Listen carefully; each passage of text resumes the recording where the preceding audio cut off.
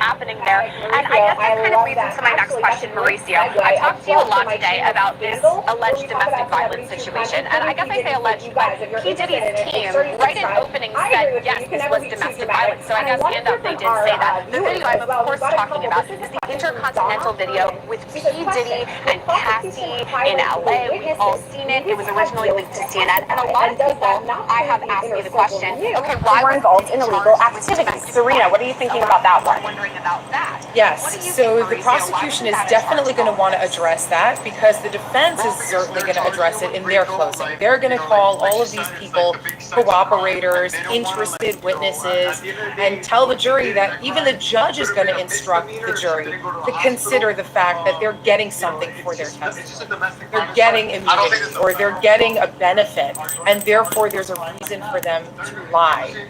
So the prosecution has to take the bite out of that in their closing argument. They have to Hey, good morning, good morning. Let's listen in. Although these people are getting some sort of deal, they're getting some benefit from their testimony, they're still believable because of X, Y, and Z. Usually, Paul, for instance, he talked about that, how he testified he was planning to plead the Fifth. And another person who I personally thought was going to get immunity and testify for the prosecution for the government was KK, Christina Coram. And I know you guys were watching the Scandal episode we did about that. And Mauricio, I got to go back to you to ask about that because we still didn't hear from her. And so I'm wondering about that. A lot of people, a lot of our viewers are asking, you know, why didn't we hear from her? There's a lot of discussion about her through text messages and things like that. So what are you thinking about Christina Coram in relation to potential immunity? Well, I think it's either one of two things. Either she was a cooperating witness that provided the government such amazing insight into the world of Diddy and all the criminal acts that he did, and the prosecution took that, used it, but then said, we don't want to put you on the stand because number one, we don't need to, or number two, we don't want criminal defense attorneys to chip down at your credibility because you were part of it. You were not only a co-conspirator, but you had an active role in committing all these crimes. So we're going to use you, but we're not going to use you on the stand. That's number one. Number two could be they planned on using her, and at some point she got cold feet. I don't think that's probable because people, when they're in her situation, usually cooperate and do whatever the federal government wants them to do. But if that's the case, I think, and I theorize that if that's the case, we can expect an indictment in the future because the federal government is not going to take lightly to, relying on you and thinking that they were going to use you and then not being able to a trial. And if that's the case, I would anticipate that she can get indicted in the future. I think that's so curious that potentially she could face an indictment in all of this. And that's obviously something we're going to watch and follow and see if it happens down the line. I do have another question from one of our viewers, Courtney Dobbs. Thank you, Courtney, for watching. And she's asking, do the jurors get offered therapy after the trial? And Serena, I'm going to go to you for this one, obviously because of your history as a former sex crimes prosecutor. And you and I have talked about this at length, the fact that these women who have gone on the stand are talking about really traumatic things. I mean, we're talking Cassie, Mia, Jane, even me reading the transcripts, it got really personal and upsetting. So for jurors who are there and watching these women by multiple accounts breaking down on the stand, it can be very upsetting for them. They're talking about really difficult allegations. So are they offered therapy after this? They're not. I wouldn't be surprised if they went out on their own privately to get therapy to kind of deal with the things that they're seeing. But no, that is not something that is offered to jurors by the government or by the state or the feds or anything like that. They would have to up and go themselves if they felt that they needed it. And I wouldn't be surprised. I mean, people like us, I guess we're just jaded. We're used to these things after a while. You just kind of see it so often that it becomes kind of mundane after a while in a weird sort of way. But for jurors, this is hopefully their very first experience seeing these kinds of horrible things. And it could certainly, be traumatizing for a long time. And this is something we hear a lot of feedback from our viewers who talk about how we are sometimes lighthearted in terms of covering these really, in-depth stories. And to that, I have to say, we really have to compartmentalize because, like you said, Serena, if we have to go back and think through all of these things, it would affect us so much. And so I do kind of agree to your point. I think jurors might, in fact, reach therapy outside. Now, I do have another update from all of this. This is the judge. While we wait, Ms. Comey, obviously government, do we have the laptop already? And Comey says, I'll defer to Ms. Garagos. Garagos says, we'll have it ready tomorrow. So the judge replies, with only the admitted exhibits. I'll ask tomorrow. Okay, on to another question from one of our viewers. I hope I'm pronouncing it right. Matthew Robillard. Regardless of the verdicts, can Diddy realistically come back from this? Ooh, this is a great question. It's hard to see major brands backing him or celebs wanting to be seen with him after everything's come out. And you guys have been looking at our poll too. They said, our poll, we wrote, do you believe the public will accept the verdict regardless of the outcome? So here's the results. No, 35%. Yes, 32%. And not sure, 31%. And Mauricio, this one's for you. Can Diddy ever come back from this? Every single. I mean, it depends on your definition of comeback. I mean, comeback financially is one thing. Comeback in the court of public opinion, No. I don't think so. I don't think that people are going to accept them like they did before. I think that what's come out it's damning in the sense that it shows you as an abuser, and it shows you as somebody engaged in a level of perversion that's not routinely accepted by any segment of the population, including the target audience that he had, the people that were into his music, the people that were into rap music. These are not people that are really usually accept even the swinger lifestyle. Forget about the force, fraud, coercion, the sex trafficking.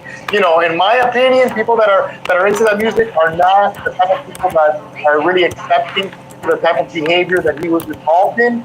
I don't think that he's ever going to be able to come back to this. Now, if he beats the charges, well, he's got a book deal. He's got, Tyler Perry can make the P. Diddy movie. I don't know. There's other avenues, but I don't think he's ever going to be able to get back to where he was.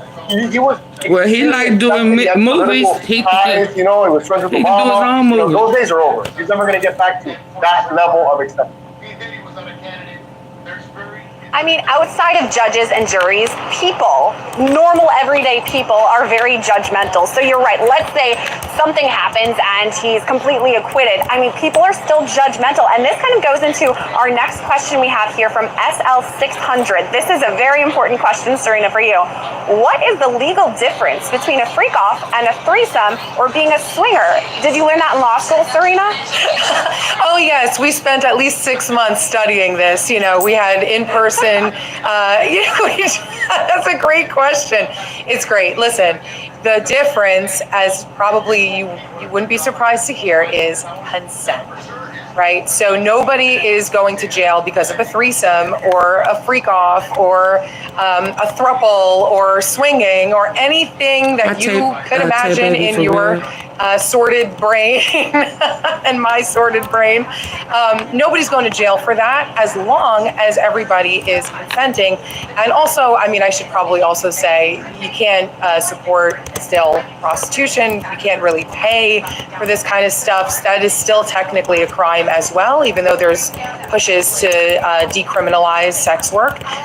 So yeah, if you are amongst friends and you all decide that this is the kind of thing that you want to do, and you check in on each other throughout and you make sure that everybody is comfortable throughout the entire event and consents, then there's nothing wrong with it. Oh, and also make sure that you're not recording it and publishing it without people's consent either, because that's another type of crime. He could have been charged for that. Found guilty of. So there are rules. There are rules to having fun, I guess, but not everything that's fun is a crime. Oh yeah, and the videos, I mean, those were huge. The freak-off videos, alleged I should say, that were shown in court. And by the way, I have a huge update from court. It's now 10:13 a.m. and closings have began. So this is our update. The judge brings in the jury. He says, let's get them all rise. And here's the judge. He says, give your attention to the parties' closing arguments. Today will be shorter, the U.S. closings. Tomorrow, the defense, the rebuttal, my instructions, and begin deliberations. The jurors who will stay. Now here's the government, Slavic. She says, over the last few weeks, you've learned that Sean Combs is the leader of a criminal organization. He doesn't take no for an answer. He's into kidnapping, arson, forced labor, bribery of a security officer, and the brutal crimes of sex trafficking. So this is kind of how they're kicking off right away this morning. Mauricio, I want to toss over to you because recently there were some arguments. Actually, yesterday we know went very long. Elizabeth Milner and Jesse Weber were on call for a very long time last night, bringing us the updates as they're going through, what sort of instructions there were going to be. And there was that whole Rule 29 thing talking about, what can be included in and what's not. And the huge news that a lot of people thought charges were dropped, which is not the case, in related to attempted kidnapping and attempted arson. So what are your thoughts about all of that going into the closing, Mauricio? I think we've discussed this previously, that the prosecution, can make a decision not to pursue certain crimes. And I think at that point, they probably looked at their case and they're probably going to stick with what's strongest for them. They don't want to leave the door open for the defense to come up in their closing argument to highlight what a poor job they've done. I think that they've done a good job improving a lot of the elements of a lot of the crimes that they've charged, and I think that they're going to stick with that and they're going to highlight those. All right, we have a couple of more things from our viewers, and I'm sorry to go back to freak-offs, but that seems to be what the chat is all about. So we have Old Hollywood Angels who says, I love how long crime includes viewers into the discussion, which I do too. Thank you for writing in. Nest Dog, she says, KK, I need more baby oil. It needs to be on a t-shirt. I love that. So Serena, I gotta ask you another freak-off question. She says, if Diddy didn't profit from the freak-offs, how is that RICO? He's just a big freak, this is his words, her words, that wanted privacy. What are your thoughts on that?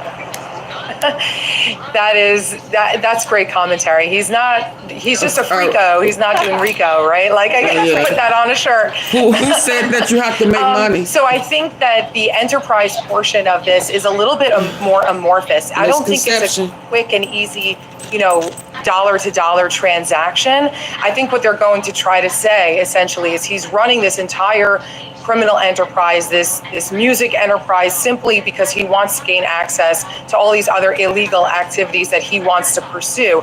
And so he is, in a way, making money off of it in different ways. Like, is he making money by using people in this scenario, by getting them music deals in exchange for their activities that are in the freak-offs?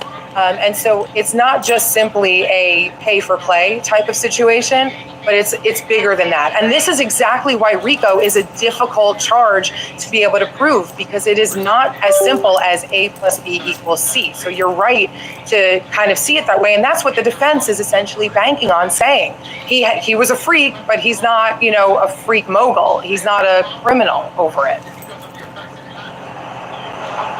I think you're right, Serena, and I believe, Mauricio, you've said this too, that I think the RICO one is the really big question mark, especially when it comes time to deliberation. And now we're there, we're in the closing, so we're so close to deliberations.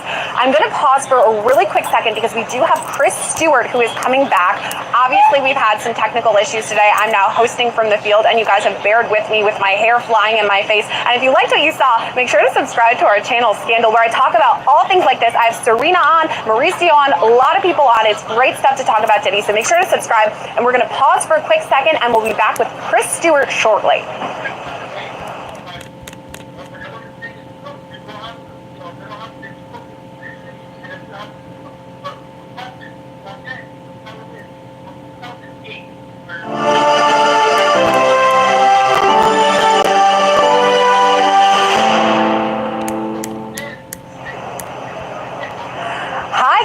I'm back. We are doing more live coverage of P. Diddy from the field here in Lower Manhattan.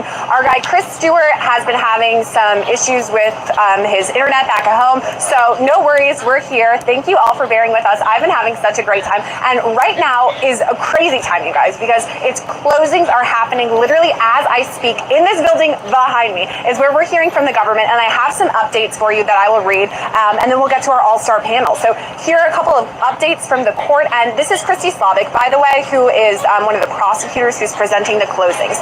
So she's saying, consider two moments. March 2016, at the Intercontinental Hotel, the defendant got violent with Cassie. You saw what happened. He dragged her back to the freak-off. 2024 at Jane's house, the defendant choked and hit her. She ran away, couldn't get away. These are chapters in the same book. The defendant counted on silence and shame.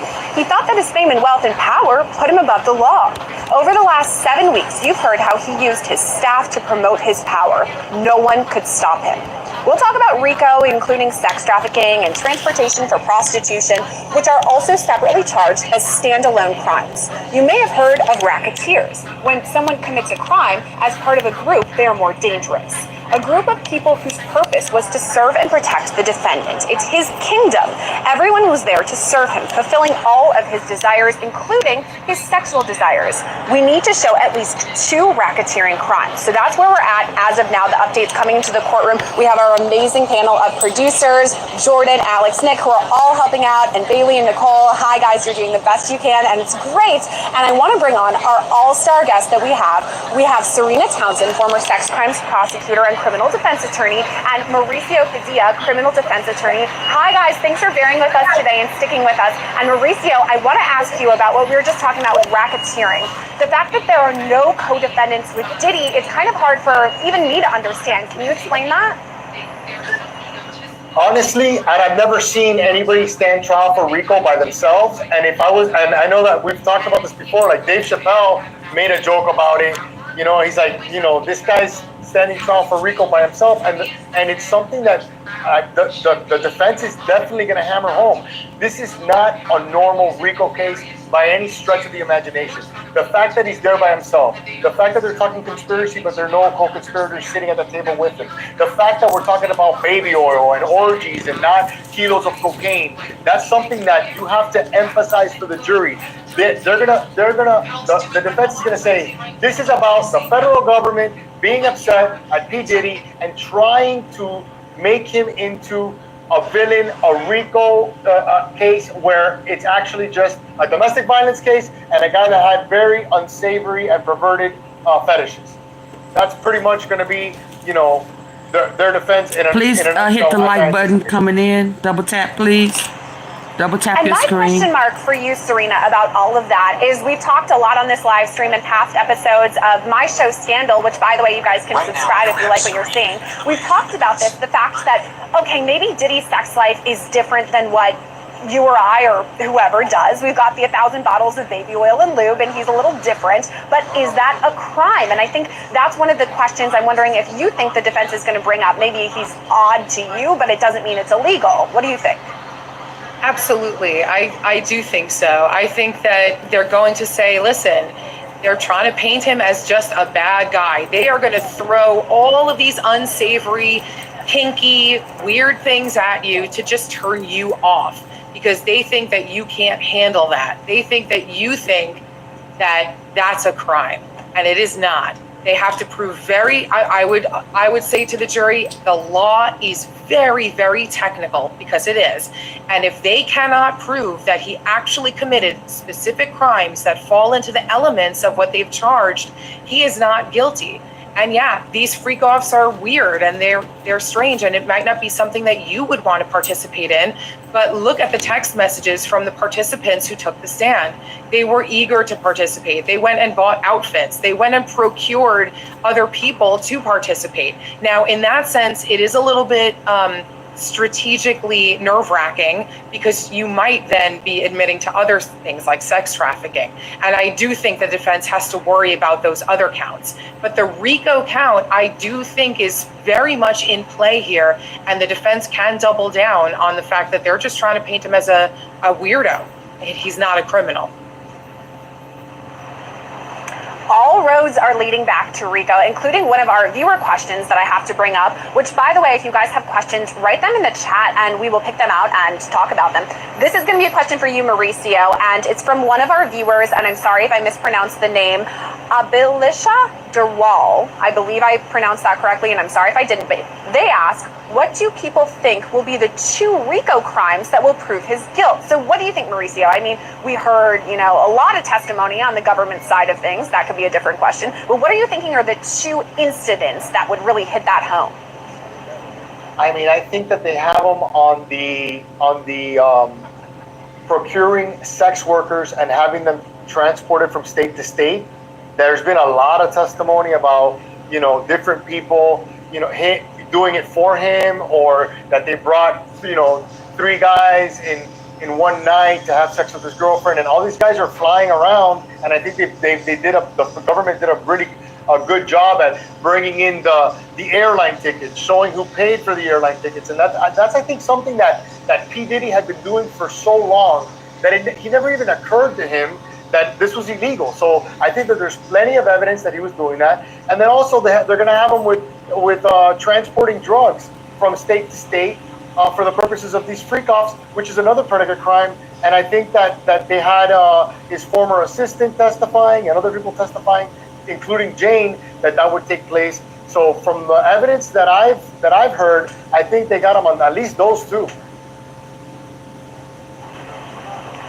It's so wild that now we're at the finish line, because we've had 6 weeks of the government going through and having all of this evidence presented. I mean, we've talked about the freak-off videos. By now, you guys have seen the actual photos of the lube and the Johnson & Johnson baby oil, the brand loyalty that was featured in all of this in these exhibits. And now we're at the closings. We're at the finish line, so we're hearing them kind of tie a bow on everything. And I do have an update for that for you as well. Here's right now the closing argument. Slavic says, this is to the jurors. The defendant was the head of the Combs enterprise.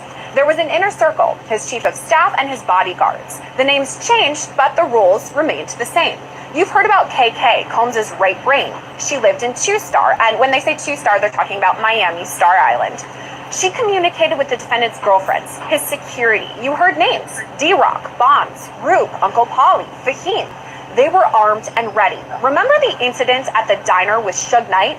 David James told you Combs had guns. In the search, law enforcement found guns, including a rifle with the serial number defaced in LA, 2 AR-15s with their serial numbers cut out in the defendant's closet. You also have rotating cast of assistants paid by the defendant's business. Brendan Paul, for example, one of the recent people who testified, said he made $100,000 a year. KK made 6 times that. When your boss asks you to buy drugs, you're committing a crime. When you kidnap someone or locked his girlfriend in a hotel room after your boss stomped on his face, it's a crime. And there's another really important thing. One of my producers sent me a powerful line from closing. The defendant was at the top of this enterprise. Remember, it's his kingdom. Everyone was there to serve him. And I know that this is something that we've talked about a lot, the fact that it's only Diddy and he doesn't have any co-conspirators who are charged in relation to this. As of now, we kind of inferred potentially KK maybe down the line, who's to say, but it's all about Diddy. And I want to talk about our poll too. This is the question that was written. How closely have you been following the case? Some people say 65% very closely, not very closely, 22%, not at all, 11%. And to those not at all, welcome. We're here to talk about it and break everything down. I want to go back to Serena Townsend and ask about all of this. I know that Serena has been following this case, honestly, probably before the indictment even came down. We saw those civil lawsuits, and that's actually what I want to talk to you about, Serena, is the civil lawsuits, the one, in my opinion, and I assume yours, that started it all. That was Cassie Ventura, who filed the first of many back in November of 2023 under the New York Survivors Act, the Adult Survivors Act, rather. So can you talk to me about the civil suits? Where does everything stand now? Yeah, well, the civil suit is, going to benefit greatly from a guilty verdict in this case. I think it's a wonderful strategy, even if she didn't mean for it to be a strategy. It will be a wonderful strategy for her to use if there's a guilty verdict having to do with anything that P. Diddy did to her. Because the standard of proof in a criminal case is beyond a reasonable doubt, which is a very, very high, it's the highest level of proof you'd have to show. It's basically like the government has to prove 99% that this happened in this way by this person. And a civil suit only has to be proven by a preponderance of the evidence, which basically is 51%. It's a more likely than not standard. And so routinely, when people want to pursue civil suits, you know, the criminal case happens and then the civil case can get, you know, found in a person's favor if there's a guilty plea. Now, in this case, Cassie has already been found, you know, has already succeeded in her civil case. It's very strange and different when it goes in that direction.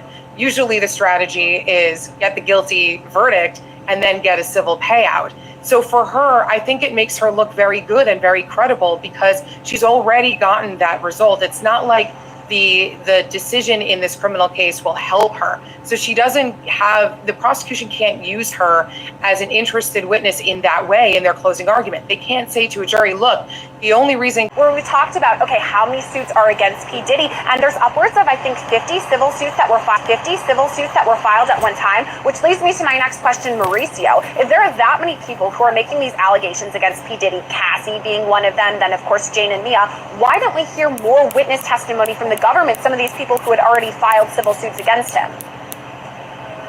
Because the government doesn't want to water down everybody their coming in. witness list with people that, number one, have a financial reason to get involved, and those are people that their credibility could be challenged. Please tap the like button. With questioning, like, you're actually suing P. Diddy, and there's actually a financial motivation for you to be here. The government probably thought that they didn't need to go that route, and they probably thought that they were better off with the witnesses that they brought forward.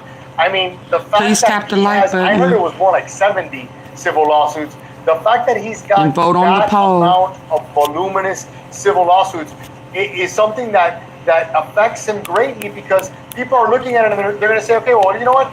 What if half of them are fictitious, but half of them are real? It's something that hurts his credibility. And listen, jurors, just like everybody else, they're not supposed to be looking at the news. They're not supposed to be doing their outside research, but it's just a fact that they do.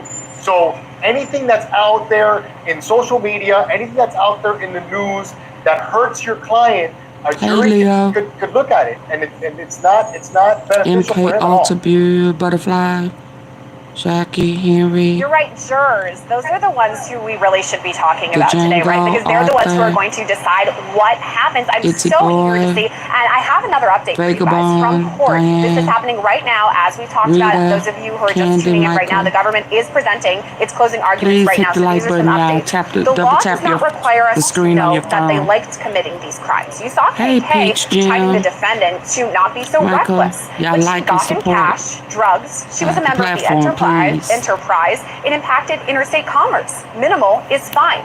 Combs knowingly became a member. He was the boss. He was the through line. The racketeering acts, distribution of drugs, kidnapping, arson, bribery, facilitating sex trafficking of Cassie and Jane, forced labor, travel for commercial sex, cover up.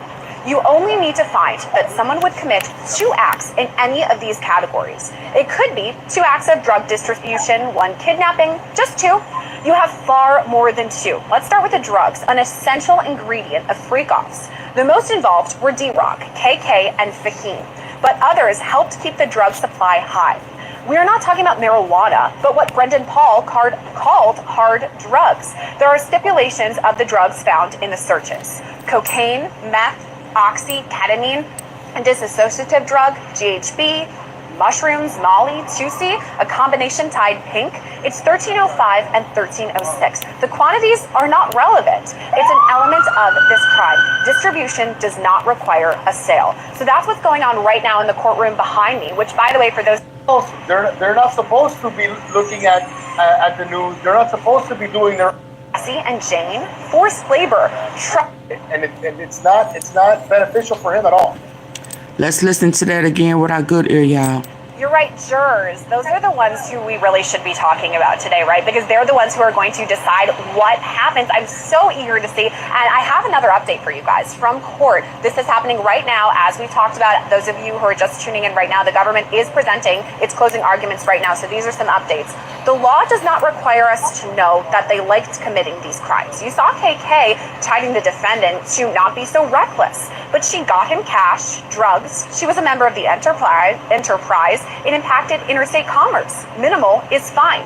Combs knowingly became a member. He was the boss. He was the through line. The racketeering acts, distribution of drugs, kidnapping, arson, bribery, facilitating sex trafficking of Cassie and Jane, forced labor, travel for commercial sex, cover up.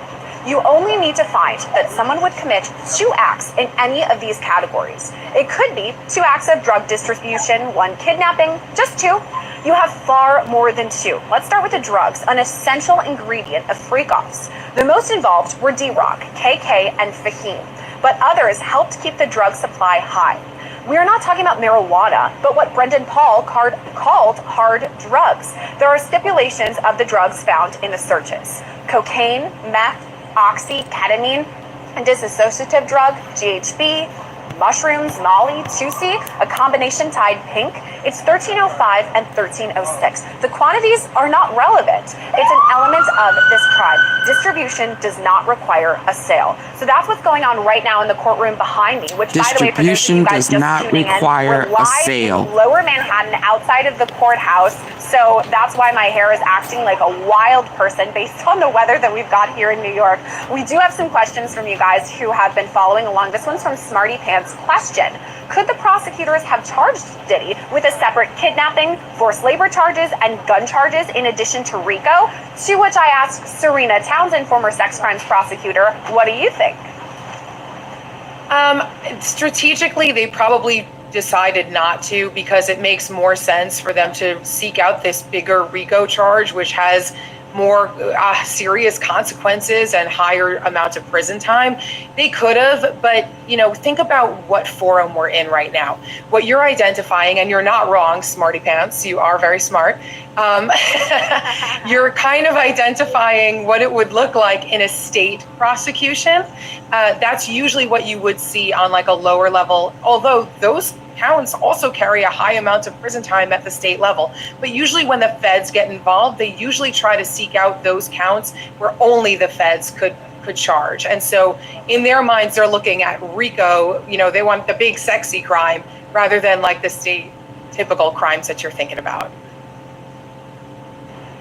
I like what you said, the big sexy crime of RICO. And maybe it's perhaps because RICO is so mysterious. There are so many things that go into it. I mean, there are the predicate counts or the allegations. There's so much happening there. And I guess this kind of leads into my next question, Mauricio. I talked to you a lot today about this alleged domestic violence situation. And I guess I say alleged, but P. Diddy's team, right in opening, said, yes, this was domestic violence. So I guess hand up, they did say that. The video I'm, of course, talking about is the Intercontinental video with P. Diddy and Cassie in LA. We've all seen it. It was originally leaked to CNN. And a lot of people I have asked me the question, okay, why wasn't Diddy charged with domestic violence? A lot of people are wondering about that.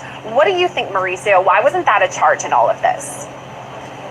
Well, because they're charging him with RICO, like she said, it's like the big sexy crime, and they don't want to at the end of the day, what he did in that crime could have been a misdemeanor if she didn't go to the hospital.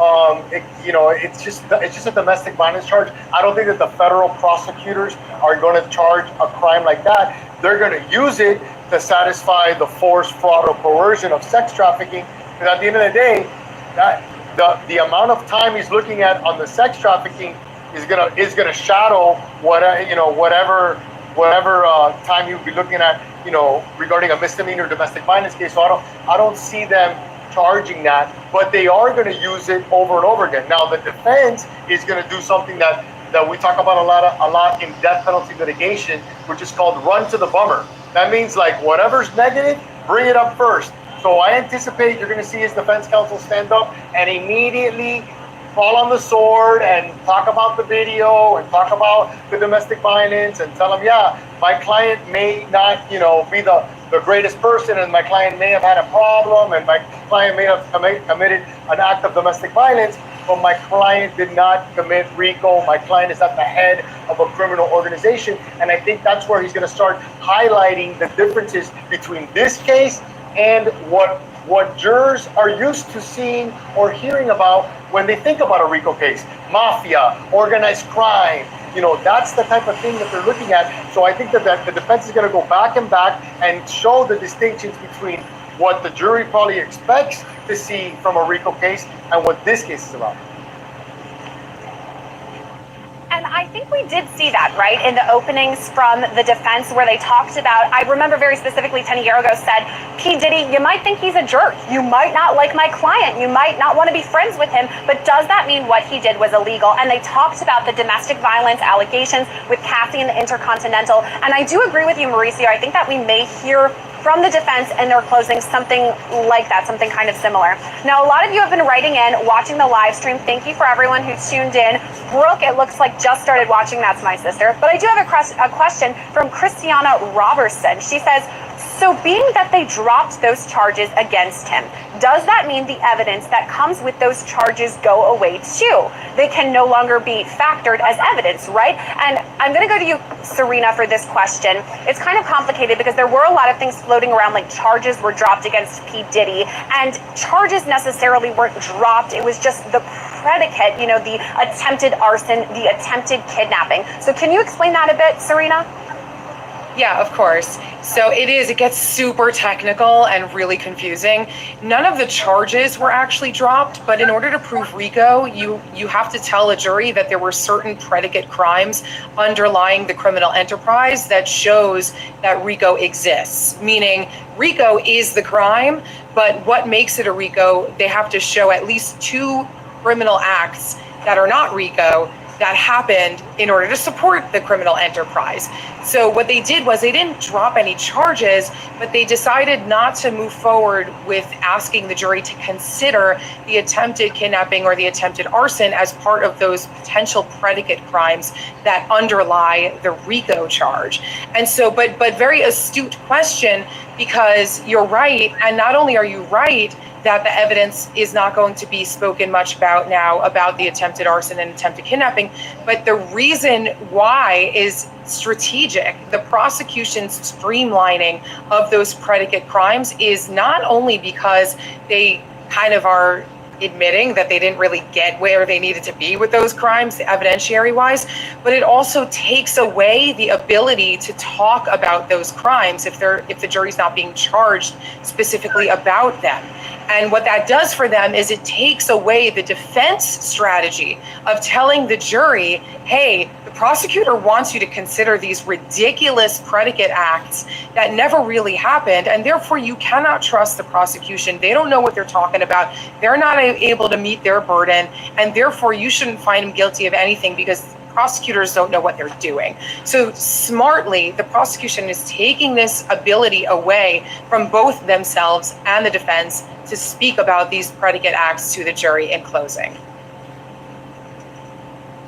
You know, it's really complicated when we talk about things like this because we have to remember that it's a jury of P. Diddy's peers. So they're not people who have law degrees that are practicing law or like me who talk about it every day. They're, you know, just going to job. One is a deli worker, one is an architect, and they're not thinking about these things. And that's why I think what you just said, Serena, is so important, as will be jury instructions. And I actually have another question from one of our viewers, Emily Brown. She says, the verdict, is it going to be today? And Emily, no, unfortunately, it's not. So right now we are in the prosecution, the government's closing arguments, and then the defense's closing arguments are actually going to be tomorrow, followed by jury instructions and then deliberations. So honestly, we don't even know if deliberations will 100% happen tomorrow. It might trickle into next week, which, by the way, this is a great time for me to announce that we will be doing these live coverage, these live streams all throughout then until we get a verdict, and probably thereafter too. So keep tuning in for the latest updates, which, by the way, I do have some updates for you now.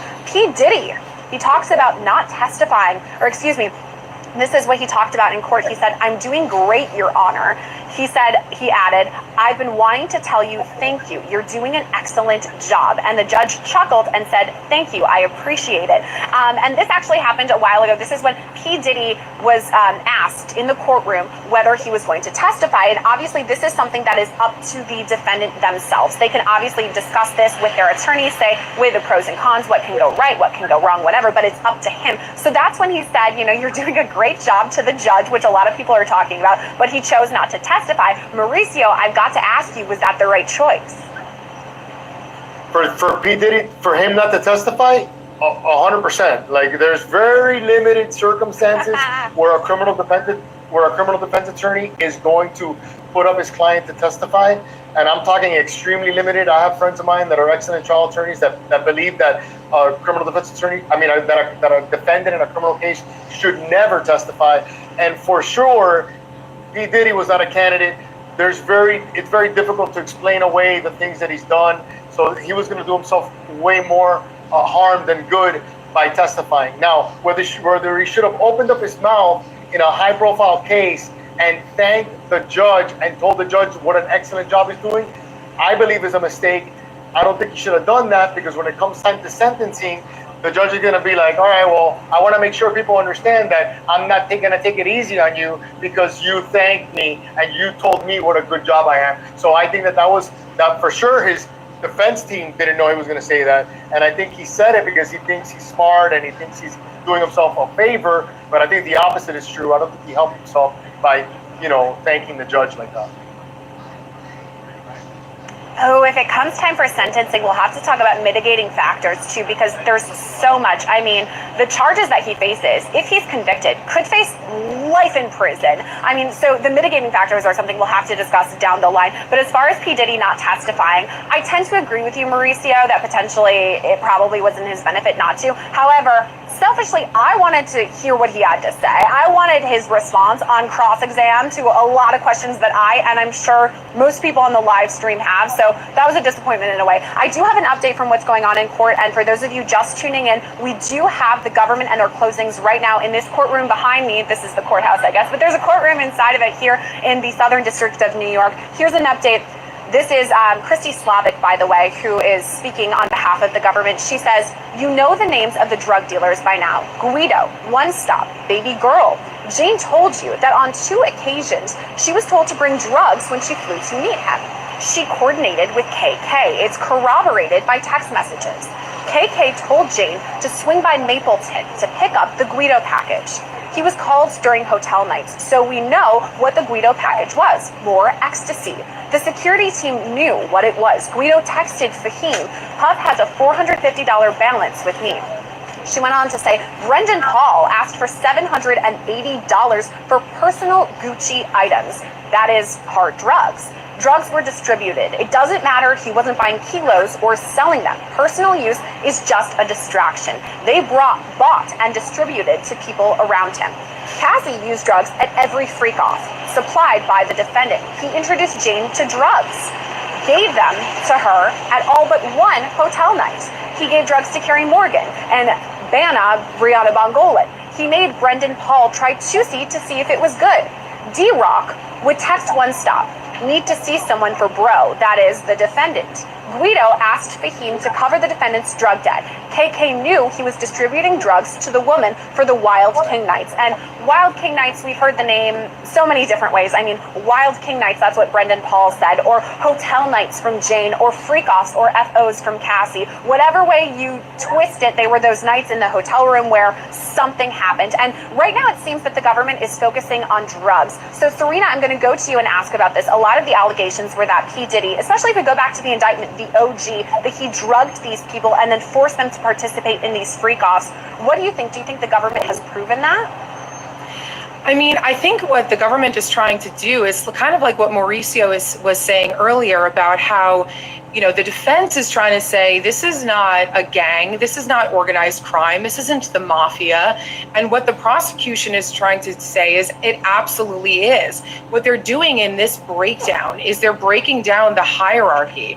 They're having P. Diddy as the leader. They're describing, his advisors, his suppliers, his street soldiers, his runners. Like, that's what they're really trying to do here, to say, listen, the defense might try to claim that this is, different from that because this is just like freak-offs and baby oil rather than kilos and guns. But the truth of the matter is, this is exactly that. This is guns, this is drugs, this is sex trafficking, and he is the leader of this organization of criminals. And I think that's what they're doing. They're literally explaining the role of each of the people in this hierarchy with him as the king. I have another viewer question from JAM. How strong was the evidence of drugs like Rohypnol or GHB in the baby oil and drinks? Mauricio, this, I mean, when I talk about baby oil, we talk about it all the time. I have to ask this question to you. What are your thoughts? Well, first of all, we have to thank P. Diddy for now, vilifying baby oil. And if anybody thinks that it's not true, try and show up tonight with a bottle of baby oil and see what your wife tells you. So, number one, I haven't heard of any evidence. I have not heard of any evidence directly linking the GHB to the baby oil. I kind of heard like rumors about it, but I'm unclear if there was any evidence presented that that linked the GHB to the baby oil. If there was, that's horrific. I mean, listen, GHB is the type of drug that is extremely frowned upon simply because of the effects that it has and that it's used so much in like date rape cases and things of that nature. So just the fact that he's charged with, sex trafficking, forced fraud and coercion, and GHB was part of the equation is pretty bad. I haven't heard any evidence that it was linked to the baby oil, but just the fact that it's even on the menu is really bad. And listen, I mean, who's going to have a multiple day freak off without drugs? I don't know how the criminal defense attorneys are going to be able to weave that into their argument, but listen, the fact that there was drugs at an orgy is nothing new. So I'm sure somehow they're going to try and explain that away, but what the government's saying is true. You don't have to, they can show distribution and it doesn't have to be for profit. So again, the problem is, from 2008, when the investigation started, he didn't had a pattern in his life. And he didn't think that any of this was illegal. And he didn't even think that he was heated up enough after the lawsuit, after his name was already dragged to the part of the media, after that video came out, he still thought he was safe enough to have machine guns with altered serial numbers at his house. So he was not in security, okay? And it shows of the level of evidence that they were able to acquire from the search warrant, where he already should have had, if he was a reasonable person, he should have already had, knowledge and the foresight and maybe the legal opinions from the people in the inner circle to get the stuff out of his house, the footage, the machine guns, 1,000 bottles of baby oil. So, obviously Diddy wasn't thinking serious at the beginning, and the pattern that he established in his life is something that's going to be detrimental to the law. A lot to think about with everything you said there, and I don't know why my head is still thinking about the 1,000 bottles of baby oil and lube. I think it's probably because that image, it's just burned in my brain. Okay, we have a couple of more questions that we can talk about before we wrap up for today. This is a question for Serena, and it is from Love Size Love with Erica Marie. After this case, what should change in how we educate young artists and entrepreneurs about power, boundaries, and consent? And I personally think consent is so important in this. And Serena, the reason why we wanted to ask you is because you are a former sex crimes prosecutor. So what do you think about that? It's a great question. And I think we have to look at it in two ways. Number one, I don't think that we need to necessarily, or we should have to educate people on the fact that you just simply can't have machine guns and drugs and pay, sex traffickers. That should just kind of be a given. If we want to do a little remedial refresher course, that's fine. I feel like that should be a given. But you're not wrong that a lot of times people who rise in fame and in money, they end up losing their minds, and they're so egotistical, whether they start out that way or it becomes that way, that they kind of do act like the kings of the castle. And if you're going to have that amount of influence and power, you always have to be careful how you wield it. Heavy is the head who wears the crown should be your motto. You should not take all of that power and use it nefariously to force other people to do things that they don't necessarily want to do, because you have to understand that when you're an average person, you're a regular person, and you ask somebody to do freaky things with you, that person will oftentimes feel compelled to do it, but a lot of times they might feel okay to say no. But when you are the type of person with that level of power and influence and money, that question, or that not even question, that Hey y'all, it's environment 200, that you 300 are people in here. procuring, Can and I that get environment everyone, that you're even the pushing ones on in the people, bushes, to people double may tap not your realize phone, that they could say no to you. please, You may not be giving them or the hit the opportunity to thumbs say no up to you. on your So when laptop you or arrive computer. at that level of status, you better check yourself. You better Please support the understand that people platform. may not feel comfortable saying no to you, and you have to be. Are you able to hear me? Are y'all able to hear me? Thank you so very much, Max, again, for the support to the platform. I greatly appreciate it. I do have my goals set while we listen in to the closing arguments and the commentary and the updates as they come in live. So please support the platform. Cash App is posted. I accept super chats, super stickers, the little gift box down there with the $sign. You can send little gems and jewels. I appreciate that. But please also, in addition, hit the like button for AunTeaFee. I greatly appreciate it. Let's go. Very, very careful about what you do and what you ask people to do, and make sure that consent is legitimate and enthusiastic. I think consent is so paramount, not just in this case. I mean, it is, but in life. I mean, And for the record, no means no, no matter how many times someone says yes, and that goes for males and females. You know, sometimes a brother have to tell us, no, not tonight, you know. And that no means no to us too, you know. We are a no. We don't discriminate. No means no, even if I've said yes before. Day-to-day life for all of us, it's so important. Everything you just said, Serena, talking about there, to make sure that you have it. And hey, we've heard this from witnesses on the stand. They've talked about how P. Diddy is larger than life. So when you have someone who they describe him as charming, he's got a private jet, he's flying us to Turks all the time, you know, he seems like a fun guy, and then he asks you to do something that maybe you'd want to say no to. I don't know, it's tough when you have a power imbalance, which is something we've talked about a lot. And I do believe that the government has hit on that too. And I want to go back before we wrap up today, talk a little bit more about their closings. We have an update, and this is Christy Slavic, who's right now in the courthouse behind me, giving these closing statements to the jury. She says, them sex workers don't have nothing to do with Diageo. KK gives pro tips how to the deal Punisher with don't. it. No, Caleb, you can't scam. I mean, you can't spam me. They committed them under Don't do both that. California and New York law. Consider Cassie bond. Don't do that. Stay put. And I believe she's referring to that hotel situation where for about a week after the Intercontinental, she had to kind of, you know, have her bruises heal up.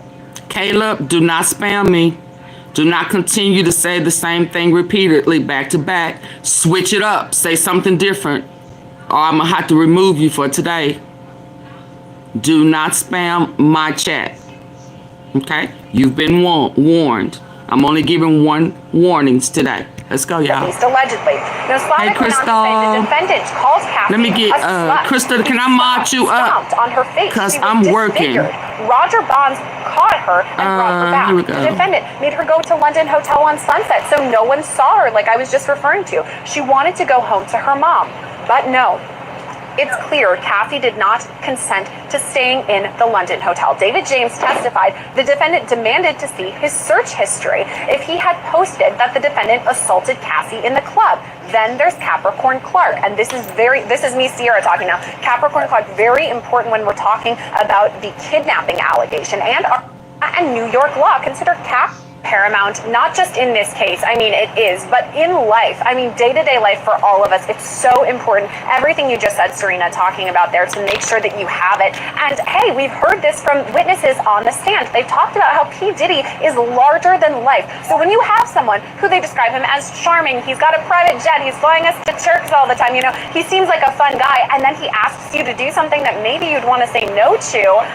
I don't know, it's tough when you have a power imbalance, which is something we've talked about a lot. And I do believe that the government has hit on that too. And I want to go back before we wrap up today, talk a little bit more about their closings. We have an update, and this is Christy Slavic, who's right now in the courthouse behind me, giving these closing statements to the jury. She says, Jane told KK she was having a bad come down. KK gives pro tips how to deal with it.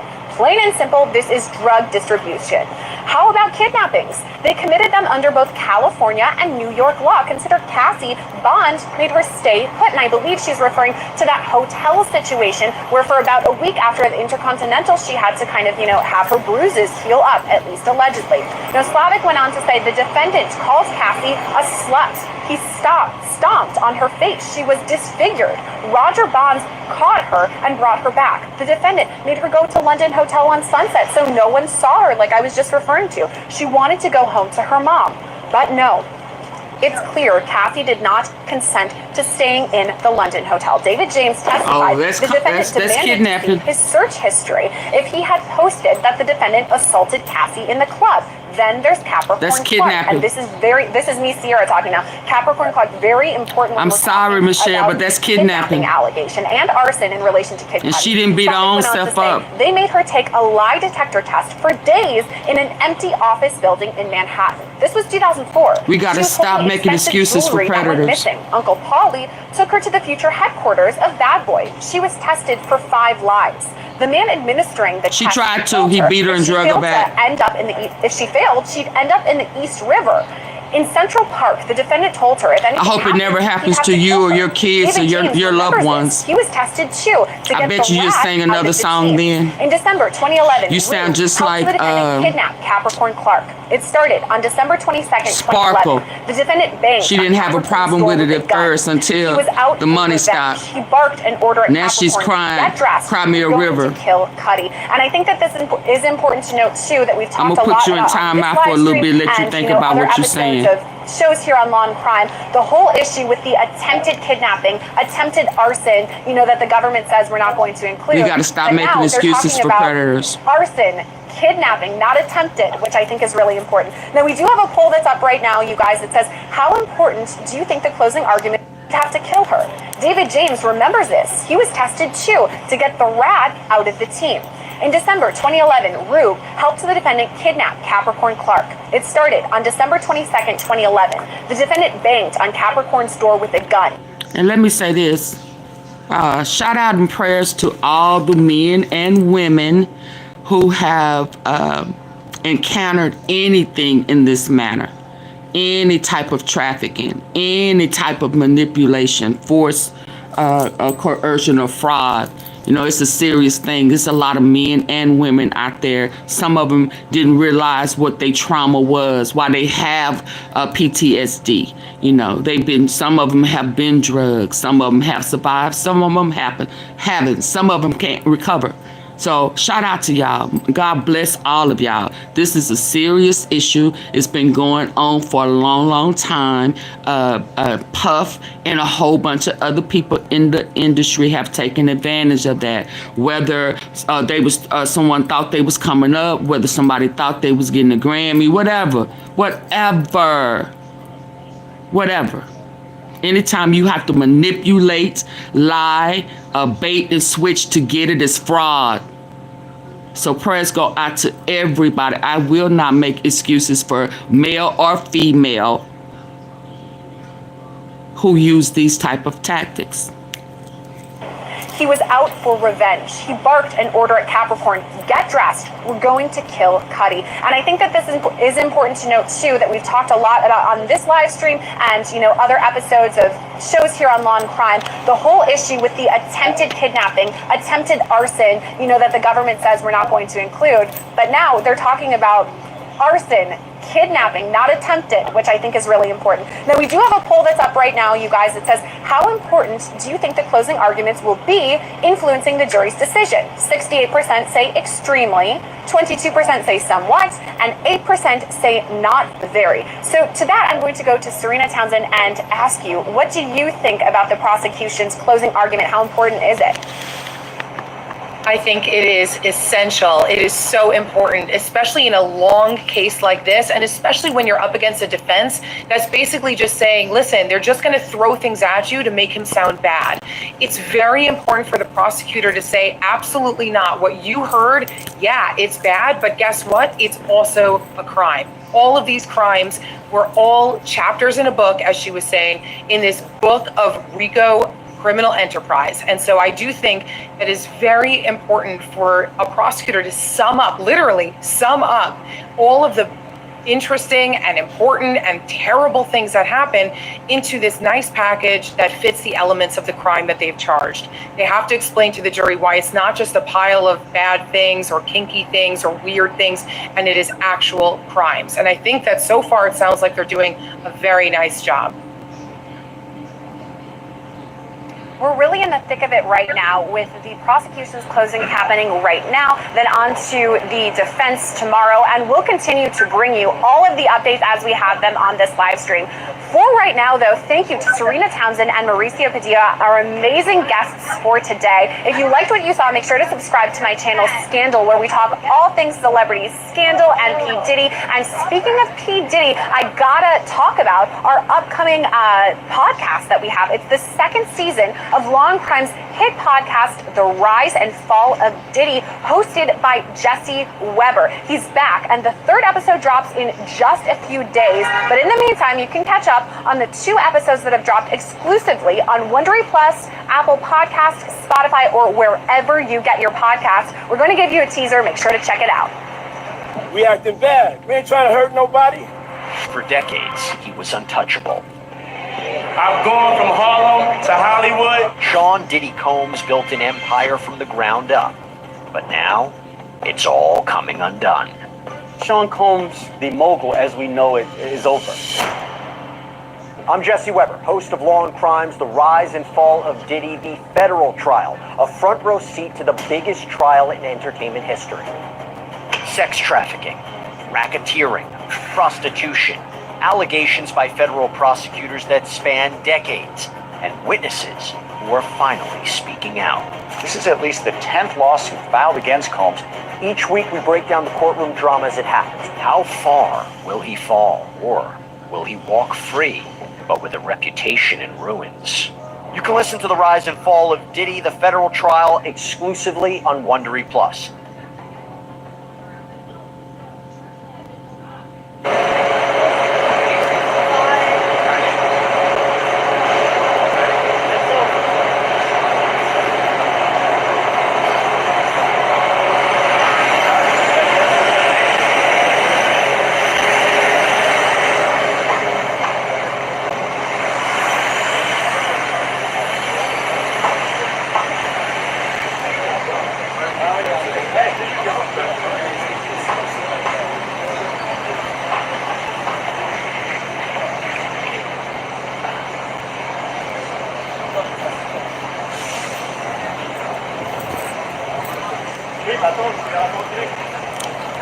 Please double tap the screen, hit the like button.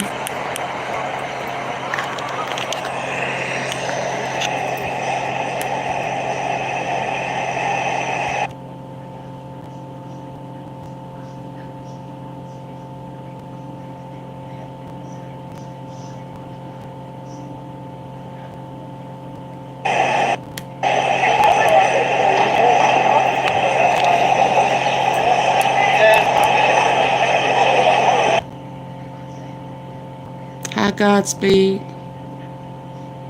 Hi to everybody that came in. I was working and wasn't able to speak.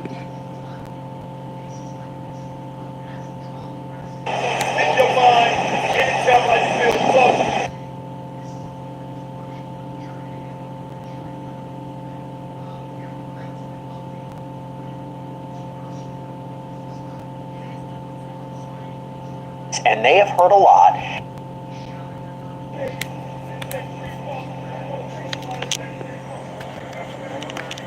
Can y'all help me reach my goal? I got goals set at the top. Help AunTeaFee reach her goals. Or at least help me buy lunch so I won't have to stop and I can continue the coverage. And the updates, please.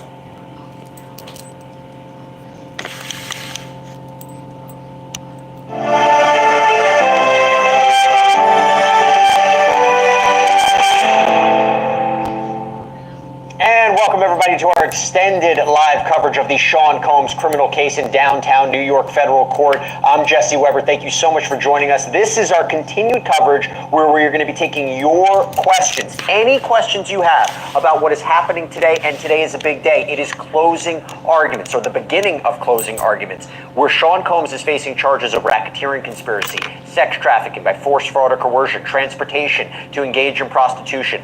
5 charges. The top count, racketeering conspiracy, you're talking about life in prison. The stakes don't get bigger. And this is an important day. This is the opportunity for the prosecution, more specifically, Christy Slavic, who's delivering it right now, as we're talking about this in real time, to take everything that this jury has heard for weeks, and they have heard a lot, and now to try to fit it into an easily digestible summary for the jury, fitting it into the charges. How does everything they heard actually apply to the elements of these crimes? And I will go through right now real quick what has been said so far, but I also want to let you know, not only are we going to be taking your questions, I'm also going to be updating you in real time about the closing arguments. We think that the prosecution is going to go today. We probably are not going to hear from the defense till tomorrow, but let's see what happens. And I'll tell you, give you a quick update. So here's what's been happening so far. The first thing that Christy Slavic says is, she says Sean Combs is the leader of this criminal organization. She is listing all the predicate crimes for racketeering conspiracy as the top charge. Not surprising, this is what she's starting with. And by the way, for racketeering conspiracy, they basically have to prove that Sean Combs was the leader of a criminal organization, that he used his staff, his assistants, his bodyguards to facilitate crimes and cover them up, and they need to prove at least 2 underlying predicate crimes. There is a number of them listed. And by the way, there was a whole back and forth yesterday about whether or not the prosecution is abandoning arson or kidnapping. Not the case. They are going full steam ahead. So you have arson, kidnapping, forced labor, bribery, sex trafficking. Let me go through this. So they talk about the predicate crimes, or she talked about the predicate crimes. She focused on the 2016 hotel attack of Sean Combs purportedly beating Cassie Ventura, arguably the strongest piece of evidence in this case.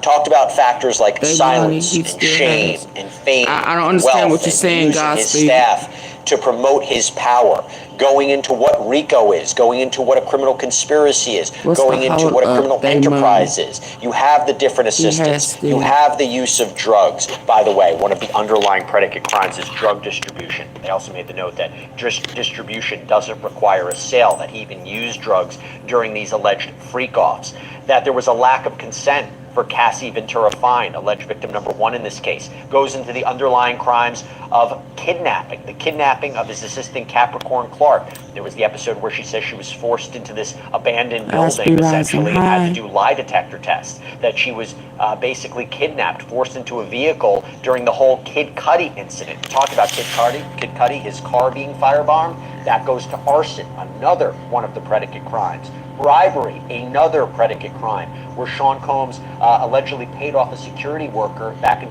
2016 for the videotape of him beating Cassie Ventura, that whole $100,000 payment. The prosecutor even said paying for silence is influencing testimony. Sex trafficking, not only one of the underlying crimes of racketeering, but sex trafficking by force, fraud, or coercion makes up 2 of the individual charges that Sean Combs faces, both with respect to Jane and Cassie Ventura Fine. Minimum 15 years in prison if he's convicted of that. And here, when it comes to sex trafficking, in terms of the RICO count, they were focusing on how his inner circle helped him on this. They facilitated sex trafficking, that he used threats, drugs, lies, illegal violence to make them have sex with these escorts. And it was important that the prosecution noted this. They said not every hotel night or freak off. Mona, when you use the words like that, either misspell it or space the R from the apes, or you feel there were opportunities, put a star, but it won't let me show that ape word. Hotel night, that could be sex trafficking. The 2016 tape of Cassie Ventura, she claims she was leaving a freak-off, was dragged back in that direction. They could say that was sex trafficking. So it's big if the jury only needs to find one. By the way, oh yeah, I mention her book all the time. I'm sure it was, because her book exposes Jay-Z. love bombing her. How Dr. I be trying to tell y'all all the time. Symptom in an abuser-victim relationship, that he gave her drugs. That's why I don't accept that propaganda. These hotel nights, and that she told him she wanted to stop. In fact, I'll give you an update from court right now. The prosecutor says he sent this voice note, and this is, she told him, hold on, he said, for the jury, noted this, they said not every hotel night or freak off was sex trafficking, but you, jury, only need to find one time. That's big. So whether or not there were multiple occasions, and they're talking about Jane right now, whether you feel there were specific moments where Jane said no, and he kept forcing her into this hotel night, that could be sex trafficking. The 2016 tape of Cassie Ventura, she claims she was leaving a freak off, was dragged back in that direction. They could say that was sex trafficking. So it's big if the jury only needs to find one. By the way, as I mentioned, the prosecutor in the closing arguments focusing on Jane right now, talking about, oh baby, it's a wrap then. That tape is it. That's all they need. Talked about this as kind of a symptom in an abuser-victim relationship, that he gave her drugs, that she opened, Pandora's box was open in these hotel nights, and that she told him she wanted to stop. In fact, I'll give you an update from court right now. The prosecutor says he sent this voice note, and this is a audio message that's being played for the jury, where Sean Combs says, I'm about to really disappear on you. I don't have no time for this, baby girl. You got me on my job. You got to get on your job. And the prosecutor says the message couldn't be clearer. Not going to take no for an answer.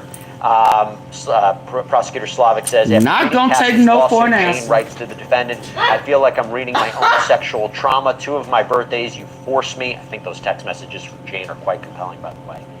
Jane wrote, you gaslit me. It was sexual exploitation. You framed as love for your sick fetishes. The defendant called her and tried to trick her into saying it was all consented to. He fed her a false narrative. Then they play another clip. So you're getting an idea here. And by the way, she also said Dr. Hughes told you how a victim is trauma bonded to her abuser. Jane often felt the defendant didn't listen to the truth. She said Sean would say just to move on. He told her to charge him, that lawyers would be involved to buy her silence. You're talking about this alleged manipulation on the part of Sean Combs. We're going to get into more of the closing arguments, but I have an all-star panel and I have all-star questions from our incredible viewers. So first of all, let me tell you who we have. We have with us today for the next 2 hours, we have with us Candace Kelly, legal analyst, professor of media law at Rowan University. We have with us civil trial attorney David Ring, who specializes in sexual abuse cases. And we have with us here on set, Aaliyah Roberts, trial attorney. Aaliyah, it's good to see you. By the way, guess who else we have in the field? Law and Crime's very own Sierra Gillespie. I can't wait to have it. There we go. There's Sierra. Sierra, I'm going to start with you. A, because I haven't had a chance to talk to you about the case. B, you came in all the way to New York to do this. C, it's hot outside. I don't want you just waiting around not doing anything. So I am very happy to see you. Let me actually throw a question that we just got in. By the way, keep the questions coming in. We got a super chat question from Carol Mogan. Carol, thank you so much. I'm going to miss your smiling faces and excellent reporting. I will also miss this chat as there's some very intelligent people here. Love from Australia. Well, thank you so much. We may continue to do this as cases go forward. So, Carol, be on the lookout for that. But Shady Goat, who asks this, Sierra, if Diddy walks, if he's acquitted, will the outstanding lawsuits be enough to finish him? That's my question. Oh, well, Jesse, I'm so happy to see you, and we really do have an all-star panel today. I'm so excited to see everyone and be on the live stream here, live, literally outside of the courthouse. Now, as for those civil lawsuits, let's just pretend, hypothetically, that we have an acquittal here for P. Diddy. We can't forget, as our viewers so astutely pointed out, that we have all of these civil lawsuits. And I think, honestly, Jesse, it might be enough to finish him. And I don't necessarily mean in the way of reputationally, because that will be an uphill battle for him for sure, but I mean financially. We've talked a lot about P. Diddy's lifestyle, right? The fact that he's got these private jets, he's got multiple homes. We know that from the raids in Miami and then of course in LA. I don't have multiple homes. I don't know many people who do, or private jet access. So he's already living large, this amazing life. And then you've got this trial that's going on right now behind me, the criminal side of things, but then we've got the civil ones too. And honestly, if he has to go through, even if there are payouts or settlements in all of these, if he has to go through each and every single one of them, I don't know. I think potentially it could ruin him, at least financially. And by the way, the burden of proof is not the same as a criminal case. So he could be found liable in a civil context and found not guilty in a criminal context. By the way, Sierra has been doing an incredible job covering the Diddy case, and by the way, all celebrity cases on her show Scandal. I want everybody to check it out on YouTube. It's excellent. So hope everybody can check out Scandal, Sierra's show. It's relatively new. She does it an amazing job. She crushes it. So Sierra, so happy to have you. Want to continue the conversation with our legal experts. Aaliyah, good to see you. Let me talk about this. This is what I imagined was going to happen today. They have to explain what RICO is. RICO conspiracy. That's what they start with. That's how they should start. Do you think they did it in an effective way? Do you think that they've now explained it in a way where the jury understands what the charge is, what their task is? I know they haven't been given the jury instructions yet, but the closing arguments are so important given how complicated this case is. Yes, and thanks again for having me, Jesse. I do agree with you. I think when you are speaking to a jury, you don't want to speak to them that they don't know what's going on, but you kind of want to talk to them like you are in elementary school, right? This is what the crime was. This is what RICO is, right? These are the different crimes that were committed, and we are going through each crime individually to show you, hey, on this day at this time, there was arson. On this day at this time, there was transportation to commit prostitution. On this day at this time, there were drugs that were distributed in these freak-offs. So I think the prosecution has done a great job of laying that out at the very beginning so that there's no question whatsoever that there are underlying crimes enough for a racketeering conspiracy, as well as the actual his employees who were doing all of the work for him in organizing and assisting with these crimes. And they're also kind of addressing potential weaknesses in their case, aren't they? When they say, hey, listen, not every episode is an episode of sex trafficking, right? There's a lot of parts to this where it looks consensual. Forget those, just look at the ones, you need at least one episode, one instance of sex trafficking. And that kind of brings to a different question here as we talk about this. Candace, we have a question from Sassy Scope who says, Diddy's defense is saying that Cassie was a willing participant in all of this. They're also saying about Jane. And had planned all this since the beginning for money. Is that true? Well, you know, whether it's true or not is left up to the jury. But here's what we know. She was in a contract where she was supposed to produce 10 albums. There was only one that was produced over a very long relationship.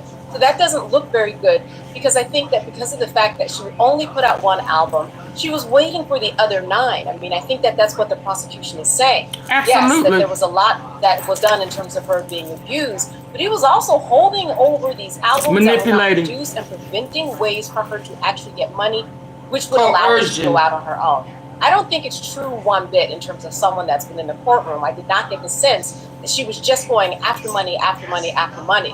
I think that what she said was married very nicely with what Don Hughes said. We had our forensic specialist and to talk about, forensic psychologist, to talk about the trauma bonding that you mentioned and to talk about why she stayed. I don't think that it was about money for Cassie. I think when we talk about perhaps Jane, I think that you can look at that in a different way, and I can imagine that the jury might come out of that with a different sense.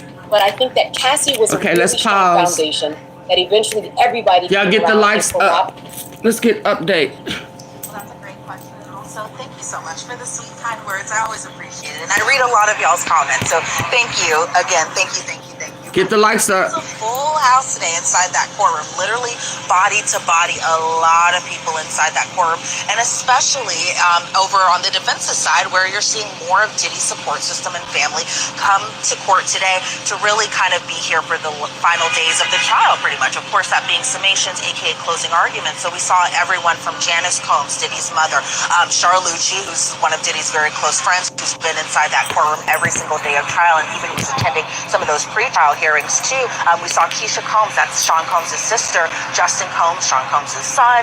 Quincy was there again, that's also Sean Combs' son. Lisa Hilton, who is the mother of Justin Combs, was there.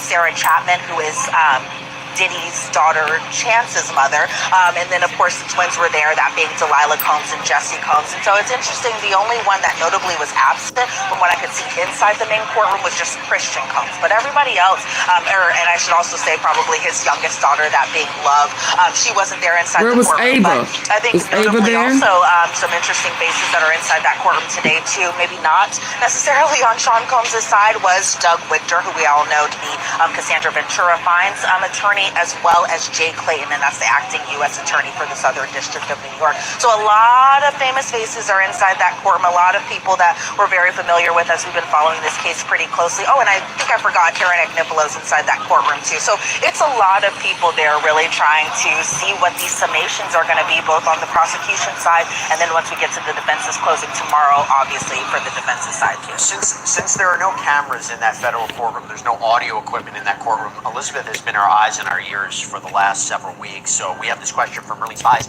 What is Diddy's reaction today? Does he look worried? Yeah, so I was can y'all hear? in between all the heads of the attorneys that were literally right in front of me inside the courtroom today. Because normally that row right in front of us in terms of the press is normally empty, but today, again, everybody's inside that courtroom. So when I was getting peeks and glimpses over at the defense's table, I was trying to see what Sean Combs' demeanor was during these closing arguments, especially as they were talking about RICO, especially as they were talking about... Are y'all able to hear? Can y'all hear the volume? Give me a 1 if you can hear. Please. About sex trafficking, both alleged victim 1, that being Cassie, and alleged victim 2, that being Jane. And so from what I could see, especially at the start of the trial, or excuse me, at the start of closing arguments today, I really kind of saw Sean Combs really just kind of stare a little bit into the distance from what I could see. He was kind of looking towards where the judge is on the bench, and obviously there's no witness over there. So really the prosecutor, that being Christy Slavic, was giving her summations over kind of towards the side right in front of the jury box with a microphone and a stand kind of like the one that I have my notes on right now. And so I saw him kind of looking a little past her, again, kind of towards the judge's direction. Honestly, no one wants to think about HIV, but there are things that everyone can do to help prevent it.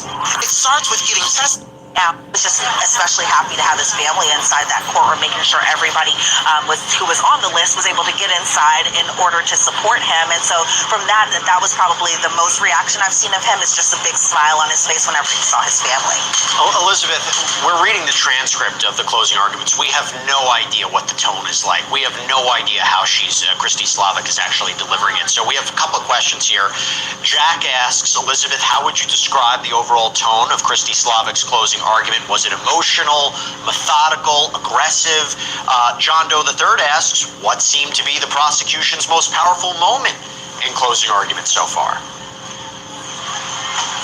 Yeah, well, it seems like it's very methodical. And, you know, I know that this is a very high-profile trial. Obviously, it's a very high-profile defendant, that being Sean Combs. And so maybe people might think that they're expecting these very animated moments during the summations done by the government, but it seems like it's just really kind of very monotone, very concise, I should say.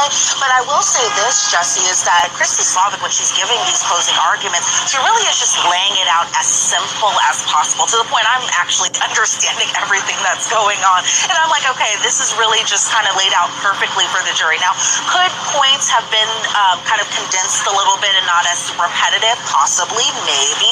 But in terms of just the tone in her demeanor while giving these closing argument, it is very kind of similar to how the government's opening statement was. It was just very monotone.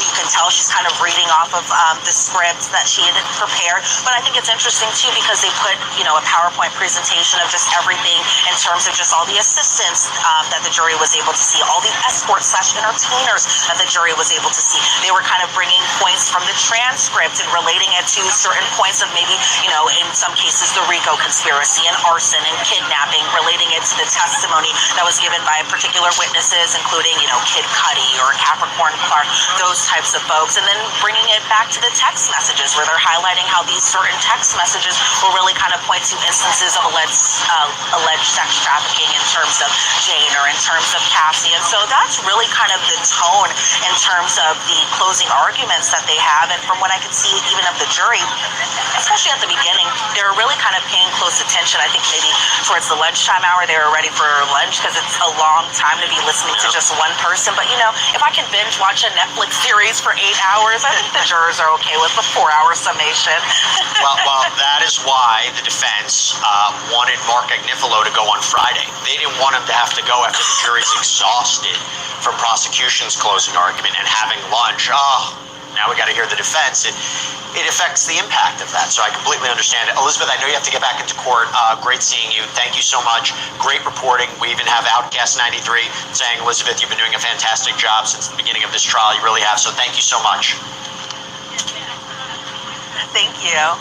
All right, we're going to continue the conversation now with Candace Kelly, David Ring, Aaliyah Roberts. Maybe we'll get Sierra Gillespie back up here as well. Aaliyah, I want to turn to you. We have a question that came in from, by the way, if you have questions for our panel for the next hour, by the way, we're doing full coverage. We're going to have doing, I think, 3 to 5 p.m. Eastern as well. Elizabeth and I are going to be doing a recap for Sidebar, recap of the entire prosecution.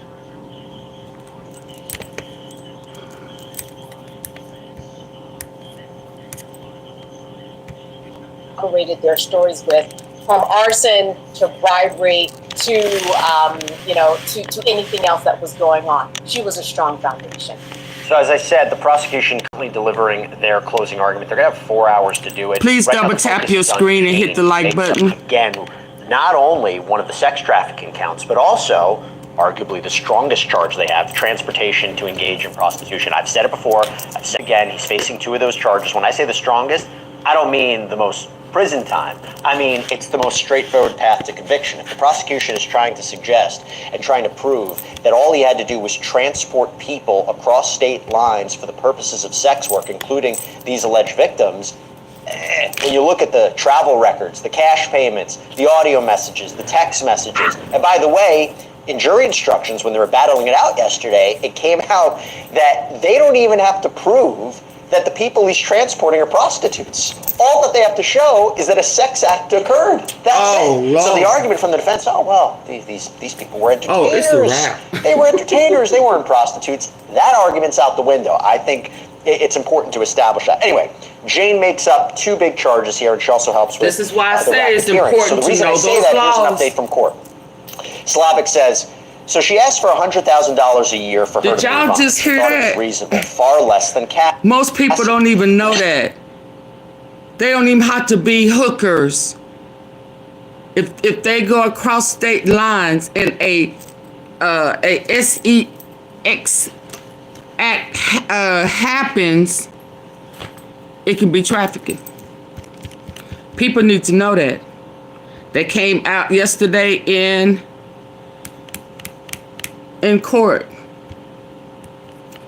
I'm gonna replay that. Here, and she also helps with the racketeering. So the reason I say,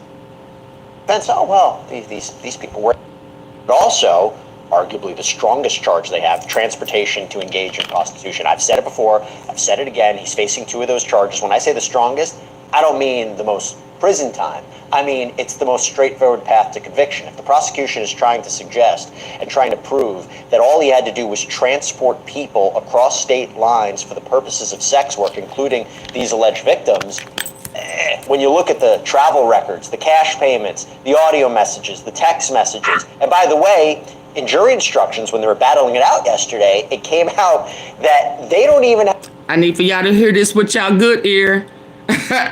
Everybody, tea sippers, hear this with your good ear. Because when people come in here trying to put that propaganda or push blame on someone else, that is freaky. There's no law. You're not breaking the law because you freaky. Listen, again, I'm going to say they have changed the laws, or they've enhanced it, or it's always been there and now it's being enforced.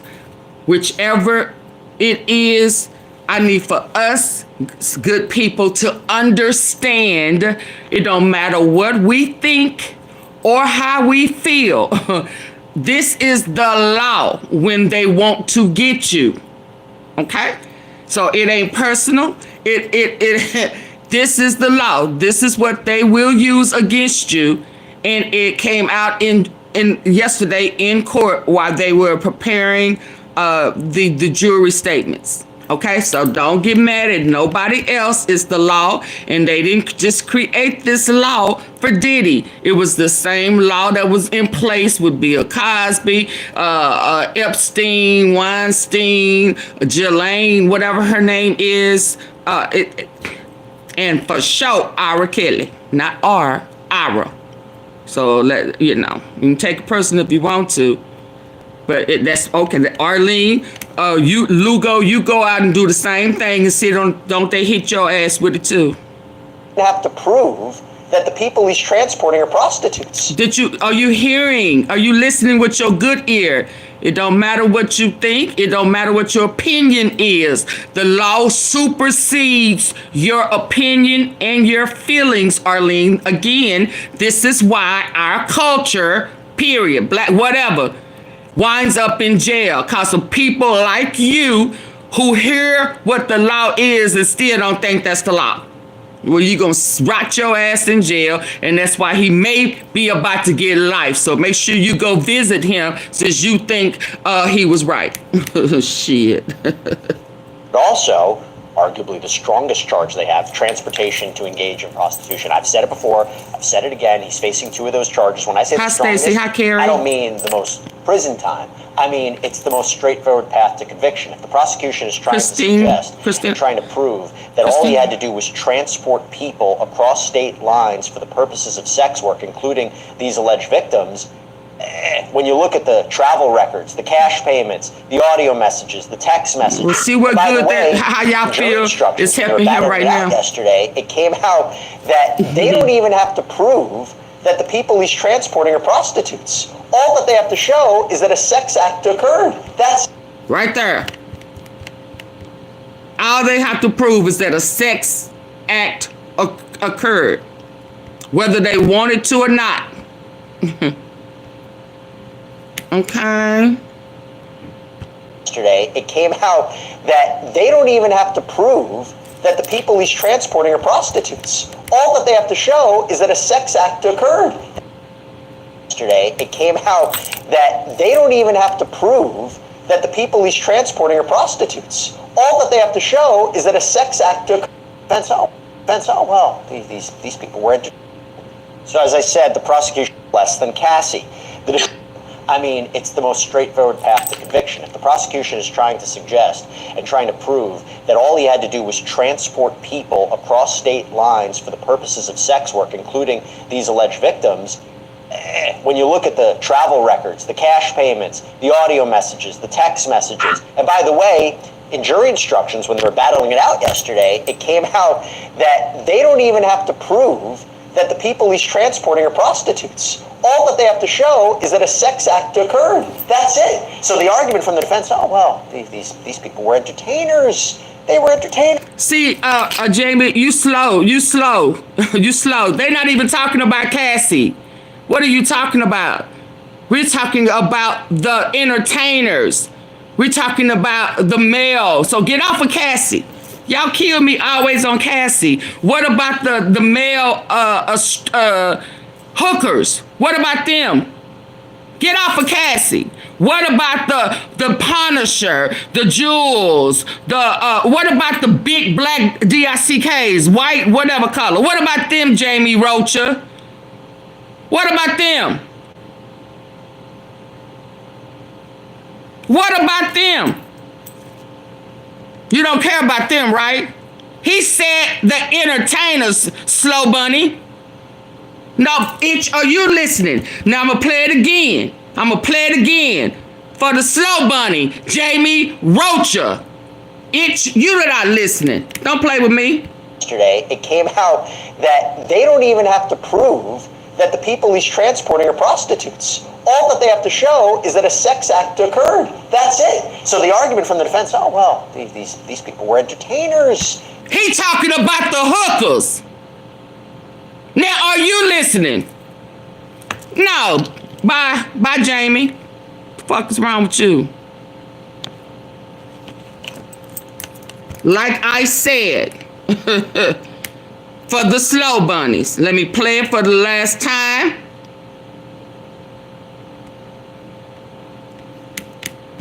This is why people wind up in jail. Well, these people were entertainers. They were entertainers. They were.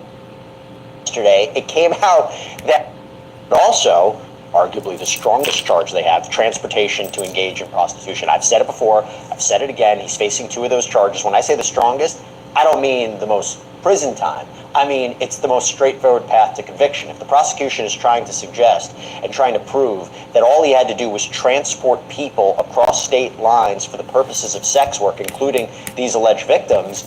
He said people. He didn't say Cassie. He said people. Slow bunny. You better listen with your good ear. Listen with your good ear. Because that bad ear gonna get you caught up, a chick, a guy, whatever you are. Heisha. All he has to do is prove that he took people across state lines. Including these alleged victims. When you look at the travel records, the cash payments, the audio messages, the text messages, and by the way, in jury instructions, when they were battling it out yesterday, it came out that they don't even have to prove that the people he's transporting are prostitutes. All that they have to show. But Christina, what I was playing and stopped, it was talking about, I was talking about Cassie. So they moved on and started. What I was talking about, what she was commenting on, is right here. So don't do that. Don't do that. I was specifically talking about right here. And she tried to move it back to Cassie. And then I said, what about the male hookers?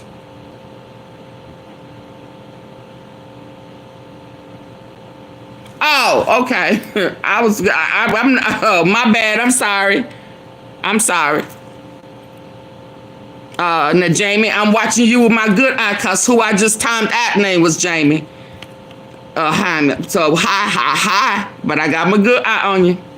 Is that a sex act occurred? That's it. So the argument from the defense, also, arguably the strongest charge they have, transportation to engage in prostitution. I've said it before. I've said it again. He's facing 2 of those charges. When I say the strongest, I don't mean the most prison time. I mean, it's the most straightforward path to conviction. If the prosecution is trying to suggest and trying to prove that all he had to do was transport people across state lines for the purposes of sex work, including these alleged victims, when you look at the travel records, the cash payments, the audio messages, the text messages, and by the way, in jury instructions, when they were battling it out yesterday, it came out that they don't even have to prove that the people he's transporting are prostitutes. All that they have to show is that a sex act occurred. That's it. So the argument from the defense, oh, well, these people were entertainers. They were entertainers. They weren't prostitutes. That argument's out the window. I think it's important to establish that. Anyway, Jane makes up 2 big charges here, and she also helps with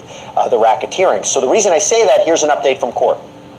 Slavic says, so she asked for $100,000 a year for her to move on. She thought it was reasonable, far less than Cassie. The defendant went ballistic. She refused to adopt her false narrative. You can read the text message.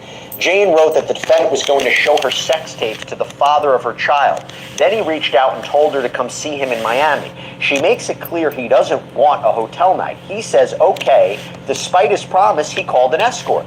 Here are more threats about the rent, because she was paying her rent. Jane writes, I hate worrying about the rent. This is in 2024. It all culminated in June 2024. He assaulted her and forced her to perform oral sex on an escort. This is sex trafficking. It was interstate, and the Astroglide crossed state lines. The defendant knew or recklessly disregarded that force, threats of force, coercion, or fraud were used. Consenting once doesn't mean she consented every time. One time is enough. Okay, let's talk about this. David, this is not a clear-cut case for the prosecution. It's gray. There are people who will say that when you look at the sex trafficking counts, it might be stronger for Cassie than it is Jane, because there are so many messages from Jane where it looks like she is consenting to this, where she's setting things up. She was in a relationship with him basically up until his arrest.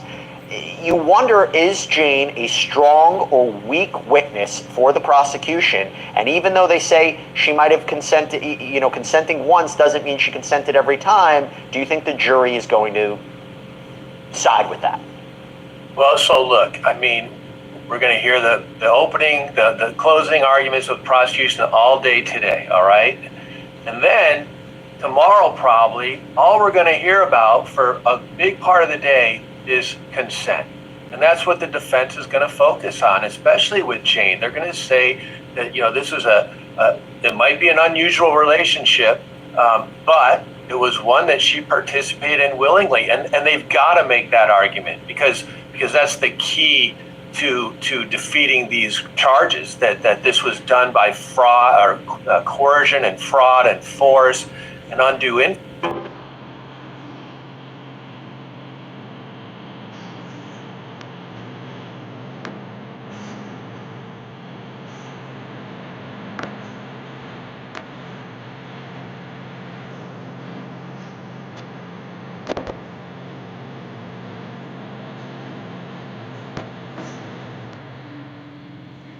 Reporting that he was offered a plea deal before the trial started. We're never going to know that, right? No, I don't think we're ever going to know that. If we would know if it was accepted, right? They may have a conversation as to the deal that was taken, because then we would know how many years that Mr. Combs would be serving prison time, if at all. But no, negotiations regarding plea deals, we're not going to hear about that. Let me bring back in Sierra. Sierra, I know this is your specialty, what I'm about to ask you. You ready for this? What is the name? Who's the name that's come up? Okay. Who's the name that's come up since the beginning of the Diddy saga? Tony Busby, right? The Texas lawyer who has filed numerous lawsuits against Diddy, okay? We know that he famously had filed a lawsuit on behalf of a Jane Doe who claims that she was sexually assaulted by Jay-Z and Sean Combs. The allegations against Jay-Z were tossed because of problems with that case. Here's the question we got from Julie. Where is Tony Busby in all this? Where in the world is Tony Busby? That's such a great question. Well, he's based in Texas, so we know that. But this guy, he came out like guns a-blazing, if you're going to ask me, when he brought all of these lawsuits. I mean, there were multiple that came out all at once, including that one from Jane Doe that you just mentioned, Jesse, that eventually was dropped. But then we have the fact that Tony Busby comes on, like a press conference and says, okay, if anybody has any sort of allegations that they want to come forward, please let us know.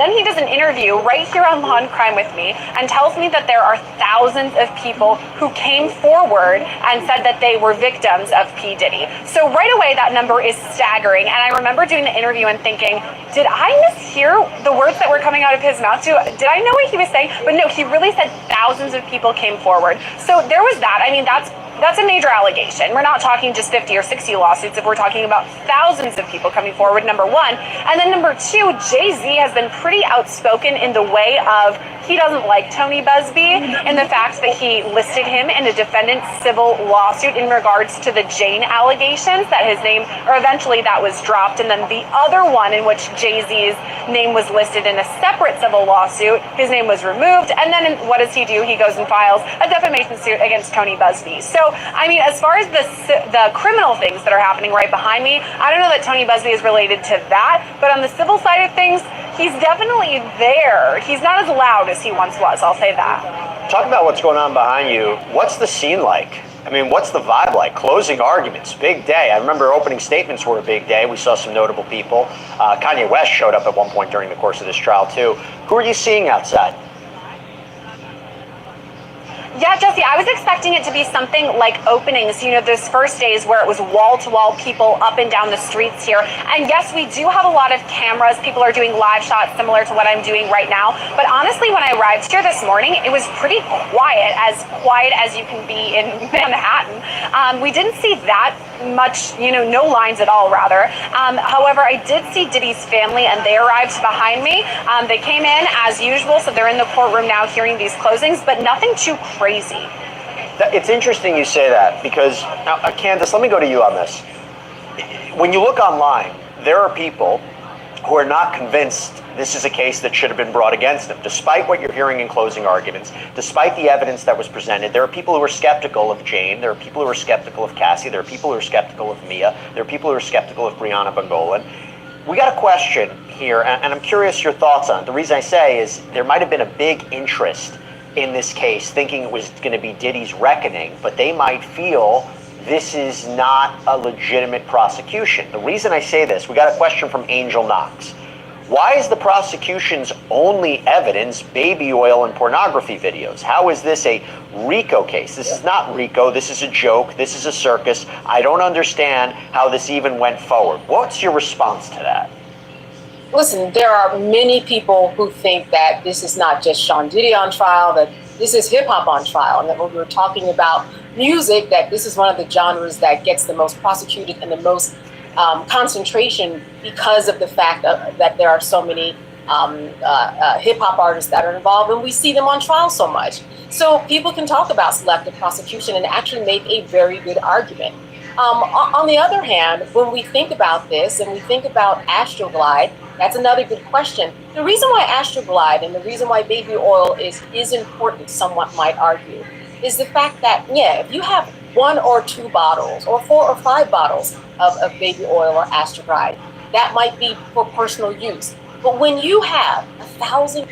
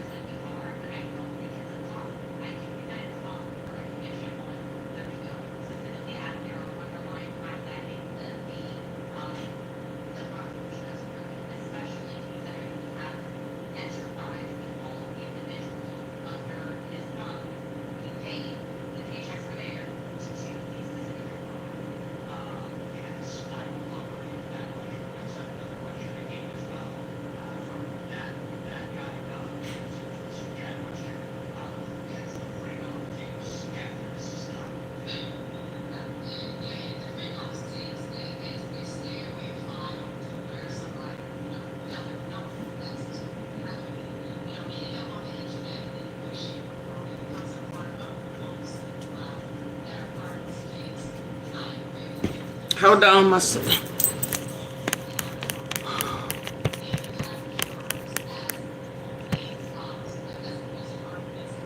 Hi, Deborah. Meet Sam. Every day starts with his morning routine. Like many of us, Sam regards to maybe the mafia, but you have to think of this outside of that mindset. I have no idea where it Came stopped. home. They were supposed to have a fun date night. They drank and argued. She pushed his head into the counter. Now, of course, Leah, this is if the jury accepts that these actually happened. So the incident that she's exhausted and still has to do this. She vomits, still has to do this. That there was violence and she still had to do it. Forced her to take drugs and still had to do it. The defense will say this is a toxic relationship. This is domestic violence, but it's not sex trafficking. And people will look at this again and say, are you transforming what can be a toxic domestic violence situation, maybe that's susceptible to state charges, and transforming it into sex trafficking? Because again, it's not the typical sex trafficking charge when we think of it. We think of Taken, right? We think of an organization that kidnaps women, ships them off, sells them off, cross state lines. This is about a relationship. Now, not everybody can engage in what Sean Combs did, right? To have the wealth, the power, the resources to do it. Do you think that this is an overreach, or do you think it makes sense based on what you're hearing? I don't think that it's an overreach. I think it's just more difficult, again, as you've been talking about for Jane's case, because she was arguably in a relationship with him, like we said, up until the time that Mr. Combs was arrested. I think her testimony and what she has experienced alone might not be strong, but if you listen to, as we talked about, Cassie's testimony first, and then we couple that with Jane's testimony, it's very parallel. It's very similar as to the way the freak-offs were initiated, the way that they were exhausted, the way that they had to use drugs sometimes to do that. And I also think that there's text messages saying that, can I come home, right? We've had this whole thing about how Jane's rent is being paid by Sean Combs, but what if it's his apartment and he owns it and she's just staying there, right? Do we know that, right? We can make the argument for the prosecution. Yeah, he was paying her rent for some place to stay so he could have control over her and see what she was doing. Sierra, let me go back to you. You've been following this case from the very beginning. Where do you stand on RICO? Because we have this question from Green Yoshi. Didn't the prosecution prove that it was a RICO with the accountant, the account transactions, the text messages amongst the team? I guess the question is, what stands out to you regarding RICO? If it's the criminal enterprise, the bodyguards, the assistants, the underlying crimes. You've been following the case from the beginning. Where do you stand on it? I think RICO is the one that is the most important in the way of a question mark. I mean, we've talked about it. You said it yourself, Jesse, that we think the transportation to engage in prostitution one is the one that's the most shoo-in, if anything can be. And I guess that's just to say we never know what jurors are thinking or what they're going to come out with. So TBD. But as far as the RICO, that's the big question mark for me. Because honestly, it's hard for me and a lot of the viewers who are watching this or watch my show Scandal, they have the question, okay, I don't understand. He's the only defendant here. There aren't co-defendants, and yet you need multiple people to prove this racketeering conspiracy. And I think that's what the biggest question mark is here, is if it can be explained to jurors in a appropriate way for them to understand that it could actually yield a conviction, because it is very complicated to talk about. And a couple of the other things I too wanted to address are the fact that there were rumors going around that, some of the charges had been dropped. I believe you talked about it on Sidebar, Jesse. I actually watched it. I know you did. I watched it.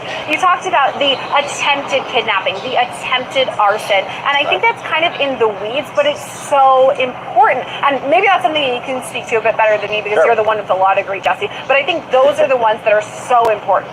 Yeah. So we got this question from Abhilasha Dariwal. If the prosecution dropped theories of arson and kidnapping, why are they talking about it in their closing arguments? Why do it if they wanted to streamline things for the jury? This is what happened. They dropped attempted arson. They dropped attempted kidnapping. If you go back to the indictment, there are several theories of each one of those crimes for racketeering conspiracy. So there is aiding and abetting arson. First of all, there's arson. There's aiding and abetting arson. There's conspiracy to commit arson. There's attempted arson. They got rid of some of those theories, but they're still going forward with the other theories of arson and kidnapping. So arson and kidnapping are still a part of this case. There would be no way that they would abandon it, considering they spent so much time focusing on it with Capricorn Clark and with Kid Cudi. It is a way to make this case a little bit easier to digest for the jury. It's making it a little less confusing for them. And they might say, okay, we're abandoning Sean Combs engaged in attempted arson, but he still could have conspired to commit arson. He still could have committed arson. I get it. This happens all the time in cases like this. As the trial progresses, especially with a complicated racketeering case, they may say, this is a little bit too much for the jury to handle. We're going to streamline it a little bit. Okay, I want to go back to an update in court. So the prosecutor, Christy Slavic, again, providing the closing argument, talking about Jane. He shouted at her. She told him to leave. She ran and closed doors. He kicked through. This is that violent episode that she had talked about. He kicked down 3 doors. You saw the doors. Here's one of them on the screens. She ran without shoes. She hid. He was waiting. Jane hit the defendant. He punched her in the face. Here are the photos. He dragged her by the hair back into the house. Jane took his phone and called the other woman. She shouted. The defendant called Jonathan Perez. He followed her into the shower and hit her, knocked her down. He called Anton, the escort, and told her to have sex with him. She put on makeup to hide her injuries. She drove to pick up Anton at the gate. Then the defendant said, "Take this bleeping pill." He put his face inches from her and asked, "Is this coercion?" He was brazenly acknowledging he was breaking the very same law he violated before. Jane didn't want to have sex with the escort that night. She said no, but he wouldn't take no as an answer. Jane performed oral sex until Anton finished. The defendant told his security to bring cash to Anton. They didn't have it. The next day, he gave Jane the money to pay Anton. She Ubered the bag of money over to him. This was coercion. David, is that a concrete episode of sex trafficking if the jury believes all of that happened? Well, yeah, sure. If the jury believes it happened, it absolutely is. I mean, look, here's the problem with what we talked about earlier with the case is that the prosecution is pushing the envelope on RICO for sure, and kind of all of these charges. For the common person, and they hear RICO, we all know they think of the mafia and massive drug ring and gambling ring and prostitution ring. So it's really hard to wrap your head around saying all of this is a RICO enterprise, or that he's engaged in this criminal enterprise for years and years.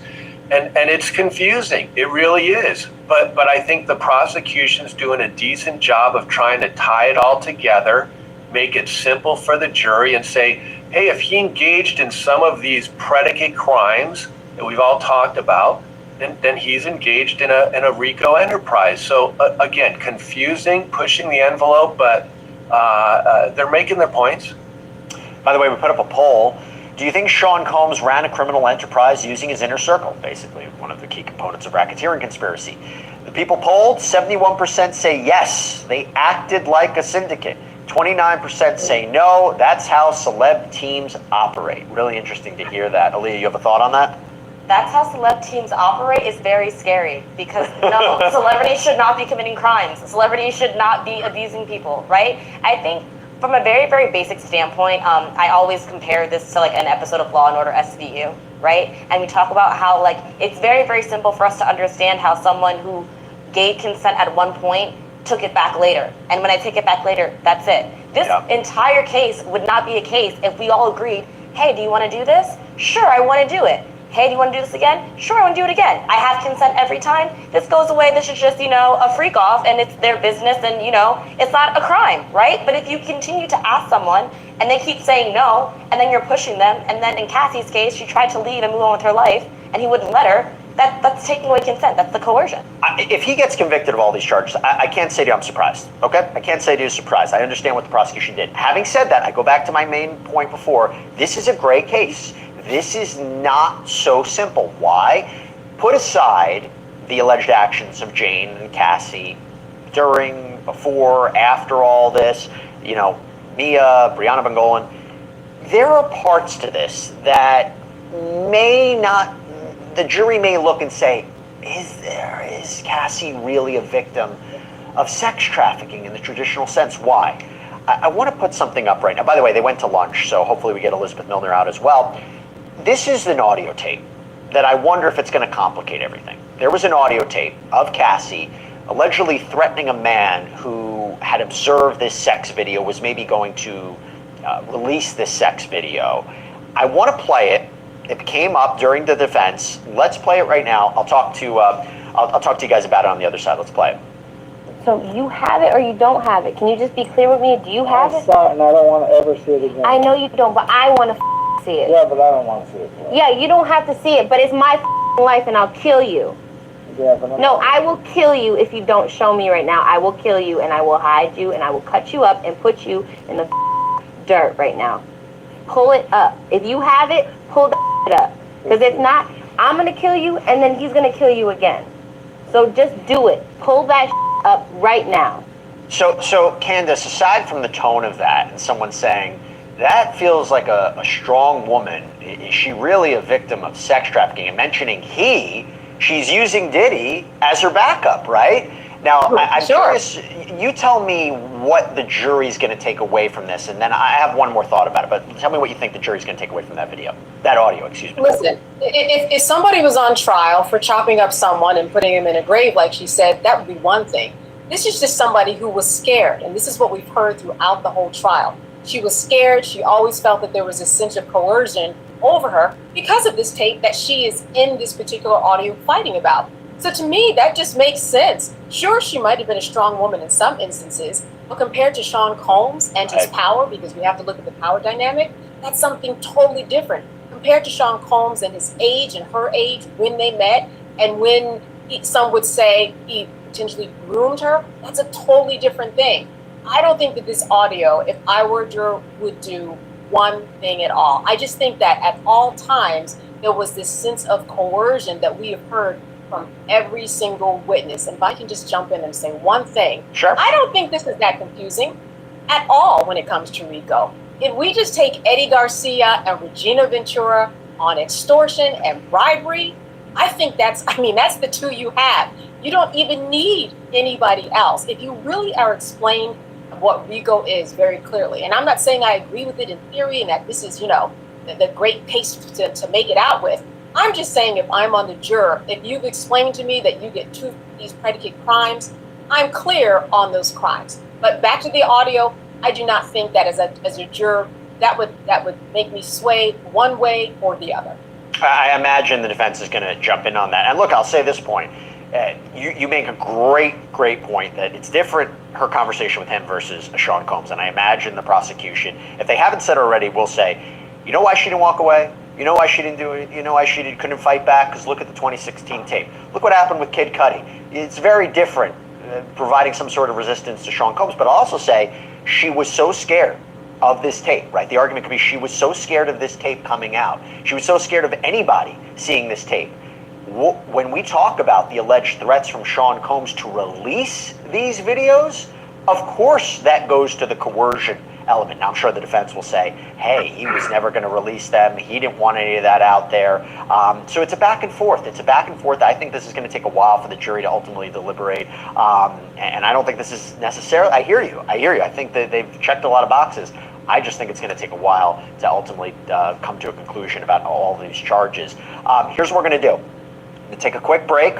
So the jury went to lunch. We're going to get Elizabeth Milner out here, and then we're going to continue the conversation with my expert panel, your questions on the other side. Stay with us.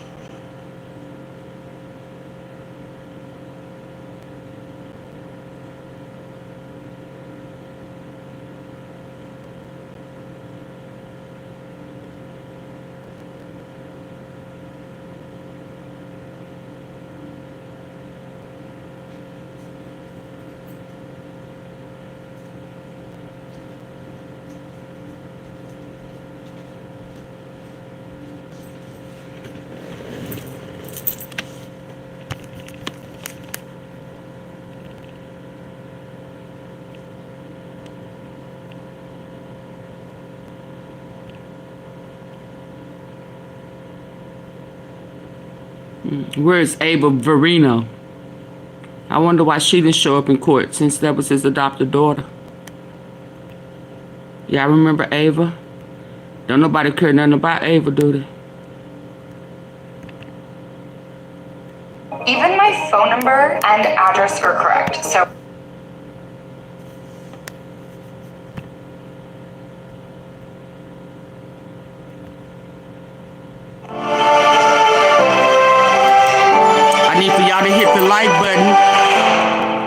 coming in. All right, welcome back to our continued coverage of the Sean Combs. And if you want me to stop what I'm doing to answer questions, you need to put that on a super chat or a super sticker. Please do not ask me questions for my personal opinion unless you put it on a super chat or super sticker. I'm taking out my time to provide you with this coverage. So I need support as well, okay? Thank you. No, I mean that respectfully, okay? Please hit the like button, support the platform, and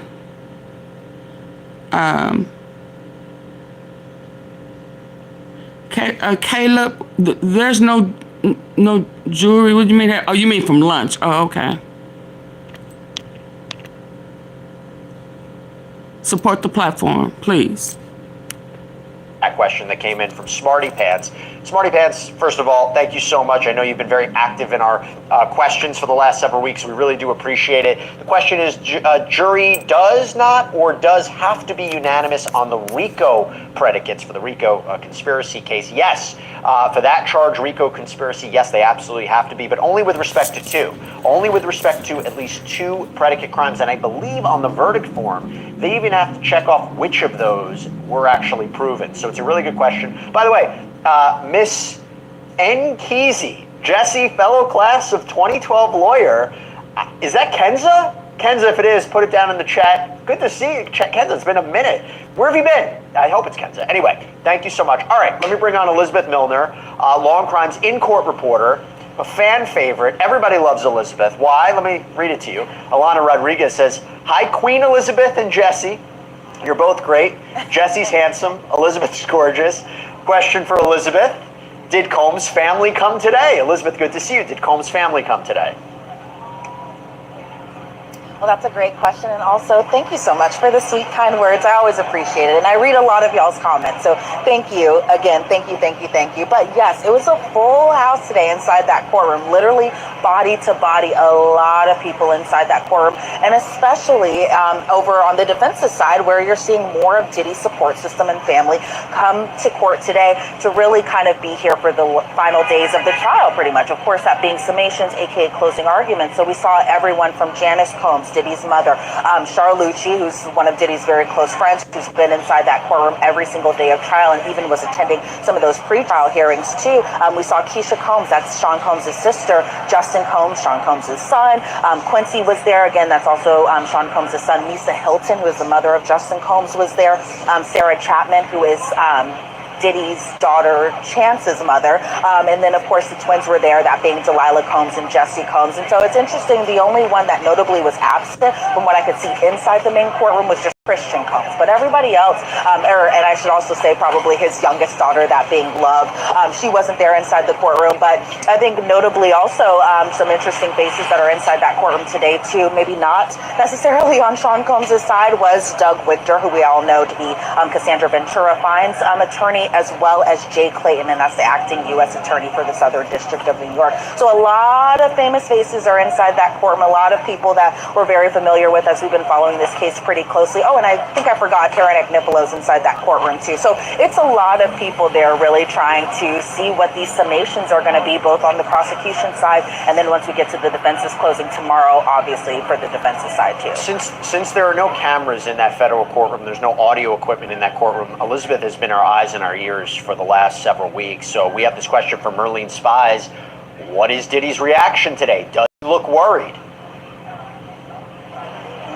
Yeah, so I was trying to get some peeks in between all the heads of the attorneys that were really, literally right in front of me inside the courtroom today. Because normally that row right in front of us in terms of the press is normally empty, but today, again, everybody's inside that courtroom. So when I was getting peeks and glimpses over at the defense's table, I was trying to see what Sean Combs' demeanor was during these closing arguments, especially as they were talking about RICO, especially as they were talking about sex trafficking, both alleged victim 1, that being Cassie, and alleged victim 2, that being Jane. And so from what I could see see, especially at the start of the trial, or excuse me, at the start of closing arguments today, I really kind of saw Sean Combs really just kind of stare a little bit into the distance from what I could see. He was kind of looking towards where the judge is on the bench, and obviously there's no witness over there. So really the prosecutor, that being Christy Slavic, was giving her summations over kind of towards the side right in front of the jury box with a microphone and a stand kind of like the one that I have my notes on right now. And so I saw him kind of looking a little past her, again, kind of towards the judge's direction. Then I would look over, I'd see him kind of like getting glimpses over at Christy. Hey, howdy ho, neighbor! Request to locate, huh? I think I know what I'm doing. I'll be done before you could spell 811. Digging without locating the underground utilities is like driving with your eyes closed. Just especially happy to have his family inside that courtroom, making sure everybody who was on the list was able to get inside in order to support him. And so from that was probably the most reaction I've seen of him, is just a big smile on his face. You can, Elizabeth, that's why I gave you the stick. You can remove him. We have no idea what the click his name. No idea. I mean, click over there. You can go up and do it, Crystal. So we have a couple of questions here. Jack asks, Elizabeth, how would you describe the overall Have you removed somebody before, Crystal? Was it emotional, methodical, aggressive? John Doe III asks, what seemed to be the prosecution's most powerful moment in closing argument? If he comes back, put him in timeout. Yeah, well, it seems like it's very And if he says methodical. something And, extremely bad, just hide him from this channel. Obviously, it's a very high-profile defendant, that being Sean Combs. And so maybe people might think that they're expecting these very animated moments during the summations done by the government, but it seems like it's just really kind of very monotone, very concise, I should say. But I will say this, Jesse, is that Christy Slavic, when she's giving these closing arguments, she really is just laying it out as simple as possible, to the point I'm actually understanding everything that's going on. And I'm like, okay, this is really just kind of laid out perfectly for the jury. Now, could points have been kind of condensed a little bit and not as repetitive? Possibly, maybe. But in terms of just the tone in her demeanor while giving these closing argument, it is very kind of similar to how the government's opening statement was. It was just very monotone. You can tell she's kind of reading off of the scripts that she had prepared. But I think it's interesting too, because they put, a PowerPoint presentation of just everything in terms of just all the assistants that the jury was able to see, all the escort/entertainers that the jury was able to see. They were kind of bringing points from the transcript and relating it to certain points of maybe, in some cases, the RICO conspiracy and arson and kidnapping, relating it to the testimony that was given by particular witnesses, including, Kid Cudi or Capricorn Clark, those types of folks, and then bringing it back to the text messages, where they're highlighting how these certain text messages will really kind of point to instances of alleged sex trafficking in terms of Jane or in terms of Cassie. And so that's really kind of the tone in terms of the closing arguments that they have. And from what I could see even of the jury, especially at the beginning, they were really kind of paying close attention. I think maybe towards the lunchtime hour, they were ready for lunch, because it's a long time to be listening to just one person. But, if I can binge watch a Netflix series for 8 hours, I think the jurors are okay with a 4-hour summation. well, that is why the defense wanted Mark Agnifilo to go on Friday. They didn't want him to have to go after the jury's exhausted from prosecution's closing argument and having lunch. Oh, now we got to hear the defense. It affects the impact of that. So I completely understand it. Elizabeth, I know you have to get back into court. Great seeing you. Thank you so much. Great reporting. We even have Outcast93 saying, Elizabeth, you've been doing a fantastic job since the beginning of this trial. You really have. So thank you so much. Thank you. All right, we're going to continue the conversation now with Candace Kelly, David Ring, Aaliyah Roberts. Maybe we'll get Sierra Gillespie back up here as well. Aaliyah, I want to turn to you. We have a question that came in from, by the way, if you have questions for our panel for the next hour, by the way, we're doing full coverage. We're going to have Anjanette doing, I think, 3 to 5 p.m. Eastern as well. Elizabeth and I are going to be doing a recap for Sidebar, recap of the entire prosecution's closing argument today. You can check that up later on Law and Crime's YouTube page. But we're getting, so if you have questions for the next hour or so, make sure to submit them. We'll answer them here. Olivera Nikolic asks, do you think that Jane's testimony was a total fiasco, considering that she testified that she willingly agreed to everything? Shouldn't the prosecutors see that during preparation? I do not think that Jane Doe's testimony was a waste of time. let's say in this scenario where they don't believe that Jane Doe was coerced, right? What we did get from Jane Doe's testimony was a complete corroboration of everything that Cassie Ventura Fine testified to. We had a very, very good, a lot of the different ways in which she was manipulated and abused, and that the physicality between Sean Combs and Cassie Ventura Fine's relationship, which then makes her more credible, right? So let's say we completely have Jane Doe, I don't believe that she was forced, I don't believe that she was coerced. You still have then bolstered Cassie Ventura Fine's testimony, and that will, again, still lead to a conviction based off of everything that she had testified to. And you also need another victim. I mean, if you're talking about a pattern of abusive victims, I mean, sure, Mia, question, Brianna McGowan, but she makes up another specific counts in this indictment for racketeering, for sex trafficking, for transportation to engage in prostitution. And there was a whole question about, wasn't there supposed to be another alleged victim that testified? Still kind of up in the air about what happened there. All right, David, back to you. We have a question from Matthew Robillard. How can Diddy even begin to handle over 70 civil lawsuits? I don't know if that's the exact number, but I wouldn't be surprised if it is. Is it realistically possible to address each one, or is the strategy just to settle as many as possible? Oh boy, look, he's going to be fighting these civil cases for a long time. Let's assume he's acquitted, right? And he still has to deal with the civil lawsuits. And what's likely going to happen is somehow they're going to, get coordinated, and there's going to be, a process to them. But it's going to take years for him to get through the civil cases, and it will be even more difficult if he's in prison trying to do it. So no, he's not just going to go and start paying off everyone and settle those cases. He's going to hire, and I'm sure he has, he's going to have these outstanding lawyers who are going to fight the cases and ultimately settle the ones that need to be settled. All right, Candace, question from Didi. Why Diddy isn't ratting out people to get a deal? So I tell you what, there's still time for a plea deal. I mean, it's very unlikely that will happen. Is there really? You think that would happen? What would that look like at the end of this trial? Everybody testified already. Like I said, it's very unlikely that would happen. We're saying that the door is open, technically speaking, but we know that is, we have passed that. That ship has sailed. Now I'm trying to remember what your question was. Oh, will he rat people out? I think that one of the strategies that we don't know about is what's going on behind the scenes with Sean Combs. We don't know what that plea deal looked like. We don't know whether or not he gave up people, and if it was enough to get a plea deal that he liked. Obviously it wasn't, because he didn't take it. So I think that there's too much information that we don't know about in terms of ratting other people out. And I wouldn't call it ratting. I would call, listen, you have to act and comply with what your defense team is asking you to do. There's information that I'm sure he has, and there's information that I'm sure his defense team has that is very, very important, and that perhaps can get him off in maybe some of these civil cases. That is yet to be seen, but those civil cases are going to be what is next, and we might hear a little bit more about who's involved in those particular cases. I never believed that he was going to be ratting out people, because if you take the prosecution's narrative, he's the head. He's the top fish.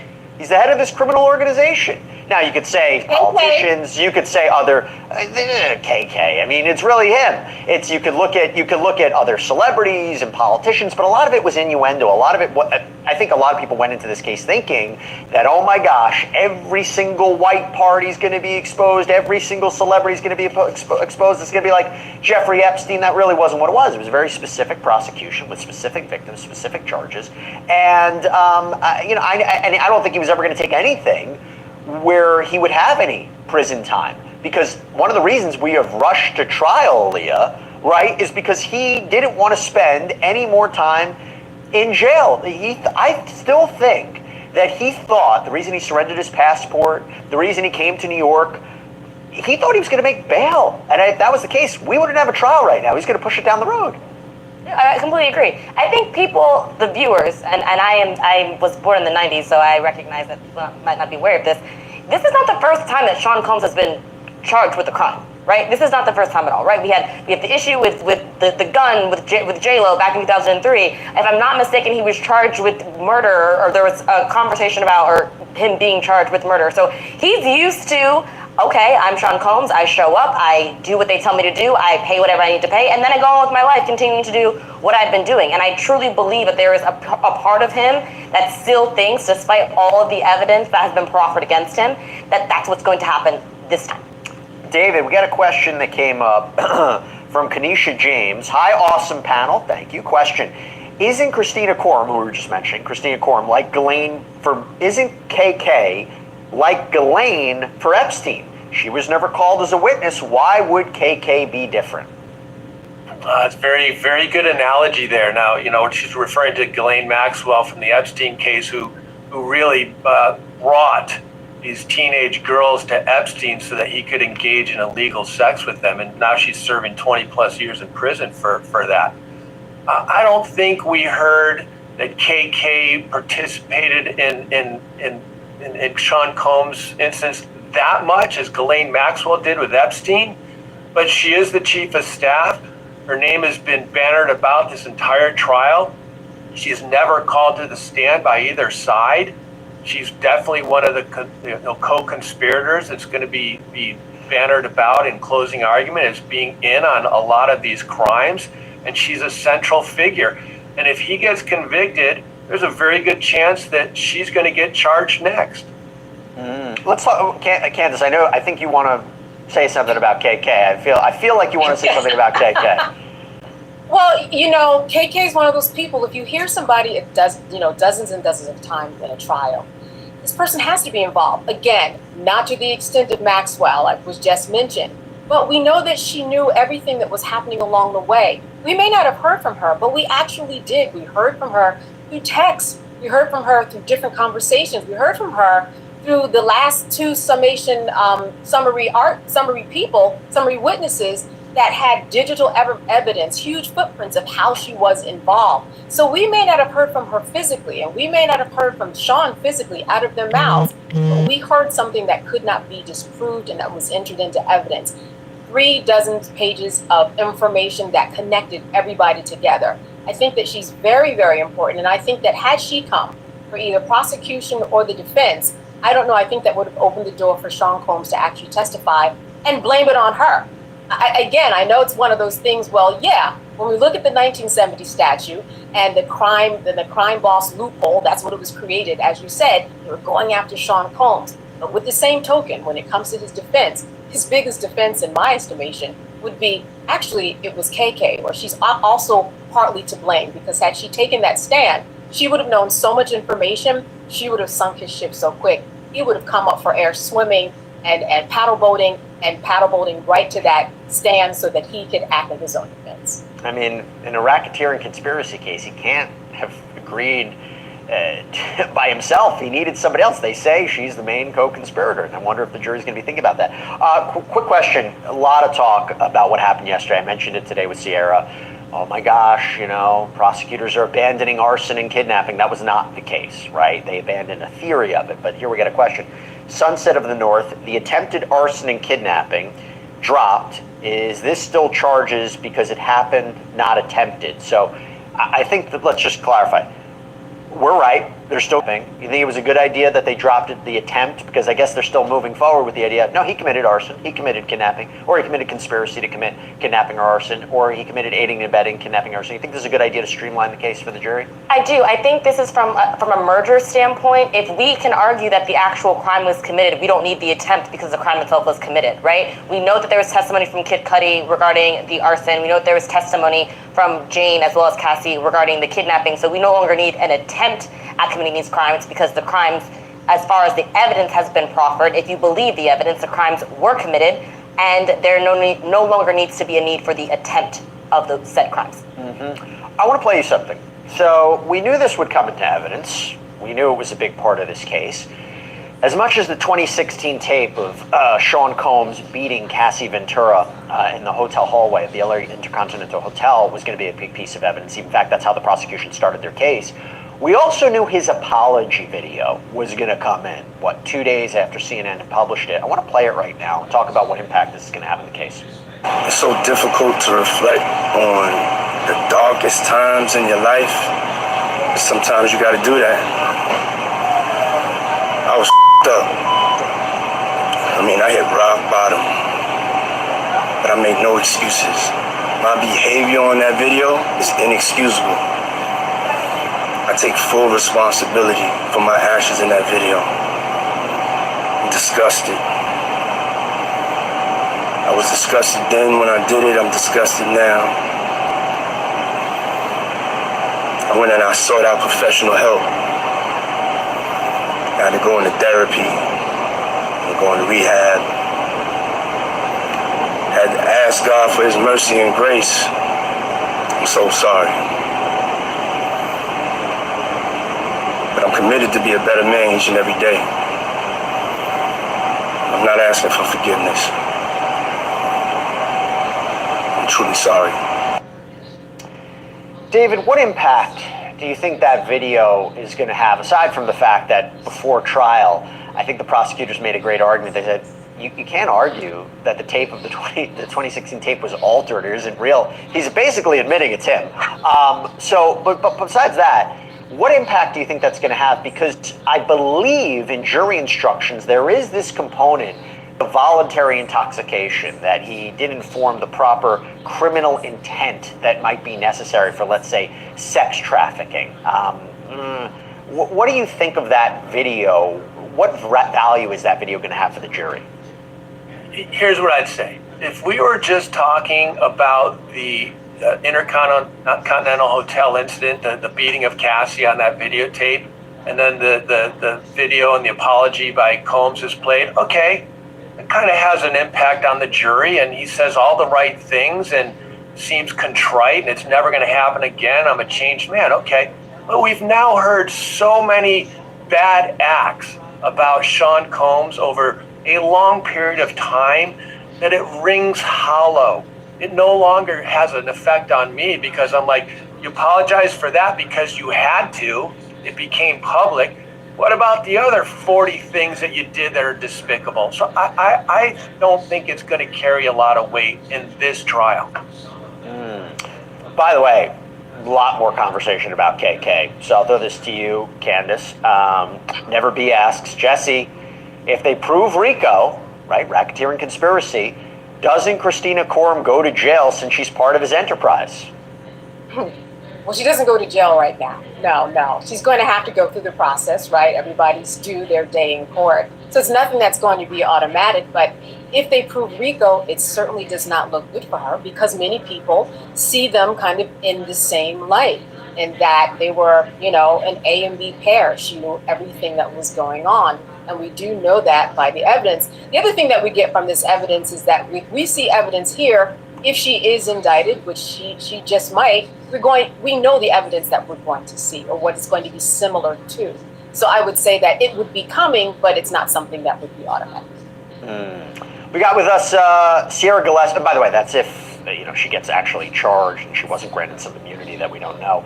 We got back with us long crime Sierra Gillespie outside the courthouse right now. Sierra, I want to bring you back onto the conversation. What do you think about this? This is a big portion of whether or not Jane is credible, whether or not, even if the jury takes as true everything that happened to her, it was actually sex trafficking. Donna Herman asks, do you think Jane felt obligated to not throw shade too much on Sean Combs because she's still under financial manipulation from Diddy? What do you think about that? That's a really good question. I don't know, though, because if I'm putting myself in her situation and I'm testifying in this courthouse behind me, in front of, not only Diddy, but the world, and I have federal prosecutors who are asking me these questions, I'm going to tell the truth. I mean, me personally, am terrified of the idea of perjury, or, you're supposed to tell the truth on the stand. That's the whole part of all of it. So if I'm putting myself in her shoes, well, yes, it's awkward. She's got to talk about these things. I mean, there are many texts that are very explicit that Jane had to go and sit through and look at, not at the very least the emojis that were included in. So she had to sit through and say, yes, I did say these things. And I think, honestly, we can say that she's being true to her beliefs. I think we can say that she's credible in what she says. And I mean, I would trust her testimony, yeah. Sierra, we put up a poll on this where we asked how long deliberations are going to take. EDM asks, how long do you think deliberations will take? We put a poll up, I think at the beginning of the week, maybe it was last week. The majority of people believe this is going to take 2+ days. I am in that camp. You've been following the case. You've been hearing the evidence. You've been hearing the testimony. You've been hearing the arguments. How long do you think jury deliberations are going to take? And let's not forget, July 4th weekend's coming up. I mean, that's the $1 million question, Jesse. And the fact that the July 4th weekend is like coming up right around the corner, I think that's the thing that has to be in the back of everyone's minds. I agree that it's going to take some time to go through deliberations. I mean, we're in week 7. That's about, 6 or 7 weeks of witness testimony that we heard and evidence that was presented. So jurors are going to have to go through all of that, weigh the options, review, their memories of what they heard and the witness testimony and all of that.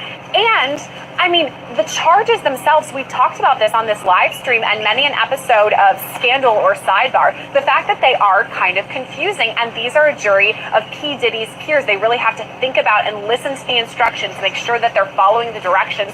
So I tend to agree with you that it's going to be about 2 days. However, again, if I were a juror, the 4th of July holiday is just calling my name. It's a 3-day weekend already. It's a Friday. I personally think they're going to wrap it up and bring us a verdict before the holiday. Yeah, that's always a possibility, except this is such a complicated case. Courtney Dobbs asks, Sierra, is the jury sequestered during deliberations?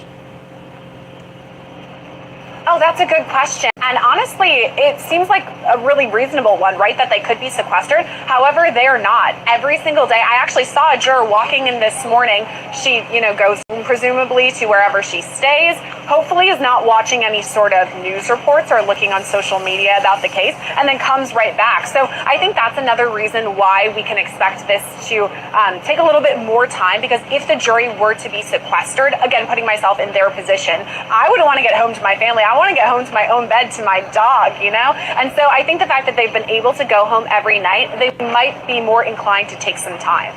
By the way, Sierra, during the jury selection process, what did we learn about these jurors in the sense, were they familiar with the case? Were they fans of Sean Combs at all? Because I got to tell you, one of the things I keep getting asked is, are the jurors going to put aside the evidence, put aside the facts, put aside the law, put aside the arguments, and make a decision based on emotion? If they might be fans of Sean Combs, and even charges that are relatively straightforward, in my opinion, like the transportation to engage in prostitution charges, they might acquit him because they're a fan. I mean, that, I'm not saying that'll happen. They shouldn't do that. But what do we know about these jurors? Is there any reason to believe that they wouldn't be fair and impartial?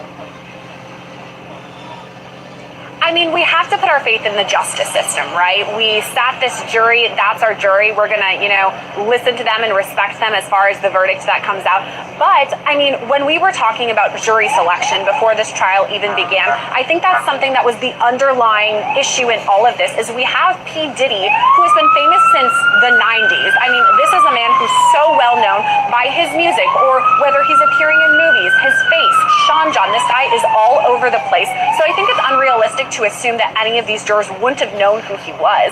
And then I think what's interesting too is during jury selection, we learned that some of these jurors obviously had heard about the case, but then what's more is that they had seen this video, this intercontinental video, the famous one involving Cassie at the hotel that the government's case, I'm not going to say hinges on, but it's a huge piece of evidence. And so some jurors had said, yes, I have seen that. And I mean, I think it's tricky to put myself in the position of a juror and say, I'm going to go in there and separate, this is just another man. He's not just another man, he is P. Diddy. He's this man who had these private jets and fly to islands that many of us have never even been to. So it's hard to separate those things, but I do think we just have to have faith in the justice system that these jurors will do their job. And jurors are intelligent people, they have careers. They're going, one is a deli worker, I believe, another is an architect. They're kind of a wide range of people in the jobs that they have, but for right now, their job is a juror, and I think they're going to take it seriously. Yeah, we got a question that came in from Smarty Pants. Does anyone think the jurors are looking up stuff for this case, even though they're not supposed to? Hopefully not. They shouldn't be watching the lunchtime show, I'll tell you that much, Sierra. They should not know who you are. I'm sorry. They should not be watching Scandal with Sierra Gillespie. No, they should not be watching Sidebar with Jesse Weber. I want to ask... There's a better way to save on work travel. Book your work travel on Engine to find exclusive deals and save up to 60% on hotels and extended stays. Wherever your work takes you, save big on work travel.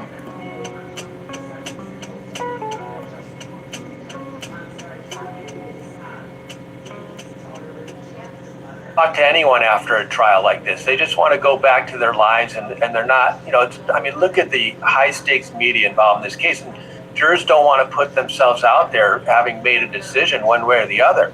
But there'll probably be a couple that want to speak out and give interviews, but no, they absolutely should never reveal the names of a witness who the court has ordered that the identity is to be kept confidential.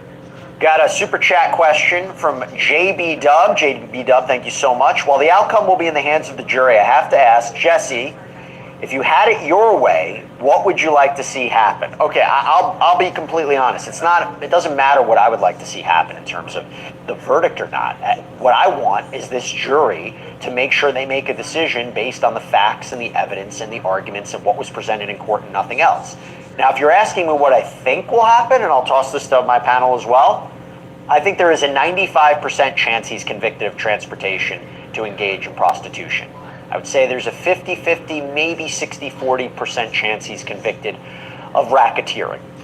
When it comes to Cassie Ventura, I would say there is also a 60-40% chance he's convicted of sex trafficking with respect to Cassie Ventura Fine. When it comes to Jane, I will say 30%, 70%, 30% that he's going to be convicted of sex trafficking with respect to Jane. I could be 100% wrong. This is just my prediction if you're looking at the evidence and the facts, but I would be hard pressed. I do not believe that he is going to be acquitted across the board. I just don't see it happening. Could be wrong, but let me toss it to the rest of the panel. If you want to ask Aaliyah, what you think is going to happen or what would you like to see happen, the floor is yours. I would like to see justice served, right? I think that there has been, again, talks for a long time about Sean Combs being involved in a lot of things, and we didn't really know about it, and now we have this entire trial that has some evidence as to some of the things that we have, I'd say, arguably heard about for some time. I think that as far as the sex trafficking is concerned, I do believe that there will be an conviction as far as the sex trafficking is concerned. I am with you on the RICO. I think RICO is it's very, very hard to get people to think outside of the box when it comes to certain crimes. If we're used to seeing mafias and mobsters, and that was or huge drug cartels, if that was the actual law that was created for them, now trying to see something different, I think that's going to be hard, but I don't think it's impossible. I do think that it is possible for a conviction on the RICO, specifically as there are underlying crimes that I think that the prosecution has proven, especially considering that we have this enterprise with all of the individuals under his thumb who he paid, and the paychecks were there to do these specific criminal acts. Candace, I'll go to you with that question, but we also had another question that came in as well from that guy Dub. Thank you so much for the super chat question. Who gets the freak-off tapes after this is done? Yeah, the freak-off tapes, they stay away filed to where somebody, no one's going to have access to them. They're not going to be, ending up on the internet in any way, shape, or form. That becomes a part of the closed, sealed files that are part of this case. I agree with you with the percentage, except I would actually go a little bit higher on RICO if you have jurors, as the opening, as the closing arguments have stated already. We have heard Slavic say, listen, we know that you have understood RICO in regards to maybe the mafia, but you have to think of this outside of that mindset. What he has done when it comes to what's on paper and what you have to actually look at and check off the boxes, that also is RICO. And actually, RICO is one of those things that if you Google it, it is used more than people think. There are federal RICO statutes. There are state RICO statutes. Everybody from Adidas to R. Kelly to, if you remember the scandal with people trying to get into colleges across the country, RICO has been used. We just by the media have been trained to understand it differently. But if they look at that charge sheet, if they look at that verdict sheet, I think that there's a much higher chance than I think you said, around 60, 70%, if they follow the rule of law. David, I'll go to you about what you would think is going to happen, what you would like to see happen. But, I think it's an interesting question as we talk about it, because we are coming to the conclusion of this case. And what day is it? Thursday? I mean, well, it's July 4th next weekend, but in less than a week, we may have an answer. Yeah, we might, and we might go past July 4th. I mean, look, my experience with juries, they take their task very, very seriously, especially in a case like this. And they're going to sift through all this evidence. They're going to spend time in that jury room. Everyone's going to get a chance to talk. And there's a lot of counts that they have to go through. And let's remember this is going to answer your question. They have to reach a unanimous verdict on all of this. And so one thing we haven't thrown out there, and I'll say this, I tend to agree with you, Jesse. I think it calls out for a mixed verdict, meaning I think they convict him on some of the charges and acquit him on others.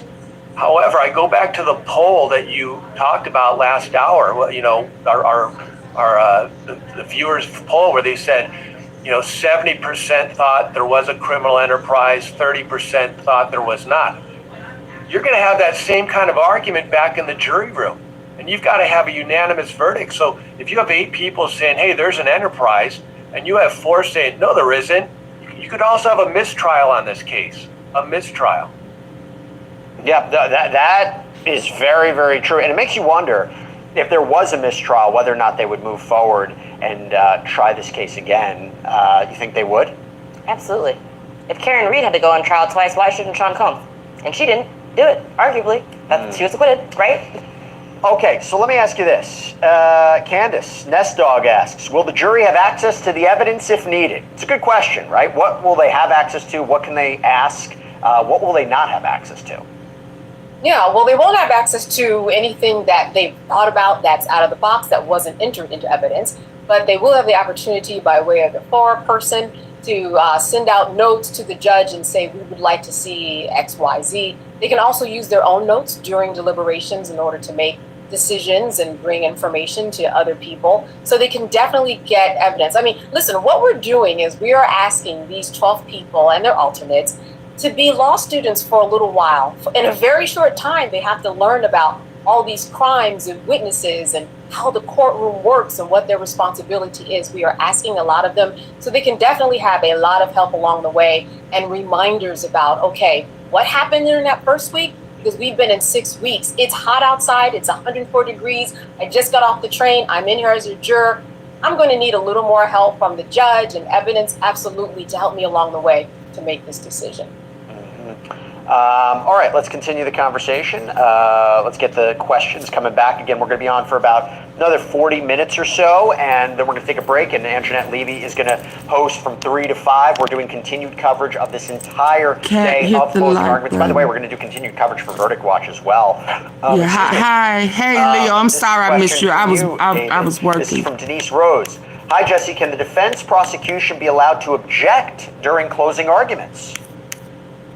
They can. There's real strategy behind that. The common, thinking of lawyers is you should not object during a closing. It's the jury's like, why are they objecting during closing? What are they trying to hide? Why are they interrupting this presentation?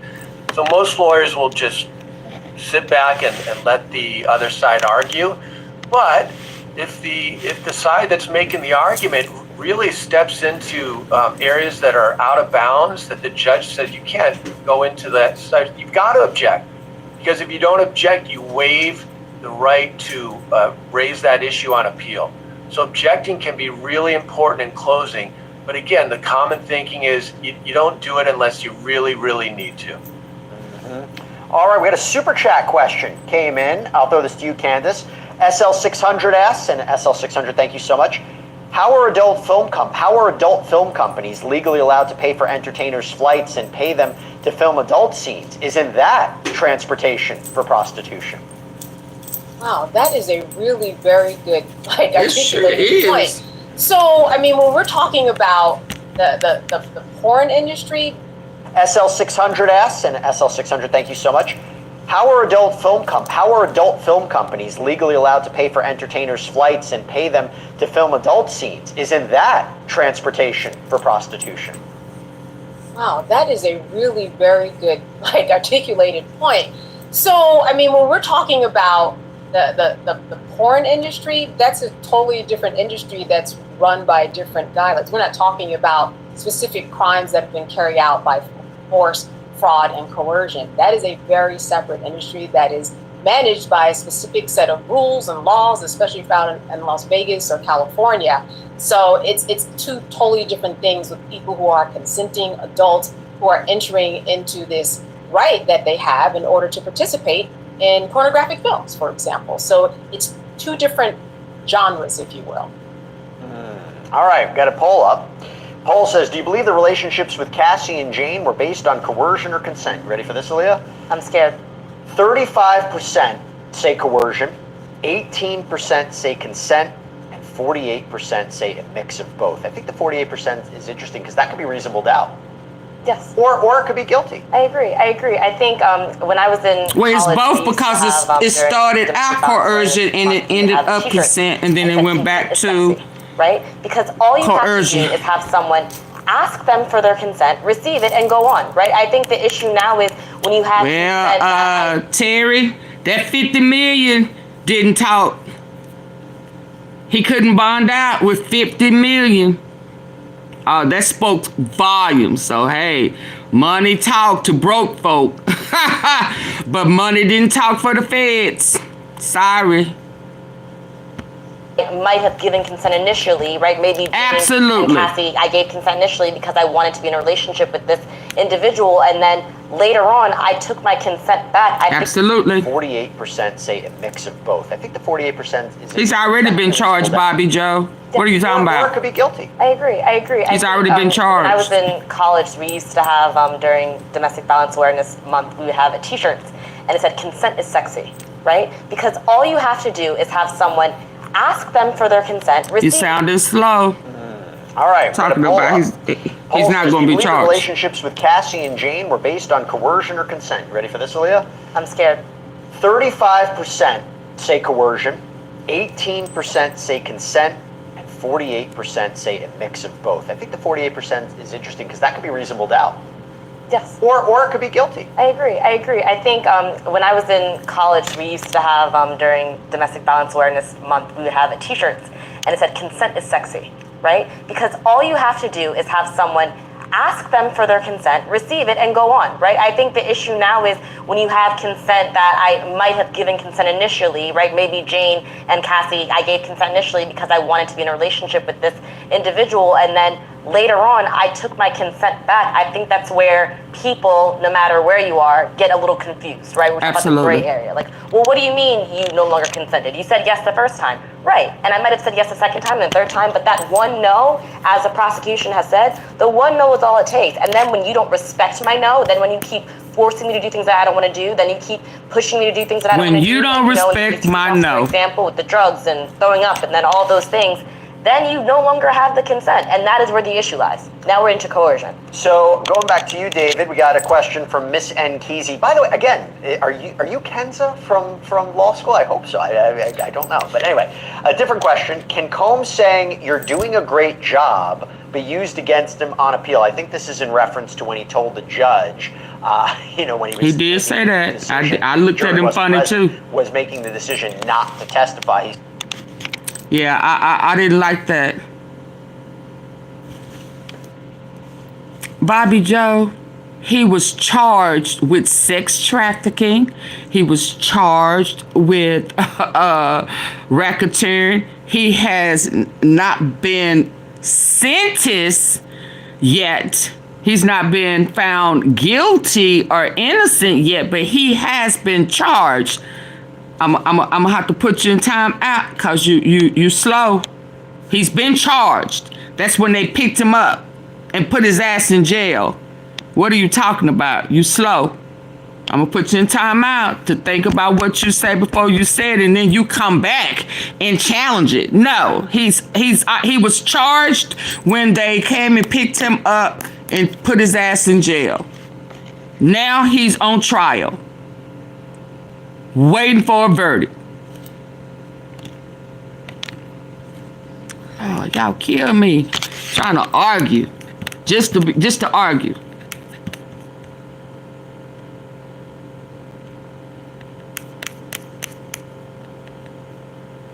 then when you keep forcing me to do things that I don't want to do, then you keep pushing me to do things that I don't want to do, like, you know, in these freak-offs, for example, with the drugs and throwing up and then all those things, then you no longer have the consent. And that, no matter where you are, get a little confused, right? We're talking about the gray area. Like, well, what do you mean you no longer consented? You said yes the first time. Right. And I might have said yes the second time and the third time, but that one no, as the prosecution has said, the one no is all it takes. And then when you don't respect my no, then when you keep forcing me to do things that I don't want to do, then you keep pushing me to do things that I don't want to do, like, you know, in these freak-offs, for example, with the drugs and throwing up and then all those things, then you no longer have the consent. And that is where the issue lies. Now we're into coercion. So going back to you, David, we got a question from Miss Nkezi. By the way, again, are you?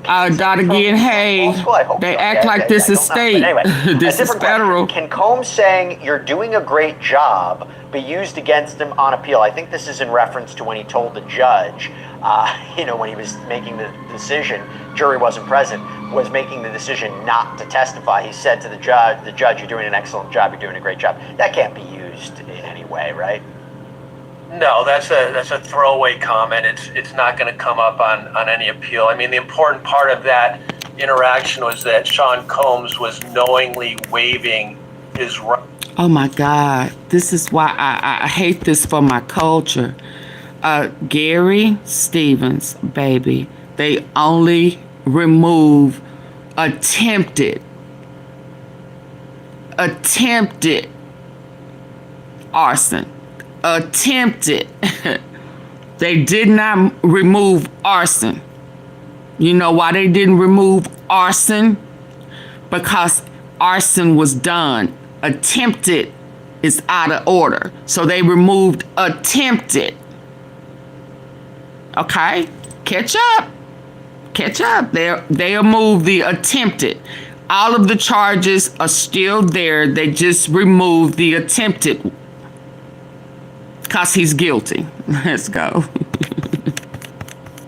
Y'all fell for that propaganda. Y'all better start doing research before y'all let people put anything in y'all head. Interaction was that Sean Combs was knowingly waiving his right to take the stand and testify. And then he kind of threw in that comment to... There is a charge for arson. I thought was a bad idea on his part. I don't There's no... They removed attempted. Thank you, Matthew Foster. Welcome to the Tea Palace. But no, that's not going to play any role Thank you. in the case. We got Sierra with us. Is she still with us? If so, I want to bring her onto the conversation. If we do... Yeah, there she is. I'm with you, Sonya. Guilty, guilty. Okay. I'm here. Got a bunch of questions for you. So we had a question from Sassy Scope.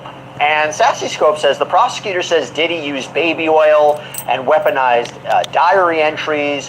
What is the strongest physical evidence linking Sean Combs to those freak Thank you, Dot again. It's a good question, and you've been evaluating the case.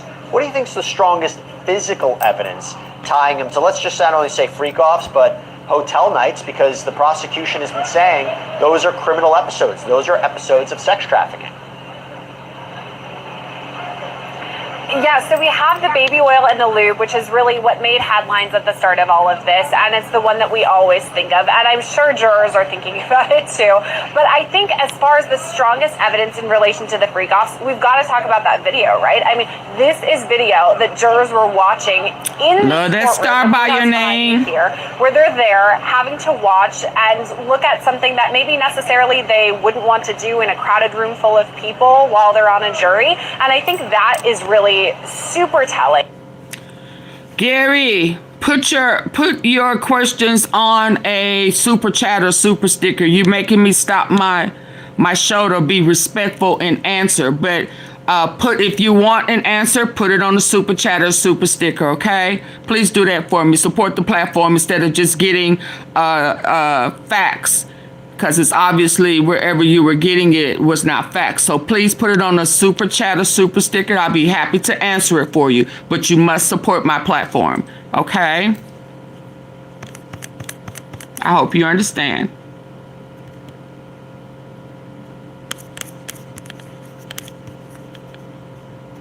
Yeah, so we have the baby oil and the lube, which is really what made headlines at the start of all of this, and it's the one that we always think of, and I'm sure jurors are thinking about it too. But I think as far as the strongest evidence in relation to the freak-offs, we've got to talk about that video, right? I mean, this is video that jurors were watching in this courtroom, the courthouse behind me here, where they're there having to watch and look at something that maybe necessarily they wouldn't want to do in a crowded room full of people while they're on a jury. And I think that is really super telling, whatever they saw in the video, because of course the exhibit screens were closed, so reporters like Elizabeth Milner weren't able to tell us exactly what was seen, because again, these are very intimate moments. So I think that the videos is really something that jurors are going to talk about in the future. By the way, court is back. The judge asked Christy Slavic, are you ready? She says, just a flag for the court, we're going to need to change PowerPoints. The clerk says, can we turn the public screens on? So they're coming back to the closing argument. Sierra, I don't know if you heard the poll that I had up before, but where we said, do you believe the relationship with Cassie and Jane were based on coercion or consent? It's the central question in this case. 35% say coercion, 18% say consent, a mix of both, 48%. What do you It's funny that you did not say. Thank you, Matthew. Thank you. Thank you. And it's so for being a teacher. If you're under the influence of drugs and you verbally say, yes, I want to have sex with you, you can't give consent because you're under the influence of something. So I think that really just shows how complicated this can be. And also there's the fact that just because you gave consent, you willingly had sex with someone one time, doesn't mean the next time that you're with them, you're cool with it. You know, it's an ever-evolving sliding scale. And additionally, if you start to have sex or some sort of, interaction, you say verbally, yeah, I'm into it, then all of a sudden you're not into it anymore, you can take away that consent at any time. And so I think it's really complicated, especially the relationship with Cassie, because it was ongoing for so many years. And the fact that she started dating him or seeing him when she's very young. And I mean, when I'm thinking about this, I go back to my early 20s. I mean, I believe they talked about her 21st birthday. That was one of the incidents of her first interaction with Diddy, the kiss that they had in Las Vegas. And he just put his lips on her. Early 20s, and how much I've evolved between then. Caught her off guard. And I really think it's just complicated, the fact that at times things seemed consensual. We do have the text messages from both Cassie and from Jane where they're saying things like, can't wait to FO, or, oh, I picked up this stuff. So it looks like they're willingly participating. However, as I said, you can retract that at any time. So honestly, as far as whether it was consensual or not, I kind of agree with the poll that maybe sometimes it was and sometimes it wasn't. It's a complicated case. It's definitely a complicated case on a number of different factors, on a number of different levels. You do wonder, and this has come up a lot, why the defense really didn't put on much of a case. They didn't call any of the witnesses that they had planned to call. Combs didn't take the stand. They introduced a few more exhibits to further the idea that Jane, Cassie were willing participants. I have to say, and tell me if I'm wrong, this is like a human behavior kind of thing, Sierra. When you saw him, when it was reported that he was nodding at the jurors after what is arguably a very effective cross-examination of a key witness, when you hear him make kind of a positive comment to the judge, you're doing an excellent job, just want you to know that. Do you feel that the defense is feeling pretty good going into the conclusion of this case? I mean, I feel like they have to, right? The defense has to be confident, so confident that they're like, hey, you know what? We don't need to call a single witness. We've done enough. Our cross-exam was killer enough. The facts speak for themselves. Our opening and the closing that's expected for tomorrow are going to be so killer that we don't need to do anything. So do I think that the defense is really confident? Yes, absolutely, because they have to be calculated about all of this too. And to me, honestly, like me, Sierra, I don't know if I was the defense attorney, if I would have done what they did. However, I don't have the law degree. I'm not Mark Agnifilo or, Nicole Westmoreland. So they're the ones who have experience in all of that. And I think the reason that they did what they did. What are you saying? What's the common denominator, Matthew? Hasn't met the burden of proof. At Freddy's, we put a little extra effort in. What's the common denominator? The brisket and our new barbecue brisket steak burger. City. Do you or your panel think the jury could be afraid of Puff if they convicted him? I mean, it goes to the idea of him, nodding at jurors. The reason I thought it was so significant is because the jury has heard up until that point allegations he was manipulating people and threatening people and intimidating people. I thought that was the big concern. But do you think the jury's afraid of Puff if they convict him? Wow, that's a really great question. I love the viewer questions that we're getting because they really have been following the trial the same way that you and I have, Jesse, and all of our panel. It seems like they're really, really in tune with the case. And I mean, I guess I personally had never thought of that in the past, but it's possible they have heard evidence, allegations, I'll say, that Diddy is this strong figure. I mean, that he doesn't mess around, and we've heard the allegations about the AR-15s. That was something that was brought up even today when we're talking about closing arguments, or the alleged drugging of people. Of course, that video, the Intercontinental video, which is paramount in all of this, the physicality there. And also, if we go back to opening statements, Kenny Yorgos herself says, yes, this was domestic violence. Yes, he has a temper. He can be angry. You probably won't like my client. I believe she called him a jerk at a time. So I think it speaks for itself. Oh, it's way more than just a jerk. He was a jerk in the beginning. It's something else now. He very demonic. Especially when we're talking about traumatic incidents of sexual violence or these allegations that, you know, some of the witnesses even broke down crying on the stand. So it's got to affect them in the same way that it affects you or I going home, thinking about these things kind of in the back of our mind. So potentially they are nervous, but I don't know if any are really worried about any sort of real retaliation. Let's talk Okay, so please let me pause. This is from Skibo 20. Please let me pause. Okay, so is that not what I said, Gary? I said they dropped the attempted. But arson is still there. Is that not what I said? XXX trafficking is still there. They only removed aiding and abetting, but SEX trafficking is still there.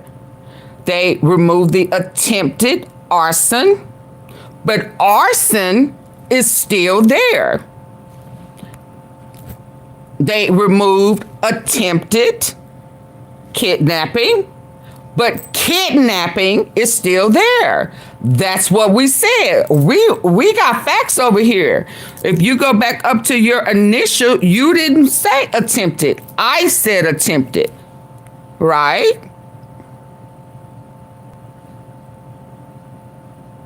I did say arson was still there. You said they removed charges. I said the charge is still there. They only removed attempted. Go back up. And then you started, wanting me to do the research for you. You said you already knew. I'm glad you went and found the facts. Okay? Good for you. We already knew it over here. Because I provide the facts. Somebody was but I use that. Do you see you put attempted arson? That was removed. Arson by itself, without attempted, is still there. Aiding and abetting has been removed. But SEX trafficking is still there. The primary charges are there. All they removed was the attempted so that the jury would not be confused. But he's still charged with arson. He's still charged with XXX trafficking.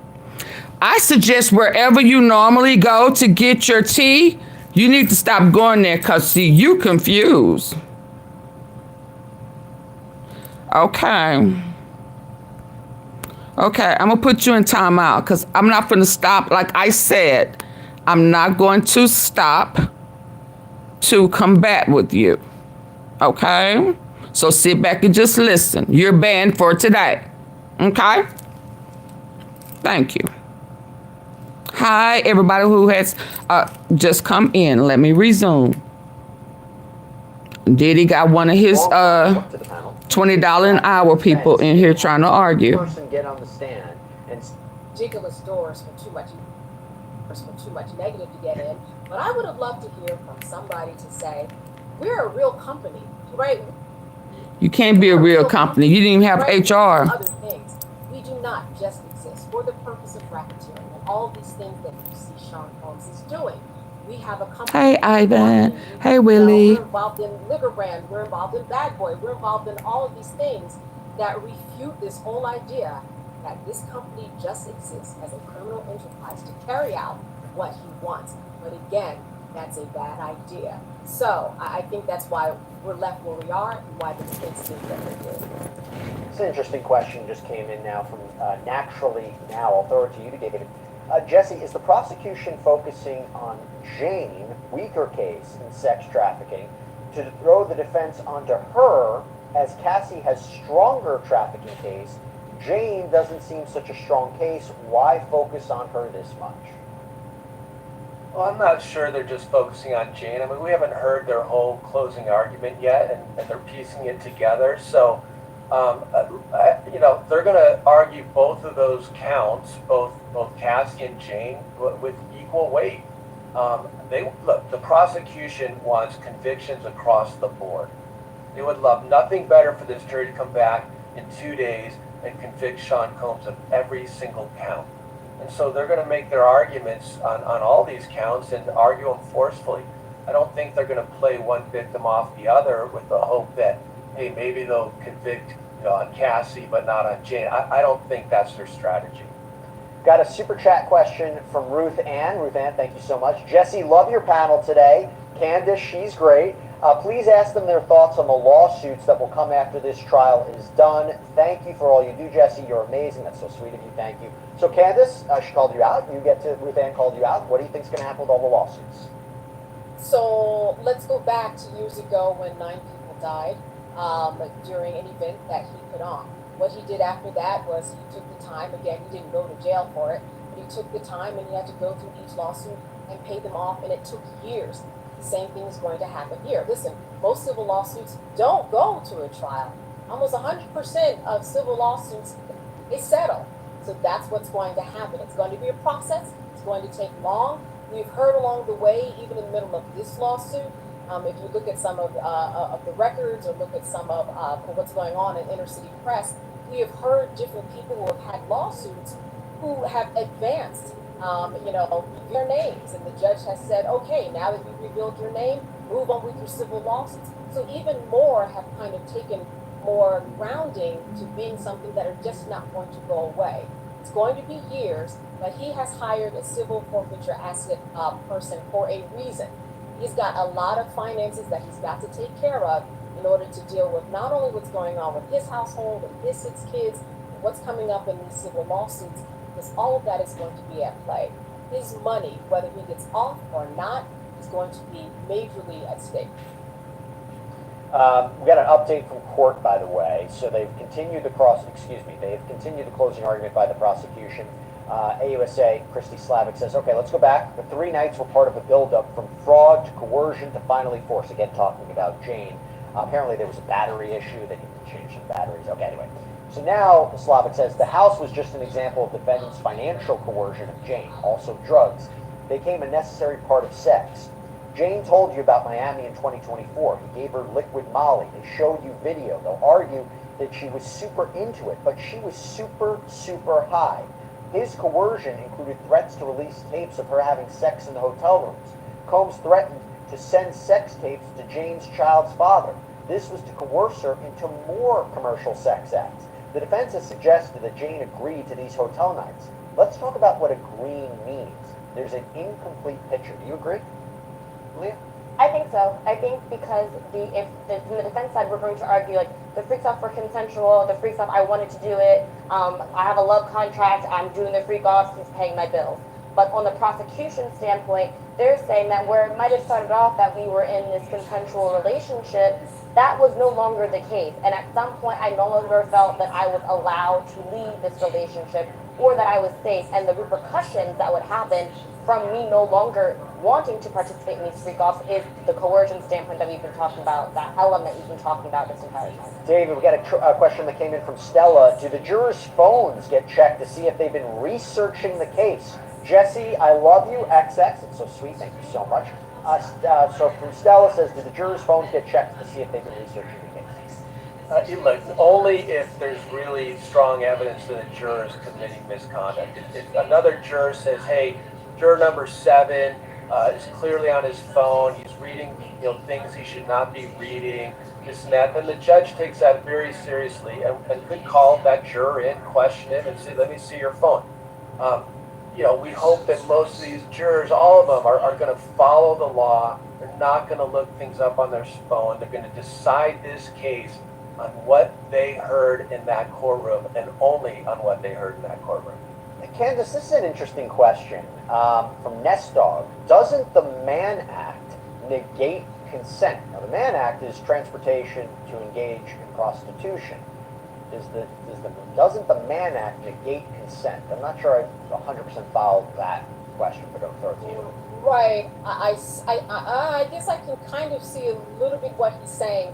What the Mann Act says is that it doesn't have anything to do with consent, right? You can transport somebody across state lines for purposes to engage in prostitution against their will. And I think that that's what he means, that maybe you don't need consent, and because you don't need consent, it doesn't mean that you can't get convicted of that. So I would say that he's right, and that there's no consent question involved. It's just that you are crossing over the state lines. It doesn't even matter if that person's getting paid. It doesn't even matter if that person gives consent. In and of itself, cannot cross a person across state lines to engage in prostitution. Let me bring Sierra Gillespie back into the conversation. She's outside the federal courthouse right now as the closing arguments are underway, or at least the prosecution's closing argument. We put up this poll, Sierra. I'm curious your thoughts. Does the alleged bribe for the Cassie Hotel video prove guilt?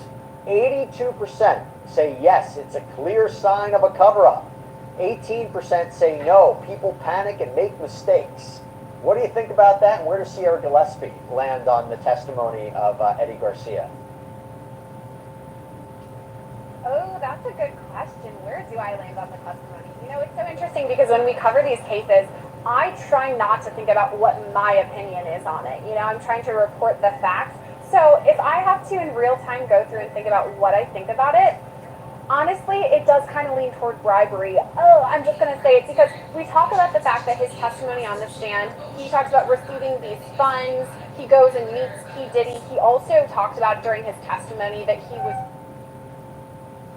said that Diddy made him feel uncomfortable, and so I would have to kind of lean toward what the poll is saying, that maybe potentially it was bribery. We got another question that came up as well about this, and no, I hear you. I think it's interesting to get your perspective because you've been covering the case as much as we all have. So it's interesting. I think that Eddie Garcia's testimony was very compelling with all the predicate acts. Diddy is being charged with sex trafficking, racketeering, and transportation to engage in prostitution. Now, those charges were not affected yesterday by that letter that was sent by the prosecution to the judge. But now what will happen is the jury will have fewer predicates or theories that they have to consider when they're doing deliberations. So there were no actual charges dropped against Sean Diddy Combs, but theories to think on as you're figuring out what you want to do or decide were backed away from. And that is what fewer predicates or theories that they have to consider when they're doing deliberations. So there were no actual charges dropped against Sean Diddy Combs, but theories to think on. Take a real break with Pure Leaf. Okay. I don't know where y'all be going getting y'all tea. If this is a criminal enterprise, which I personally think it is, are the feds ready to go after others? It's a question I've been asking my legal panel. Sarah, do you think other people are going to be arrested now after this case? Honestly, I think potentially. And the person who I think of most of all in all of this is KK. Christina Quorum, Chief of Staff, because we've been covering here on Law and Crime this P. Diddy case, honestly, before even an indictment. Like, way back when, Sidebar covered back in November of 2023 when Cassie filed her lawsuit. And after that, we haven't stopped talking about P. Diddy for a year and a half now at this point. KK So gotta we've been talking go. about this for quite a while, and throughout all of that, we were always going back to Christina Quorum. She was mentioned right there in Lil Rod's lawsuit. There's the picture of her and Diddy. She's in a robe, and it is next to Ghislaine Maxwell and Jeffrey Epstein, comparing the two of them, saying that KK. Yeah, he gonna walk his ass right from state, from the jail to prison. I agree. However, He gonna walk right into the prison doors. she could Perfect. be in the future. And the reason I say that is because we didn't see her as against Diddy, but she did it. Eats P. Diddy. He also talked about. Maniac says is that this Eats P. Diddy. He also talked about during his testimony that he was. He said that Diddy made him feel uncomfortable, and so I would have to kind of lean toward what the poll is saying, that yeah, maybe potentially it was bribery.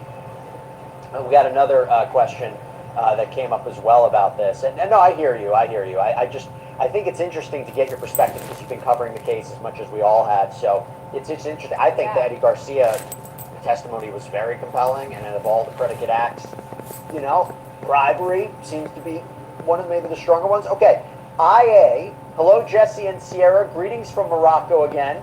If this is a criminal enterprise, which I personally think it is, are the feds ready to go after others? It's a question I've been asking my legal panel. Sarah, do you think other people are going to be arrested now after this case?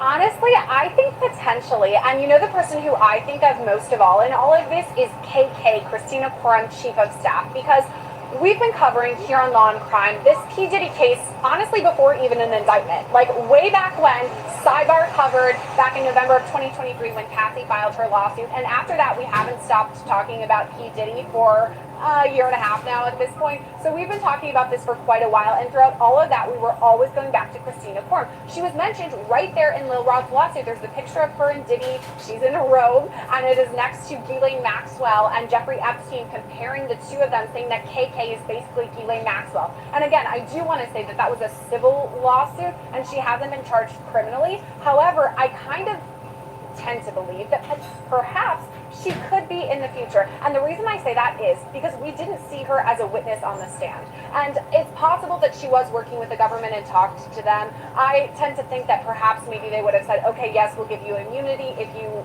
flip, as they say, and testify against Diddy. But she didn't. So, because she didn't testify, she wasn't given this immunity, she is the one who they go to time and time again, saying she was the chief of staff, she had these drugs, we read her text messages in court, I mean, her name is all over, and yet where is she? We don't hear from her testifying. And so I tend to believe if somebody is going to be charged in all of this down the line, it could be Christina Quorum.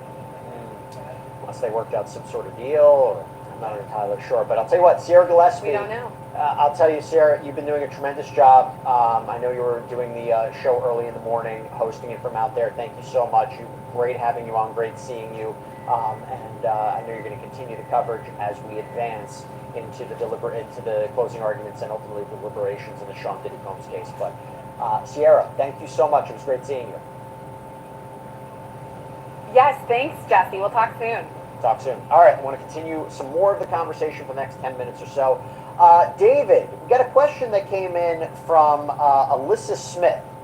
What will happen, if anything, to the escorts, the entertainers, like Cowboys for Angels? Why aren't they being prosecuted for illegal prostitution? Look, that's not what this case is about. So really nothing's going to happen to them. I mean, they were central witnesses to the prosecution's case. They're not going to be criminally charged, and that's just the way it is. Sometimes you have to use people who are involved in an alleged crime to be witnesses, but they don't necessarily get charged with that crime because you're going after the bigger fish, and obviously the bigger fish is Sean Combs. All right, well, there you go. Okay, we got this, Candace. Myelin Bourbon says, do they keep the jurors' notes after it's all over? That's a good question. I am not sure. Do they keep the jurors' notes? I would imagine that the jurors get to keep their own notes. Am I right about that? That's a good question myself. I'm not entirely sure. I always thought that they had to destroy them, but I could be. Do you know, Leah? Yeah, I think that the court provides certain notepads, at least in the counties that I've practiced in. The court will provide the notepads, and then after the deliberations and everything has been completed, the actual court officers will rip off the pages from the decision and then discard those pages. The actual jurors do not get to keep their notes, as I understand. Yeah, that makes sense. Okay, tell you what, Candace, I'll give you a different question. I got a different question. Okay. This is from Jet. Can the defense say in their closing argument that RICO was first created for the mafia, not for people like Sean Combs? Well, sure, they can say that. I mean, the same way that in opening statements, we already heard that the prosecution has said, you understand that mafia is associated with RICO. I need you to think about it in a different way. I think that's a very good way for both sides to contextualize it so that they can both make their points about what they think RICO is actually about. They can't bring any outside evidence that has not been entered already, but in terms of making them understand and bringing home the facts so that they can understand it very clearly, they can use, as extreme analogy as they can without going out of the confines of the law in order to make their point. Absolutely. And I think there was a little bit of shade thrown at, I think it was one of the summary witnesses. I think it was the defense who said, and this is like a Homeland Security investigations agent, basically at the end of testimony, like, go back to, good luck. Sorry, folks, looks like the Wi-Fi is down. Oh, great. What am I going to do for the next 5 hours? Play the new puzzle game, Royal Kingdom. It's the perfect way to pass time on long flights. There's no Wi-Fi. The game's not going to work. Relax. Royal Kingdom doesn't need Wi-Fi. Does it? No. Should be cool. Yeah, it's a cool game. Well, I'm sure it is, but I will pass on all those annoying ads, thank you. Oh, you think it has ads? You're hilarious. Wait, it doesn't have ads? No! But I can't download it because there's no Wi-Fi. You know what? Until then, I'm going to let you watch me play. Aw, thank you. I'd rather read the emergency instructions. All right. Give me that. That's really rude. I know. Oh, wow. Do I have my phone back? I just got you to a new level. Great news, folks. The Wi-Fi is back online. See? Look at that. You can download it onto your phone now. I'm killing it. Well, kill it on your own phone. No. Download it. I'm in the middle of something. All right. You want me to put it on your phone? Give me your phone. Do what you gotta do. I don't want to get aggressive with you. Into, we're going to talk about Cassie with several examples. From sifting through this trial that force was not limited to these days. Through the decade they were together, he forced her to have sex with escorts. Cassie was 19, he was in his late 30s. He signed her to 10 record deals. He took her on a yacht and gave her ecstasy. They had sex. They were in a relationship. She had turned 21. She had just turned 21. The defendant was her boss who called all the shots. He molded her. He told Capricorn, let me show you, then ordered Cassie around. She did it. Walk and turn around. Total compliance. He didn't take no for an answer. He was abusive, physical, emotional, psychological, sexual. They want you to call this domestic violence, but he was forcing her to have freak-offs. He controlled everything. He demanded that her nails be done a certain way on red carpets. The Vanity Fair party in 2014, Deontay Nash told you. He shouted. Combs shouted, I thought she had to have her hair up. He wouldn't let her make money from her music. She was offered the chance to do a common video. Pup said no. He paid for her car, clothing, phones, and vacation. He made her dependent. Dave, in your view, why is this sex trafficking? Why is this, for the prosecution's argument, why is this sex trafficking? Why is this not just, again, a toxic domestic violence relationship? Well, again, they're going to focus in on force and duress. And one thing you just mentioned out of that closing argument is the power differential and the age differential, which are two really important things. I mean, this is a very young lady when she meets Sean Combs, and he's in his mid to late 30s, and he's an incredibly powerful person.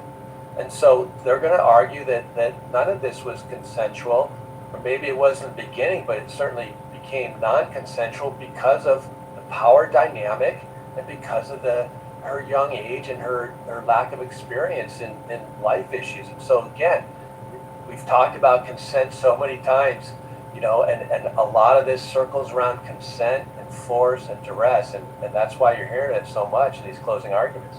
Back to a question that we were talking about before, SL600 says, how long can the judge hold Combs if there's a hung jury?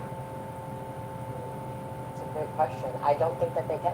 as far I mean, if it all depends about whether, When they can if they want to retry, Yeah. right, Candace? Oh yeah, absolutely. So if there's a hung jury, which would be a mistrial, he certainly is not going free. They're going to keep him in jail for the same reasons that they have him in now. And he will again be asking for either a very quick trial, or two, looking a little differently at that plea deal. And I think that if that happens, he's going to be looking a little differently at that plea deal. He's going to be behind jail for as long as this case comes to completion, even up to his appeals, all the way up if he wants to go to the Supreme Court. He's going to be behind bars. Got another update from court. Prosecutor Slavic says he did it to her family too. After he found out she was with Kid Cudi, he demanded $20,000 from her parent to pay him back, or he'd release sex tapes. That month, in just this account, he had $3.2 million coming in and out. This was about control. Remember what Dr. Hughes said: when a victim is on an unsure footing, the abuser has control. He punched her, kicked her, dragged her. When it was bad, he hid her in hotels to heal and not be seen. You saw photos and videos. D-Rock, Rube, Paulie, they knew. Where do you stand, David, on how strong the sex trafficking charge is with respect to Cassie? I think it's a really strong charge. I would not be the least bit surprised if he gets convicted of that. Because, again, we have to remember, it doesn't have to be every single freak-off that was non-consensual. If some of them were, a handful of them were, that's going to be enough. And that's going to be sex trafficking. All right, let me get some quick final points here from Aaliyah and Candace. Aaliyah, when do you think we're going to get a verdict? What day is it? Today is June 26th. Today is Thursday. I think we're going to get a verdict before the 4th of July. I'd say maybe next week, because, we have the weekend coming. I'd say maybe next week, Thursday. Well, it's not the July 4th. When is the July 4th? July 4th. Yeah, July 4th is next week, Friday. So I'd say maybe next week, Thursday. Maybe next week, Wednesday or Thursday, we'll have a verdict. Candace, I'll ask you that, and I'll add one more to it as we close this out. What do you think that verdict's going to be? All right, so I think that we're going to go Monday and Tuesday. There'll be deliberations. That's because I'm thinking about R. Kelly, which had similar charges, slightly different with the child, but they were deliberating for 22 hours, and I think that they're going to come back on Wednesday and they're going to give a verdict after they've slept on it, after that Monday and Tuesday. The second part of your question, I think that it's going to be everything but RICO. Okay, all right. And the Mann Act.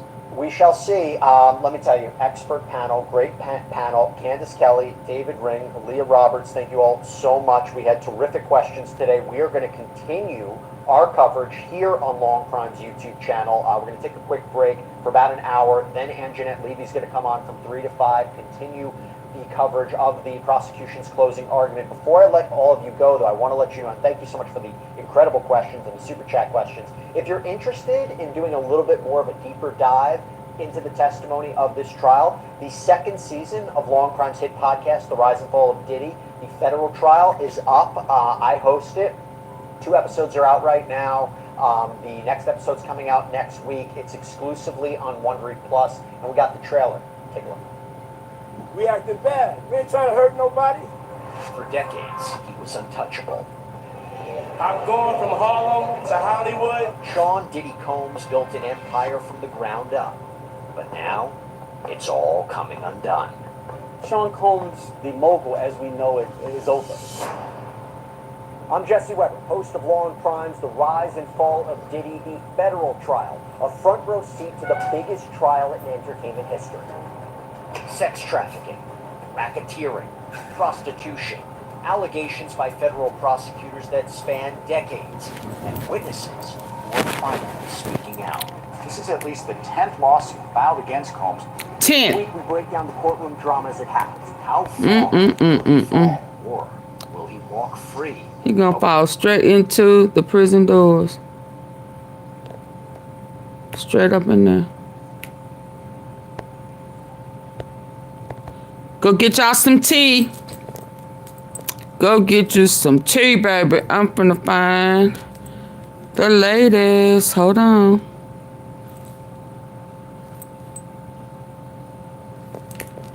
Go get you some tea. Let's talk about tea, baby. Memphis.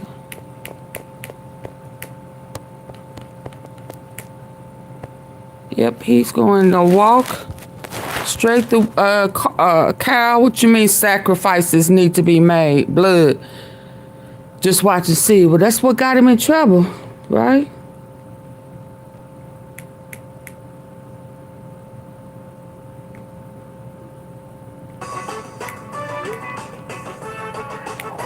You can't force people into things nowadays.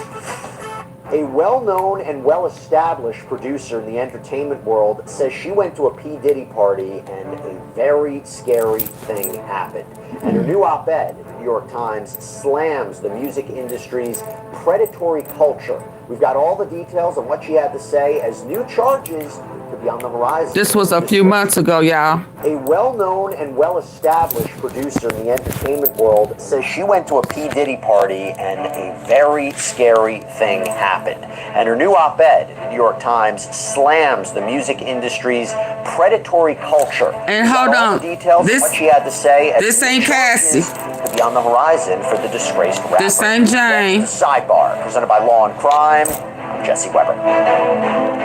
He got other issues, y'all. Right now, as we speak, a rapper I don't know what y'all thinking. Legendary status worldwide is sitting in a jail cell out in Brooklyn. I'm talking, of course, about Sean Diddy Combs. And there's so many things that are happening right now. His attorneys are busy trying to file legal arguments to get him out of that cell, get him bail, get him pretrial release. They're also trying to keep people connected to these sex crimes allegations. We're talking about it. We actually focused a lot about that. Different sidebars.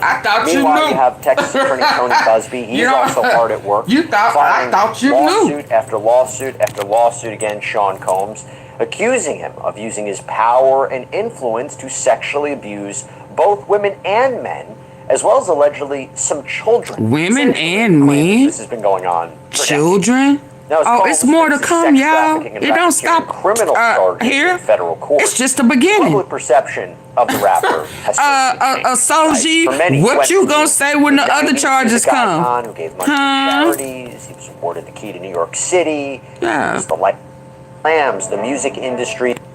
A well-known and well-established producer in the entertainment world says she went to a P. Diddy party and a very scary thing happened. And her new op-ed in the New York Times slams the music industry's predatory culture. We've got all the details on what she had to say as new charges could be on the horizon for the disgraced rapper.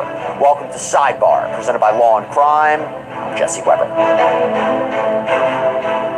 Right now, as we speak, a rapper who once held legendary status worldwide is sitting in a jail cell out in Brooklyn. I'm talking, of course, about Sean Diddy Combs. And there's so many things that are happening right now. His attorneys are busy trying to file legal arguments to get him out of that cell, get him bail, get him pretrial release. They're also trying to keep some hit last night. What you talking about? Sex crimes allegations. We're talking about it. We actually focused a lot about that on different sidebars.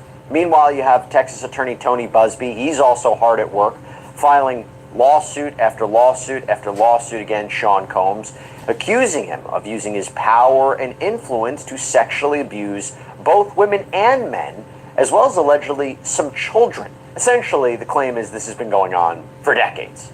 Now, as Combs faces sex trafficking and racketeering criminal charges in federal court, the public perception of the rapper has certainly changed, right? For many, he went from being a 90s music icon who gave money to charities. He was awarded the key to New York City.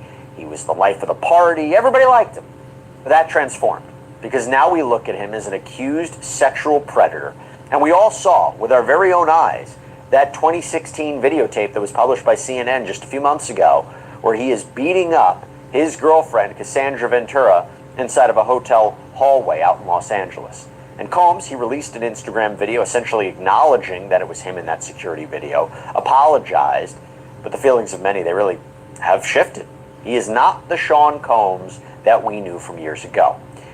Now, prosecutors allege that Combs, he used his enormous wealth, as well as his influence and his power over his employees and others to organize what were apparently called freak-offs, or FOs, these long orchestrated sex performances that allegedly involved hiring commercial sex workers, keeping everyone involved in the orgies drugged, videotaping these events. And Combs has strongly denied these allegations. He's denied the charges. His attorney says he plans to fight them in court possibly by taking the stand in his own defense. We'll see what that looks like, although, of course, no cameras in that federal courtroom. Unfortunately, I can talk about how I'm frustrated with that, but that's for a different day. And we know that his trial is scheduled right now to start in May, but we received information this week that a grand jury has been convened to hear new evidence, including testimony apparently from a male witness, which we know that could lead to a superseding indictment, new charges, amended charges against Combs. If that happens, I have to imagine the trial date gets pushed back. More discovery, more defenses, more witnesses, a lot more will happen. I don't think it would happen. This trial would happen in May. By the way, what do I talk about like all the time on Sidebar? I talk about the law, right? I talk about the law on Law and Crime Sidebar. I talk about legal rulings, legal decisions. Well, I have a landmark one for you right now that has just changed things in a massive way. Why? Because you can now legally trade on who will win the 2024 election. Yes, this is legal. And that is because our sponsor of Sidebar, Kalshi, went to court and won legal approval for election trading for the first time in over 100 years. So not only can you essentially bet on the 2024 presidential election winner, but with Kalshi, you can bet on who will control the House and Senate, who's going to win the swing states. I mean, what's happening next week? It's pretty timely. It's not just politics, by the way. You can bet on other future events too, like will Taylor Swift win top artist on Spotify this year? What's going to be the Rotten Tomatoes score for upcoming movies like Gladiator 2? I actually think it's going to crush it. I think it's going to be above 85%. But there's so much Combs $20 credit that's are coming out. You have these celebrities who are coming out to denounce Combs' alleged actions, and they're recounting their own stories of his wild parties and their own encounters. What do you mean he shorted you $200 on a $10,000 tab? Ty Sticklorius, Who are you talking of the about? music management company Friend at Work. In fact, the reason you might know her is one of her most famous clients is John Legend. Now, Sticklorius wrote an op-ed piece that was published in the New York Times on Thursday, and it was entitled, "The Music Industry is Toxic. After P. Diddy, we can clean it up." And she recounts one of her own encounters with Sean Combs, or maybe I should say at a Sean Combs event. Take that up with the courts. It don't mean that the charges wasn't take that. Okay, but that ain't what we here for. So I know you the same person. So I'm gonna stop that now. Take that up with the courts. Brought her to a bedroom before the yacht. That don't have nothing to do with what I said. Do you understand? That don't have nothing to do with what I said. So don't change my subject. There was more charges, and more charges are coming. Period. I don't care nothing about who shorted you. That don't have nothing to do with it. Okay? You moving the goalposts. And I'm gonna remove you again now. And you can come under however many pages. Your verbiage is the same. I know who you are. Stop it. Okay? You like you talk like he done groomed you. Like you got Stockholm syndrome. What is wrong with you? What in the world? Clean it up. And she recounts one of her own encounters with Sean Combs, or maybe I should say at a Sean Combs event, because she wrote in the essay about attending one of Combs' New Year's Eve parties on a yacht in St. Bart's 27 years ago when she was in her early 20s. And she says that during that party, a man she didn't know, who seemed to be an associate of Sean Combs, brought her to a bedroom aboard the yacht and then locked the door behind them. She wrote, "To this day, I can't remember how I managed to talk my way out of that terrifying situation. Perhaps my nervous babbling, my brother's on this boat and he's probably looking for me, convinced him to unlock the bedroom door and let me go." She went on to say that she didn't know if the man had any real connection to Sean Combs, and she kind of chalked it up to what she called an anomaly. Maybe he was just a drunk guy at a party who tried to take things a little too far. But now, she says, looking back on her experience after everything has come out, or all these allegations have come out against Sean Combs, she looks at it differently. Writing, "It was an indicator of a pervasive culture in the music industry that actively fostered sexual misconduct and exploited the lives and bodies of those hoping to make it in the business. This toxic situation has been allowed to fester because power has been concentrated in the hands of kingmakers, wealthy, entitled, nearly always male gatekeepers who control nearly every door that leads to success and who can, without consequence, use their power to abuse young women and young men. Too often, women have not been safe in recording studios, on tour buses, in green rooms, or in offices. It's not a bug of the music business. It's a major feature. And it's interesting that Stigloria says that her scary experience happened on a yacht, because what do we know? Emergencies can strike at any time. That's why it's crucial to be prepared. Create a support system of people who can help you in a disaster. For people with disabilities and their families, it is important to consider individual needs to prepare for emergencies. Combs' son, Christian, is facing his own sexual assault allegations. Hey, a double X rage. On a yacht. In April, a woman named Grace O'Markey filed a lawsuit against him. And according to this complaint, O'Markey, who says she was 25 years old at the time, says that she was working as a steward on the yacht that Sean Combs had chartered. And she believes that the alcohol on that yacht had been laced with drugs, because she says that women would have one drink and then almost immediately they would pass out or start falling over. And she said that Christian Combs had been staying at a villa on the shore but would come onto the yachts in the evenings to party. And one night in December of 2022, she says Christian reportedly arrives very intoxicated and pressured her to take shots of tequila. She says she did, and Christian allegedly tried to get her to drink more in this yacht's makeshift recording studio. She says that Christian kissed her neck, her face, he groped her legs, breasts, private areas. And O'Markey says that she tried to go back to work, but Christian found her again, wanted her to find him a place to sleep for the night, so she took him to the cinema room of the yacht, and that's when she claims Christian stopped her from leaving, roped her again, took off all of his clothes, and tried to force her to perform oral sex on him. Now, O'Markey's civil lawsuit accuses Christian of assault, battery, sexual assault, intentional infliction of emotional distress, but Sean Combs is also named as a defendant. She is suing him under a aiding and abetting theory, as well as having premises liability because he was the leaseholder of the yacht. It was his property in a way. Premises liability means that you have a duty to keep people on your property safe from injuries. And we recently told you about allegations made against rapper Chris Brown in an explosive new documentary called Chris Brown, A History of Violence, where a woman who was identified only as Jane Doe accused Brown of drugging and raping her at a party on a yacht that was docked outside of Combs' mansion in Miami in 2020. Jane Doe doesn't accuse Combs, though, of any misbehavior, saying she just met him briefly. She even said he was really nice, but again, this could establish what is being perceived as a pattern of behavior or actions. And to be clear, Brown's legal team says that the rape allegation and the others made in the documentary are malicious and false. But going back to Stigloria, she says her experiences with all these dubious characters connected to the music business didn't end at that yacht party. Quote, "My early experiences with predators and those that enabled them nearly led me to give up on the music business.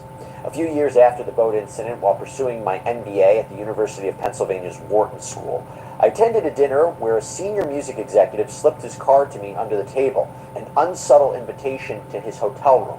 I declined. I only persisted in the industry because in 2005, an old college friend who was starting to find success as an artist reached out to me. That artist was John Legend. 20 years later, I am still his manager and partner in multiple business ventures. It turns out that many artists, including John, want to be part of a different model of business and culture." So with that, I want to bring in trial attorney Parker Steiner, who specializes in sexual abuse and assault cases. Parker, so good to have you back here to talk about this. What do you make of that op-ed? So it's a very powerful op-ed, and it's exposing a culture. She uses the term gatekeeper. These unbelievably powerful individuals within this industry that apply predator behaviors towards women, young artists, and essentially say, for you to get through these gates, you have to do X, Y, and Z. And oftentimes that involves sexual behavior, the way they dress, the way they act, really essentially controlling these young women. And her op-ed is extremely powerful. Now, she doesn't make any direct allegations against Mr. Combs.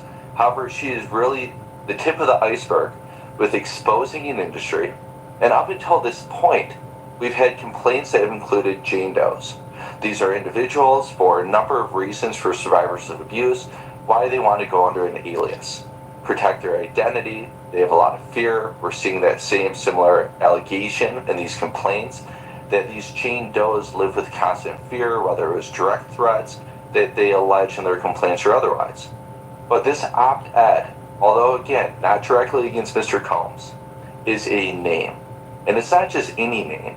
This is an Emmy award-winning individual coming forward who's still in the industry, has been in the industry at the highest level, and that's associated with one of the largest artists in the world, that's coming forward and sharing her own individual experience, but also saying this is a culture that's been toxic for 20 years and is still toxic today. And without naming names, one of the questions I keep getting asked is, like you said, it's the tip of the iceberg. If this was the pattern in the music industry, who else is going to be caught up on charges? Who else is going to be implicated in this, right? You know, because first for Sean Combs, he's charged with racketeering conspiracy. If this really was going on for a long time, it's not doing it by himself. Who else knew about it? Who else participated? But if this was a symptom, maybe not to the degree of freak-off sessions, but if this was a symptom of the music industry, and you're seeing high-profile people like Sean Combs being arrested and charged with federal crimes, being hit with lawsuit after lawsuit after lawsuit, do you wonder if another high-profile music industry executive or artist or somebody else connected to the industry might be next? I wouldn't be shocked. You know, I don't know if it'll amount to the criminal charges and prosecution that's taking place with Mr. Combs, but we're already seeing the trickle-down effect. We're seeing Chris Brown named in a lawsuit for allegations stemming from a Diddy party. And I would not be surprised if we see continued civil lawsuits against individuals in that industry.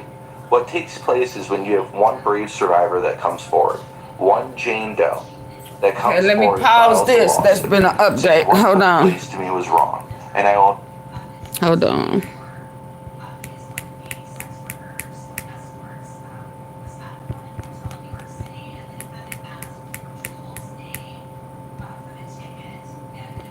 Women over 40, you need this in your makeup bag. The liquid lash extensions mascara Prodigy. will seriously change your makeup. Oh, Lord, I need to eat. A sex worker, right? She then continued. The defense. So they're on break. Let me see. You know, but that's a. I got here around 8 o'clock this morning on trial for his life, and the government has spent the morning and now Can y'all hear? Afternoon making its final pitch to those jurors in this case. It's been a long 8 weeks, and we are now at the final stretch. The defense will make its closing argument tomorrow, and then the jury will start deliberating. So we want to get a look at what is going on down there in Lower Manhattan at the federal courthouse. And to do that, we've got eyes and ears all over the place, both inside the courthouse and outside the courthouse. So let's get right to it and get to Sierra Gillespie from Law and Crime. She is on the ground right there outside the courthouse. So Sierra, what have you been seeing as you're hanging out there outside the federal courthouse in Lower Manhattan? Is there a lot of activity this afternoon? Hi, Anjanette. Thanks for having me on. It's always so great to talk to you. So today I was expecting some major crowds here. I mean, we're starting closings. It's the beginning of the end, right? So I got here around 8 o'clock this morning, and honestly, not much going on. Up and down the block, we have reporters with their cameras doing live streams or interviews like you and I are doing right now. But beyond that, not too much. That is until around 9 o'clock this morning, and that's when things started to heat up. So we saw Diddy's family that is inside. So we're talking the twins, we're talking Justin Combs. Christian, I'm not entirely sure about. Justin, we saw Quincy Brown. So we have all of those people who were there. And then we hit the lunch hour, and that's really when things start to get going. So we have people outside the courthouse right behind me here. It's kind of quiet right now, but they were wearing free puff t-shirts and hats, and they were kind of, chanting. A lot of people were live streaming. I don't know if it was on their own personal Instagrams or what they were doing. So all these people are chanting, free puppy. And then you have people on the other side of things too who were voicing support for survivors. Very, very interesting. you know, the survivors of sexual abuse, sex trafficking, you know, that is one of the allegations in this case. Of course, Sean Combs says he's never sex trafficked anybody, you know, but that's a point of contention here. You know, Cassie Ventura claimed that she was sex trafficked, so did Jane. So, you know, that's a big point here, and that's something that's been brought to the forefront. So what have you been hearing about that outside of the courthouse today? Because there's been some talk about that, about survivors of sexual abuse and sex trafficking. I mean, that's the entire reason why we're here, right? These allegations of sex trafficking. And I think that's what's hard is right now they're just that, allegations. There has been no sort of conviction in any way. But there are these women who took the stand who are victims or survivors. I mean, I'm talking about Cassie and Mia and Jane. And so in order to voice support for these specific people, there was an alliance, a group here today called Safe Haven. And they were outside. They did a bit of a demonstration showing they're there to voice support specifically for those women or other, you know, survivors in all of this. And I actually spoke with the chairwoman, I believe, Liz Roberts. So we're going to throw to her interview now.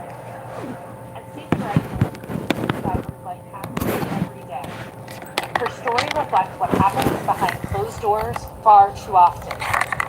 We know that leaving an abusive relationship is never simple. It's dangerous, it's isolating, and often overwhelming. And that's why we exist.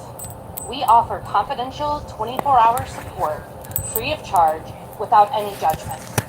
Survivors can access help regardless of their immigration status, identity, or their ability to pay. Our work spans support survivors of domestic violence, sexual assault, child abuse, trafficking, and other forms of violence. We serve individuals from every background, every borough, and every belief system. And yet, federal funding cuts are putting these life-saving services at risk. These aren't abstract budget decisions. They have real consequences. Consequences that might determine whether a survivor has a safe place to go in their immediate moment of need. This is why Safe Horizon is here speaking out. Be clear, we are not going anywhere. We are doubling down on our mission to make safety, healing, and justice accessible to all survivors. Every person deserves to feel safe in their home, in their community, in their body, and in their minds. We at Safe Horizon know that safety is a human right.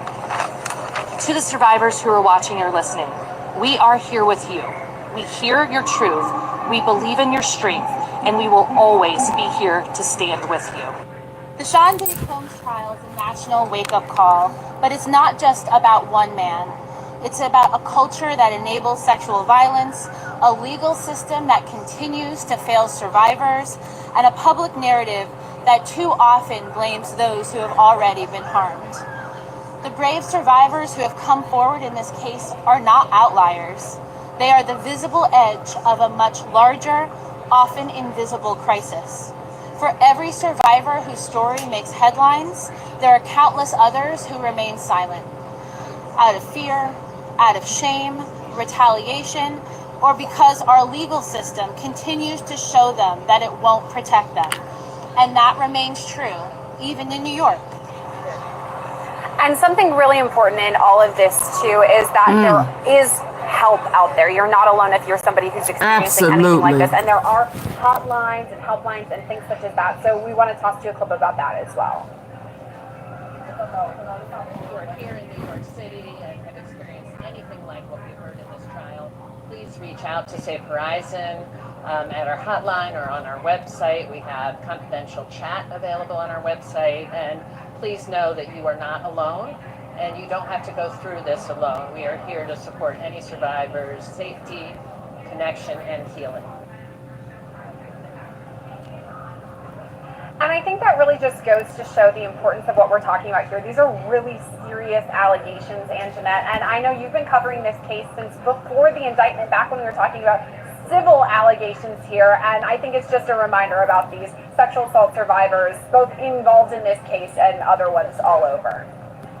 Yeah, no doubt. Hi, Linda. The dispute in this case, whether or not he committed these crimes, at least at this point, the jury will have the final say. But there's an important message here that victims of sexual abuse, sexual trauma, sex trafficking. There is help out there.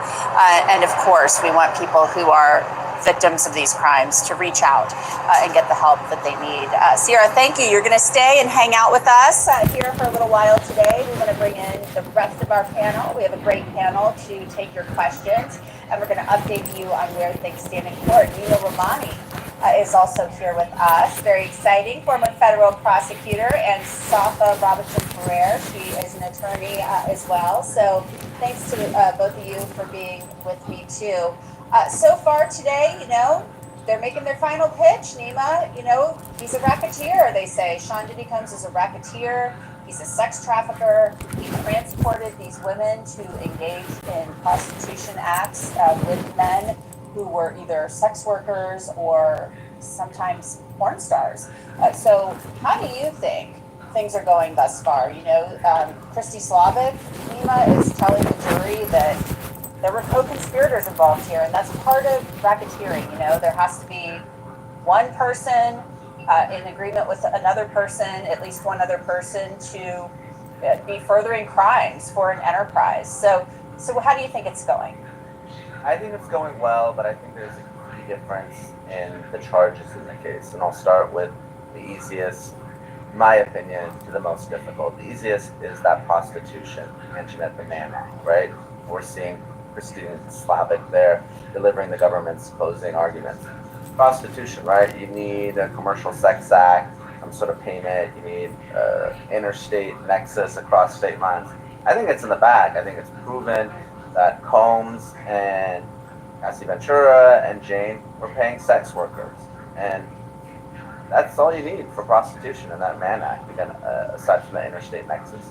You know, but obviously, look, we know that the government didn't prosecute this case to get a Mann Act violation. Even though there's a 10-year max, that's the type of conviction that might just get him time served, but that's all he gets.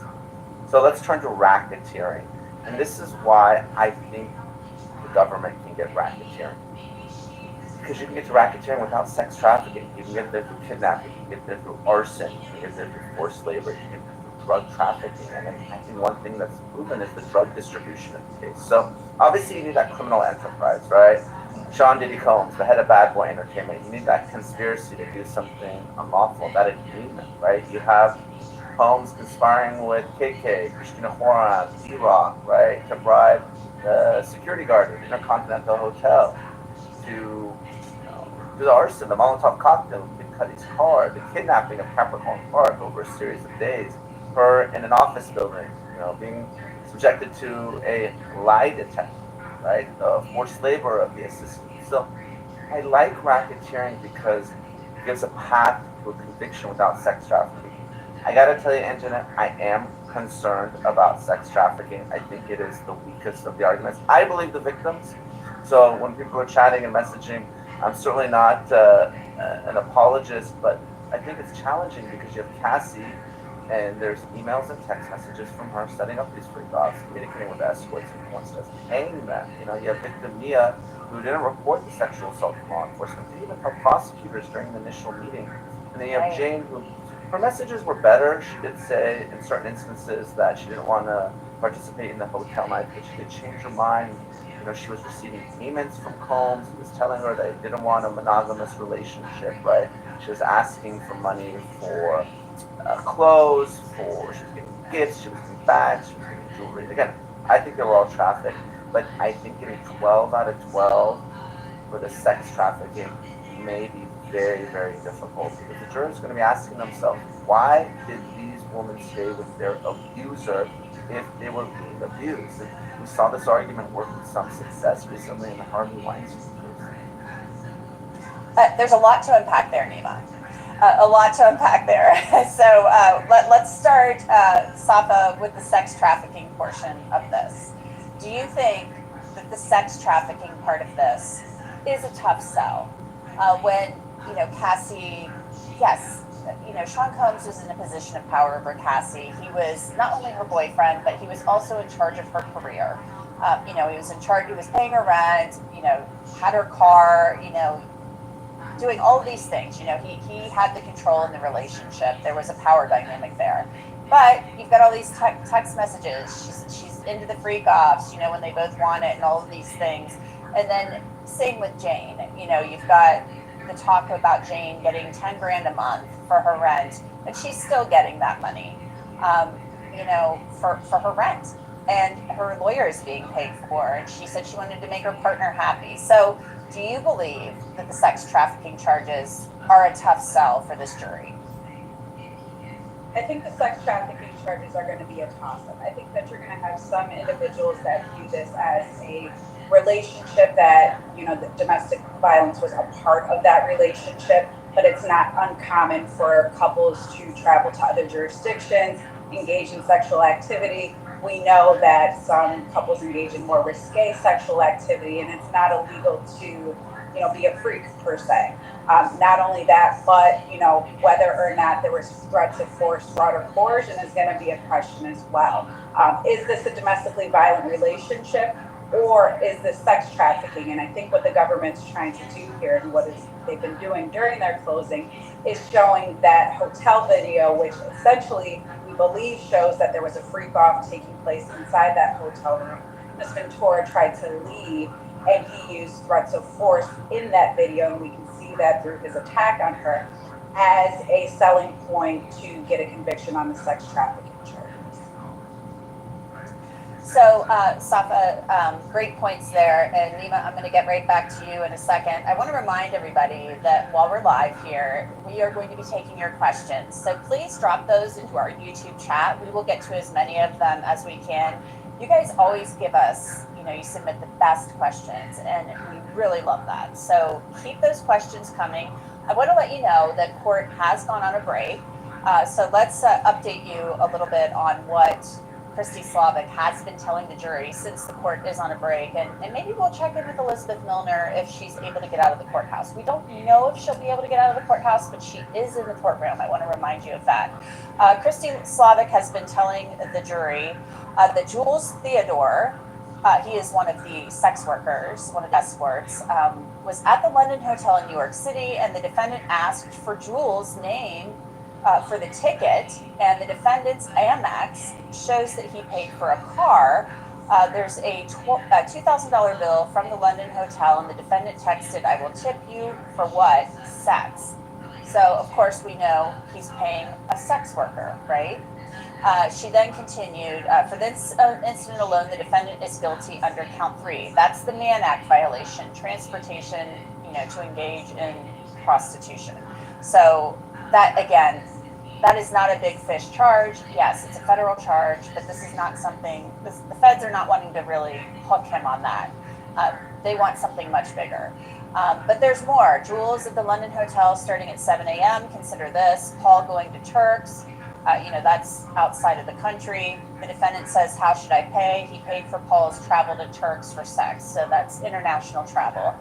She continues here. Reggie flew from Las Vegas to LA for sex. He is never tired. Jane sent $1,100 via Cash App. Here's the hotel folio.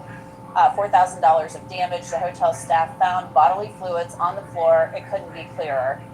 She continues talking about every time KK helped arrange travel for Wild King nights. Those are also, you know, freak-offs. She was part of the crime. She may not have liked it, but she did it. KK set up travel for a Wild King's night in Vegas. And then she continued that KK knows. She also said that KK helped Cabral book his travel. Combs asks her for cash. She knows exactly what's going on. She facilitated travel for escorts. Each is a racketeering act. So that's important, Nima, in the racketeering part of this. You only need to find 2 acts. Just here, there are dozens. And then they went to the break. So they're saying, you know, for the racketeering part of this, just the simple act of, you know, facilitating these freak-offs and paying for the travel, that's a part of this. Nima, I know I've talked to you about this before. This is not what we think about when we think about racketeering. When we think about racketeering, we think about the mob, or we think about, you know, committing maybe murders or something like that, gang activity. This is not what we typically think of. So is this kind of like a unique way to use the racketeering statute? RICO is very broad and very powerful, and that's why criminal defense attorneys, they absolutely hate it. They think it's a clear example of prosecutorial overreach, right?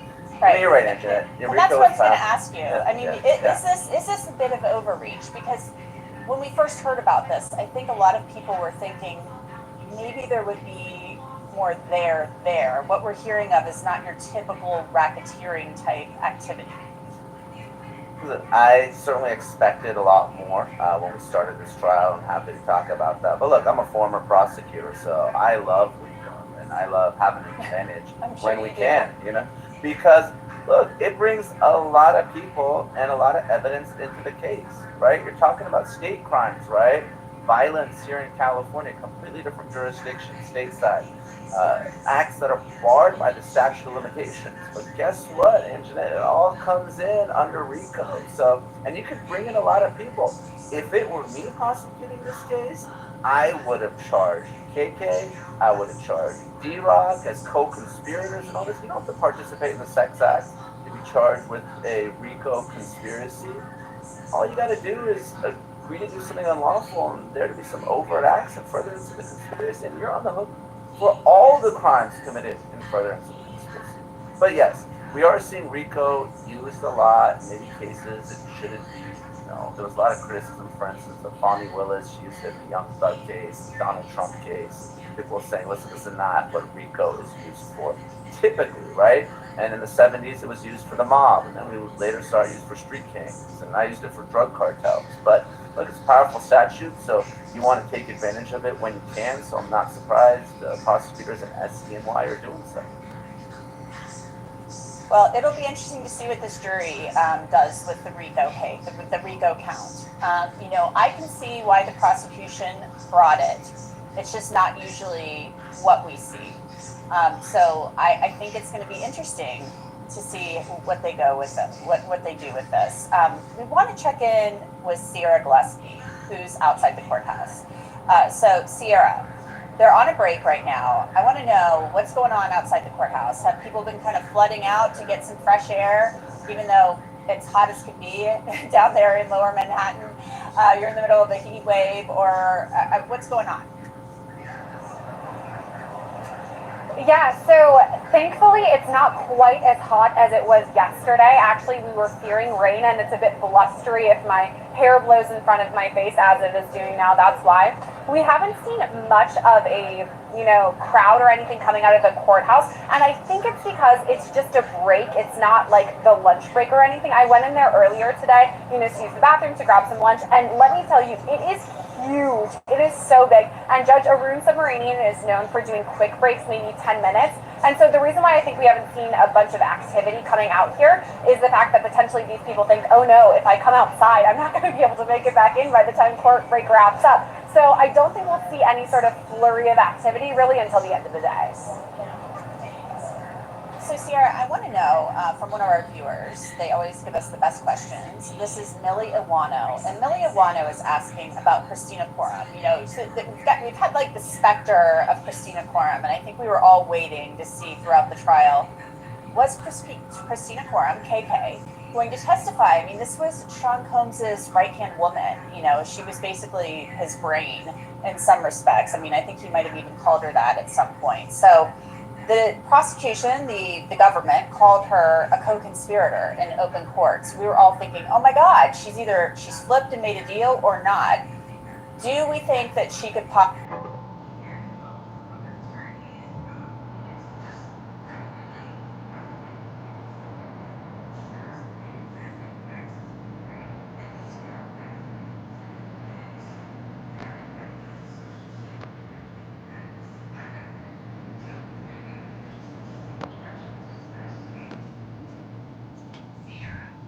Forever.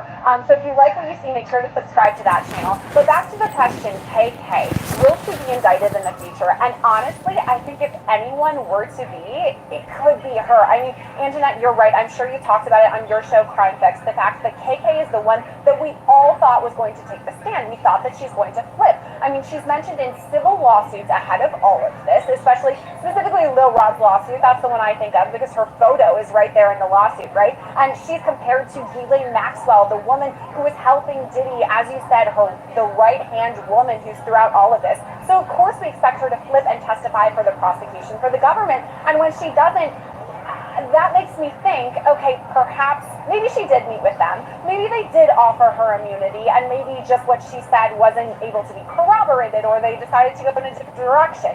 However, I kind of think that based on what we've heard in court, she didn't testify, so she probably didn't get the immunity. She's involved in a lot of this, so yeah, I think that maybe she could be indicted down the line.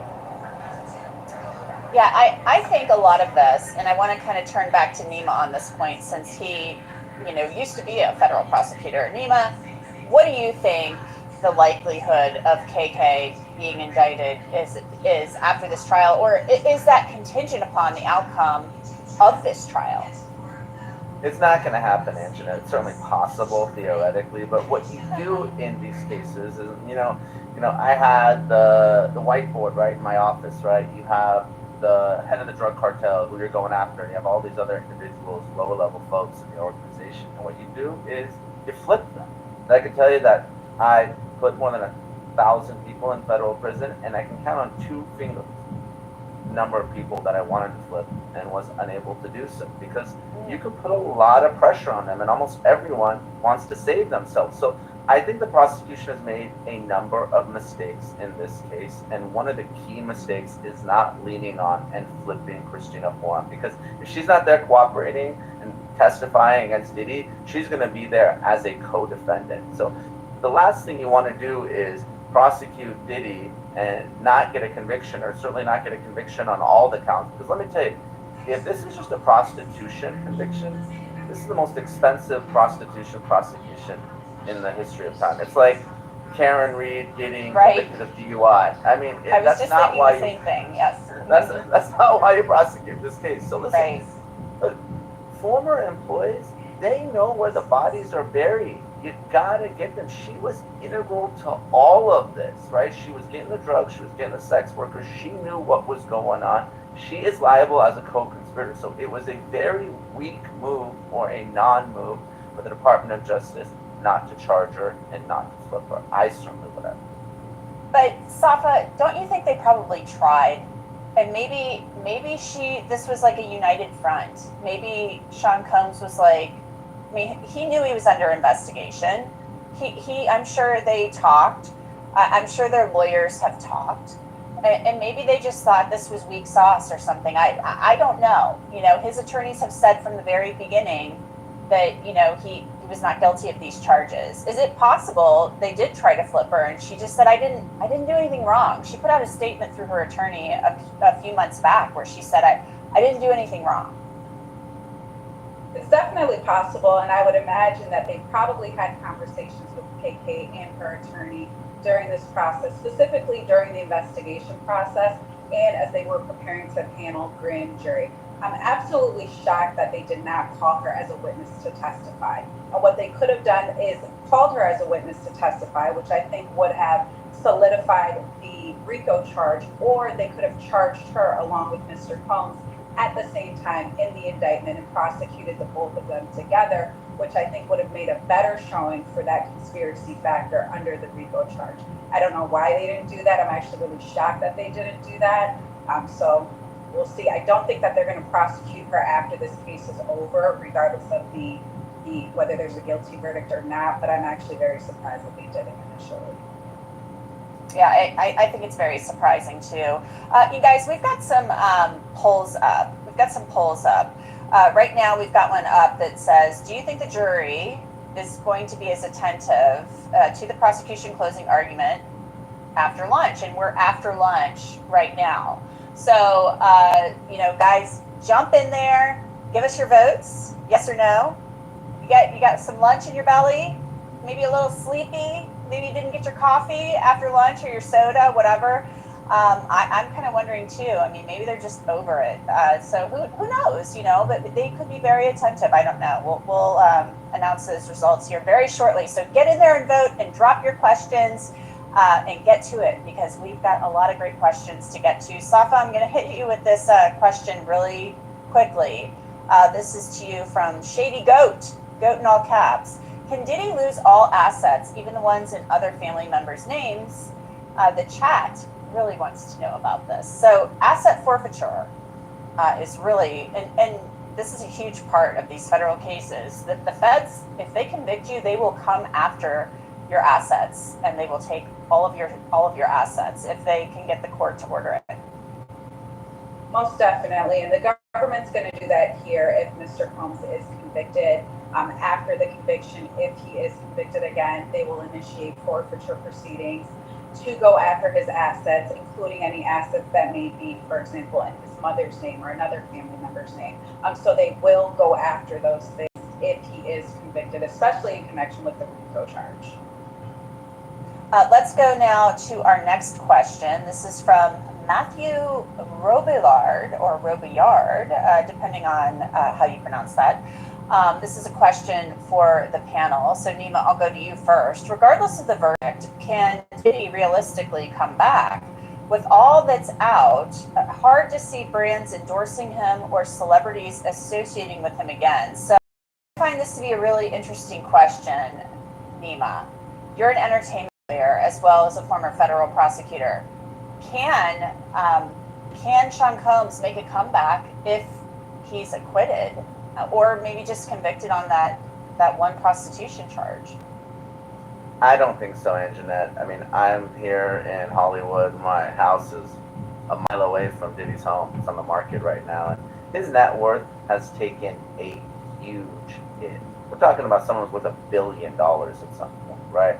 I mean, setting aside all the legal fees, and even if he's able to get out of this with just a prostitution conviction and he's out, no one will forget that 2016 hotel video where he's kicking, punching, dragging Cassie Ventura.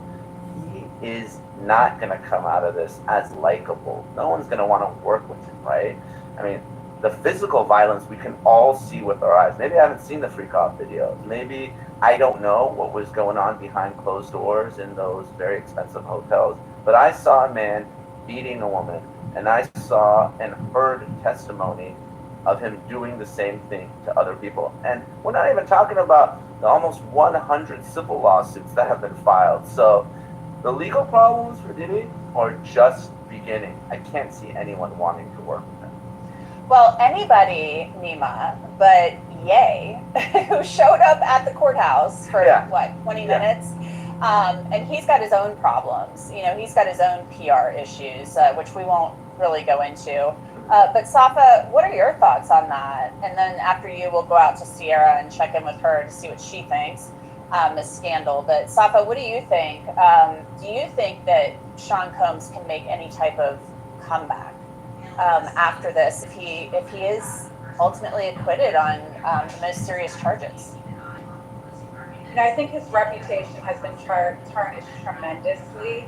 So he's got that walking around with him in the future, even if he is acquitted on this case. When it comes to sexual assault, sexual abuse, or domestic violence and things of that nature, it's a really hard pill for people to swallow and want to accept that has happened. And even if it's just a rumor, hypothetically, we know how people run with rumors that may or may not be true. This is a case where we've heard testimony, and that testimony is highly credible, of his abuse towards women and sexual activity and things of that nature.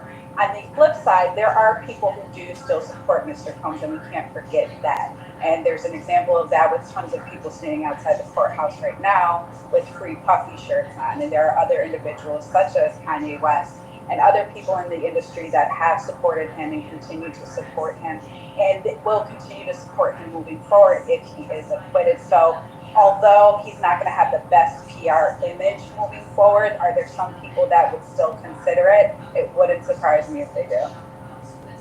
All right, so we are going to check in with Sierra now, Sierra Gillespie, who's outside the courthouse. Sierra, what do you think? Do you think Sean Combs has any chance of making a comeback should he be acquitted of these most serious charges in this case? Oh, Anjanette, this is a really good question, another one. And honestly, I tend to agree with what Safa has to say, which, by the way, we do have all-star guests today. Safa and Nima, you guys are the best. I'm so interested to hear what you guys have to say.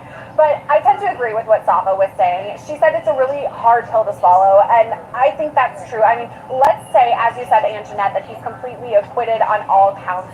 I don't know how you recover from this because there still are all of those civil lawsuits, allegations that these jurors in the courtroom behind me haven't even heard about because they're completely separate. So there is a long list of these allegations, and if we take history as any sort of example, there's people like Kevin Spacey who has not been convicted of anything. If anything, he's been acquitted. He had those sexual assault allegations, he had civil lawsuits, some of the charges were dropped in both Massachusetts and California, and then overseas in the UK, he was completely acquitted. And yet, do we hear much from Kevin Spacey these days? No, not really. I mean, he was fired off his own show on House of Cards, and then that's kind of it, you know? So I don't know that people, even if he's acquitted, P. Diddy, I mean, I don't know that they're going to be going to Spotify and blasting Bad Boy for Life this summer as the song of the summer, because I don't think you really can do that.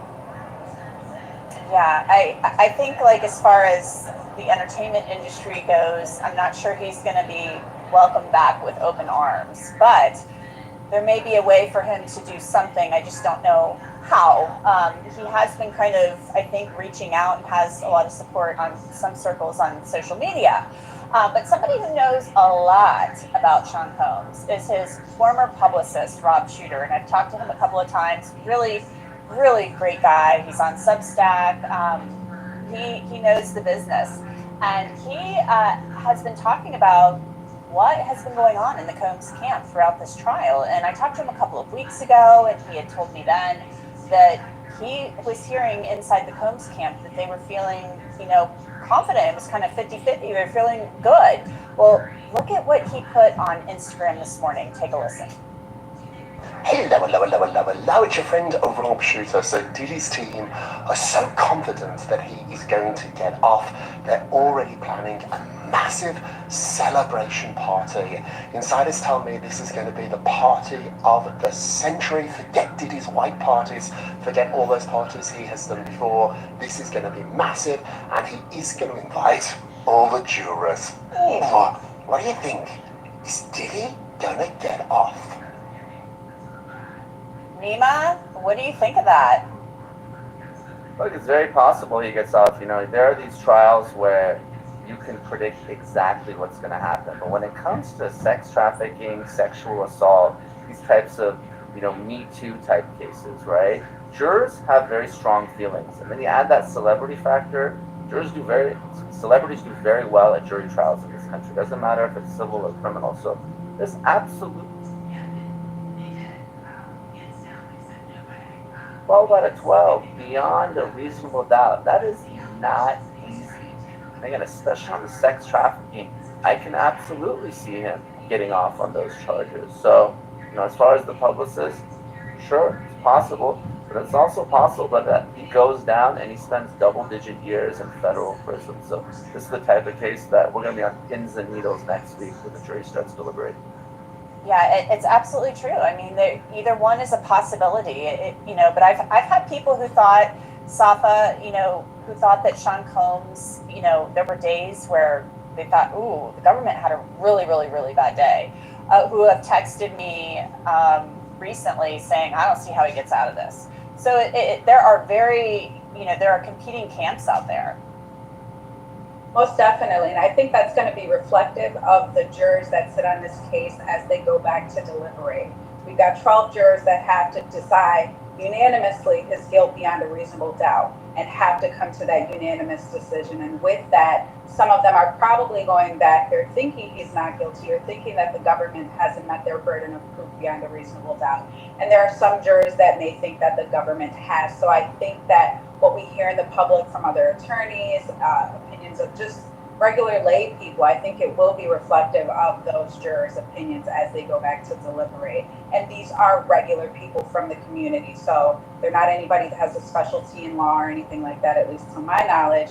And so it's going to be really interesting to see what direction they decide to take. Sierra, what do you think about what Rob Shooter said? He said that Sean Combs' camp is planning a big, big party.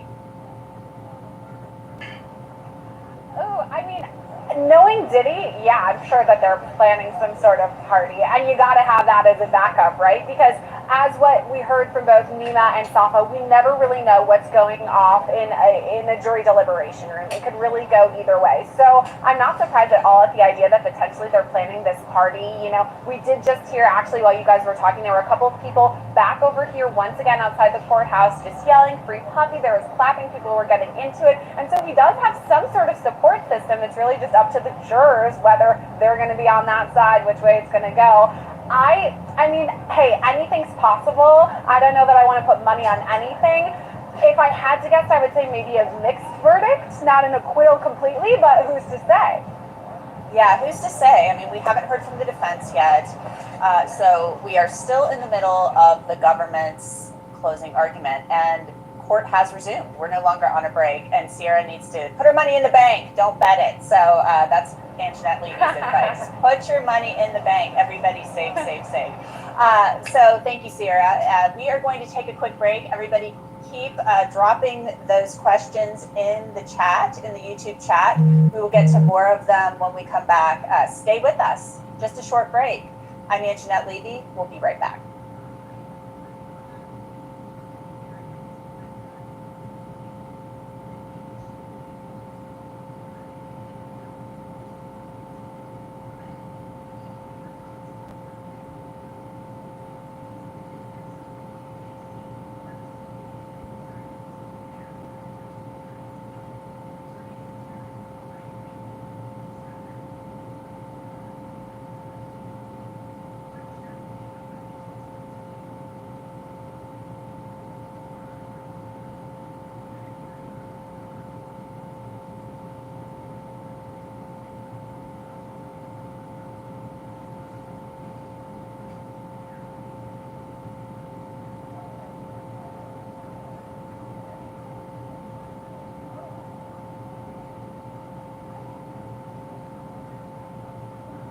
SDSU builds leaders who are ready to make an impact, just like you. Start your path to a fulfilling career surrounded by innovative research, dedicated faculty, and a supportive campus community. Start building something greater.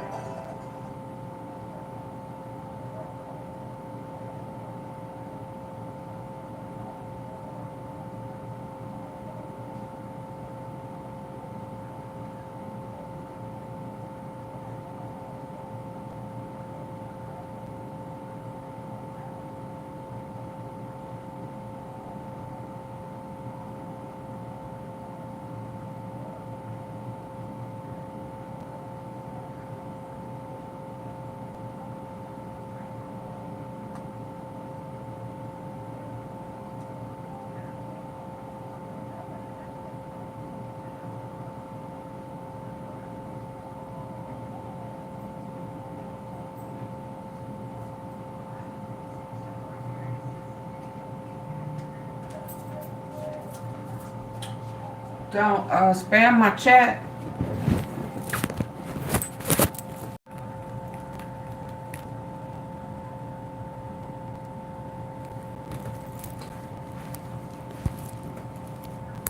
Okay, well, let me go on and put you in timeout. You want to play? Think about it. Think about it.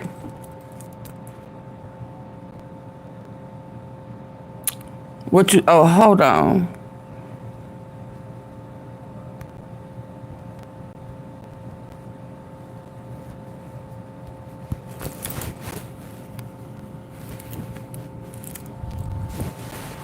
Listen, y'all not hitting my Cash App, Super Chat, Super Sticker, but y'all doing a whole bunch of, you need to support my platform. You got so much to say. Hi, Sean. Hi, Sapphire. I don't know what y'all think this is. Since the break, has told the jurors, that they've heard about forced labor, and forced labor is part of that racketeering conspiracy. Who charge. did what now? Hold she on. said that they heard about the forced labor of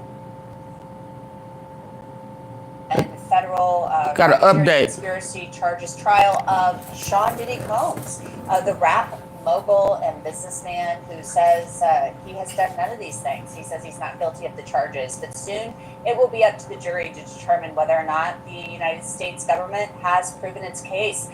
We have a great panel with us today. We'll get to them in just a moment. But first, I want to let you know we are taking your questions as we keep an eye on the closing arguments in the federal courthouse there in Lower Manhattan. We have eyes and ears inside and outside the courthouse. I want to update you on what's going on down there.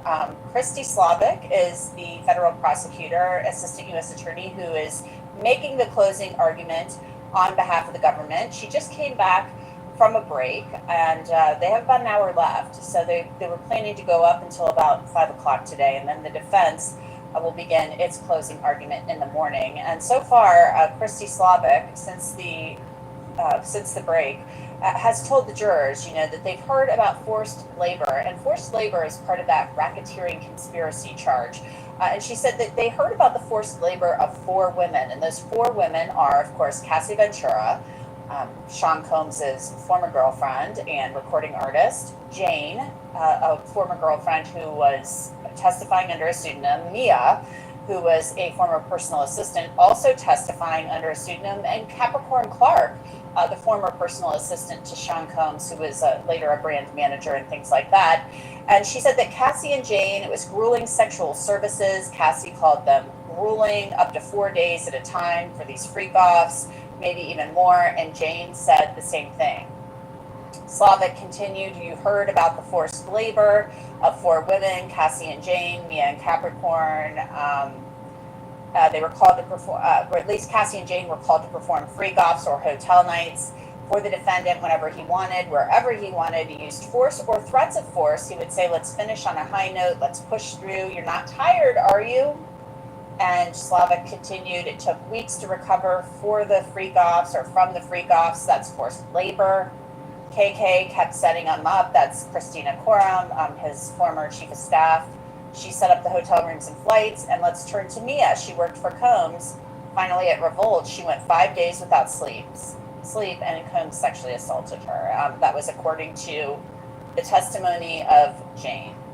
So there you have it. That's what we have so far from this portion of the closing argument from the government against Sean Combs. Remember, we're taking your questions, as we always do when we're live here on YouTube. So please drop those in the chat, and we will get to as many of them as we can. And I want to update you on our latest poll. Our latest poll asks, do you think that the jury will be as attentive to the prosecution closing argument after lunch? 50% said yes, very. They think that lunch will help them, sorta. 30% said, and 19% said no. So 587 of you voted in that poll. So thanks for doing that. We're going to get another poll up and running here in just a minute. So let's bring our panel back in. We have joining us now Florina Altschiller. She is an attorney in New York State. Also, we have Nima Rahmani, a former federal prosecutor and entertainment attorney, and Safa Robertson-Ferrer. She's an attorney in New York as well. So thanks all for being here. Sierra Gillespie is outside the courthouse down there in Lower Manhattan. We'll get to her here in a little bit. Our next question, comes from Carol Morgan, and it's a super chat question. Thanks for the super chat, Carol. We appreciate that. Will he get bail if there's a hung jury? Nima, what do you think? Does he get bail if there's a hung jury? And I'll add to Carol's question. If there's a hung jury, do they retry this case? He's not getting bail. Bail is appropriate when you're neither a risk of flight or a danger to the community. And the fact that the jury deadlocks doesn't change that analysis. Here's someone that's looking at a potential life sentence in prison. And I think they absolutely try the case unless it's a 10-2 or an 11-1 in favor of acquittal.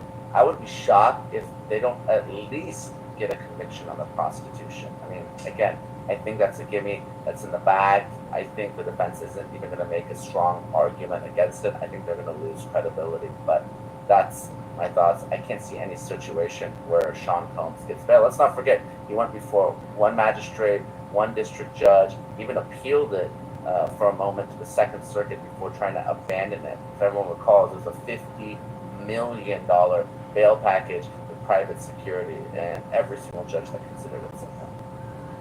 Yeah, they did.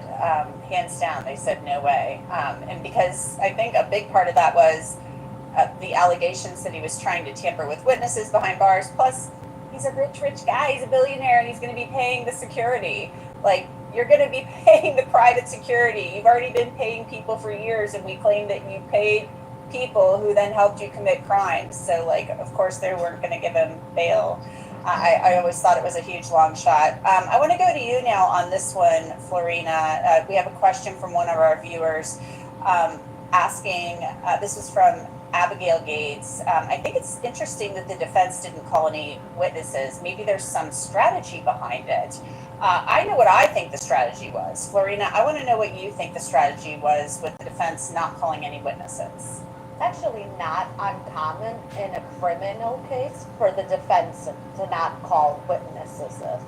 Normally the defense will argue that the burden of proof is with the government, and if the government fails to meet their burden, then that's that. That's a not guilty. The defense doesn't need to call any witnesses. The defendant has a constitutional right not to testify. So there's really no reason to call witnesses unless there's something that they're going to add. But remember, they're going to be subject to cross-examination. Yeah, they would be subject to cross-examination. You know, Safa, when they didn't call any witnesses, that's kind of what I thought. I mean, I felt like they were just saying, government didn't prove their case. You know, they didn't prove the case. And so we don't have to call any witnesses. We just don't have to. And we did all of our work on cross-examination. Most definitely. And I think that that is essentially the strategy for the defense in this case. Most importantly, Diddy has a right, or Mr. Combs has a right to remain silent. The defense doesn't have to say anything. They don't have to present any witnesses. They don't have to do anything when it comes to a trial. And so the fact that they did not call witnesses during cross-examination or during their case in chief is not uncommon at all. And I think that the defense team did a great job eliciting evidence and testimony in their favor from the prosecution's own witnesses. And so they're using and they're working with that. And the arguments in their closing, I expect, are they're going to go through each and every offense and say the government has failed to meet their burden of proof, and here's how, and go through every offense and each element that the government has to prove in those offenses and show the jury or argue to the jury how the government failed. Most definitely. And Mark Agnifilo, the lead attorney on this case, he is going to be making the closing argument. I thought that was a very interesting choice. Very interesting choice. And maybe they believe, Nima, that he is resonating with the jury in some respect. He's a New York guy, right? So maybe they think, oh, like this, he's going to do a good job. I kind of thought maybe because Tenny Garrigus had done the opening statement that maybe she would do the closing. And maybe they would want a woman to do the closing. But what are your thoughts on Mark Agnifilo doing the closing? Is there something maybe they've seen? And I'm assuming maybe they have a jury consultant there kind of watching the jury as well. And attorneys in their own right might just have their own opinions about these jurors, New York jurors. What is your opinion about why they chose him to do the closing? Well, this is part of the defense's strategy, and Tenny's fantastic. I was actually talking to her father, Mark, yesterday about the case. He's there, proudly watching his daughter. But, you know, she delivered the opening statement. But the reality is, if you're talking about experience, it's Mark Agnifilo and Brian Steele. Those are two of the most experienced and best criminal defense attorneys in the country. And I'm not saying Tenny's fantastic, but there's a reason you had Tenny and you had some of the younger female lawyers doing the opening statement and cross-examining the female victims. The last thing you want is some overbearing older guy going after someone who's pregnant or someone who's on the stand saying they were sexually assaulted by the criminal defendant. So everything the defense does, it's part of the strategy in the case. Let's not forget, originally they asked for 2 weeks for their case in chief. Then it went to 2 days. Then it went to less than 30 minutes, right? And that 30 minutes was spent putting text messages and stipulations about inconsistent statements made to law enforcement into the record. So when you have Mark Agnifilo, again, one of the best, obviously his wife Karen is representing Luigi Mangione. I mean, these are sort of New York icons when it comes to criminal offense. Deliver the closing argument. There's a reason for that. They think that he's going to do the best jobs, and I think it's going to resonate more with the jurors given the state of the evidence that came in. You said you talked to Mark Garrigus yesterday. I know there's a gag order, but I just No, have to ask. I was talking Did he give you about any tea completely for different- us? No, no. Okay, all right. I was going to say, if you got something to share, Nima, you got to spill it. Spill the tea. I was talking to him about a completely different case that we have together. Gotcha. No, he's not talking about it. But he's there supporting his daughter, and I'm saying she's doing a fantastic job handling one of the biggest cases in the country. So he's there just as an observer, as a father.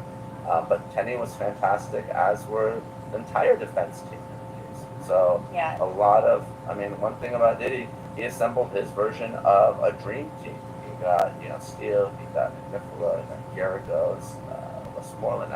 There's too many to name, and that's not even counting the jury consultants. They're inevitable appellate lawyers that are going to appeal. So, he has the means and the wherewithal to get a very, very good defense. Most definitely. And I know Mark Garrigus is a very proud papa. Let's get to some court updates now, and then we'll get back to our questions. Please, everybody, keep dropping those questions in the chat. We'll get to as many of them as we can. Christy Slavic is talking about Jane with the jury, and she is telling the jury he put his hand up her dress. He came into her bedroom and penetrated her. He came into the closet and forced her to perform oral sex on him. There was a time in the bathroom of the private jet that she can't fully remember. There were repeated traumatic events. Slavic then said she was clear as a bell, even under cross-examination. She performed labor and services, including sexual services. He threw her against a wall and slammed a door on her arm, and she saw violence at Prince's party and on Turks, that's the island. She then continued, when they were in South Africa, KK told Mia, I'm Craig Newmark. I'm the guy who started something called Craigslist. Nowadays, I'm devoting all my attention to protecting the country. It's a lot like in World War II, but this time, the fight we need to prepare for is with cyberspace. Imagine you wake up tomorrow, there's no electricity, there's no water, the stock market collapses, our hospitals go down. Their attacks can do a lot of damage to our country by disrupting our critical infrastructure. The battle for our future, it's here and now.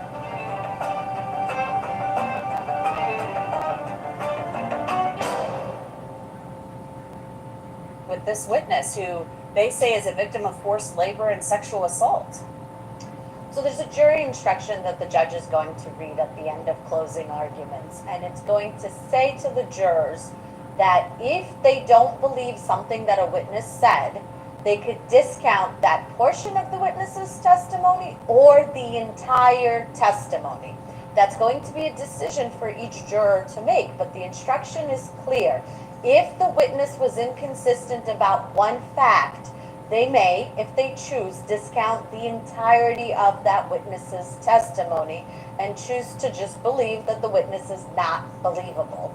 With multiple jurors appearing to seem to not accept some portion of that witness's testimony, it is very possible that they may discount the entirety of her testimony.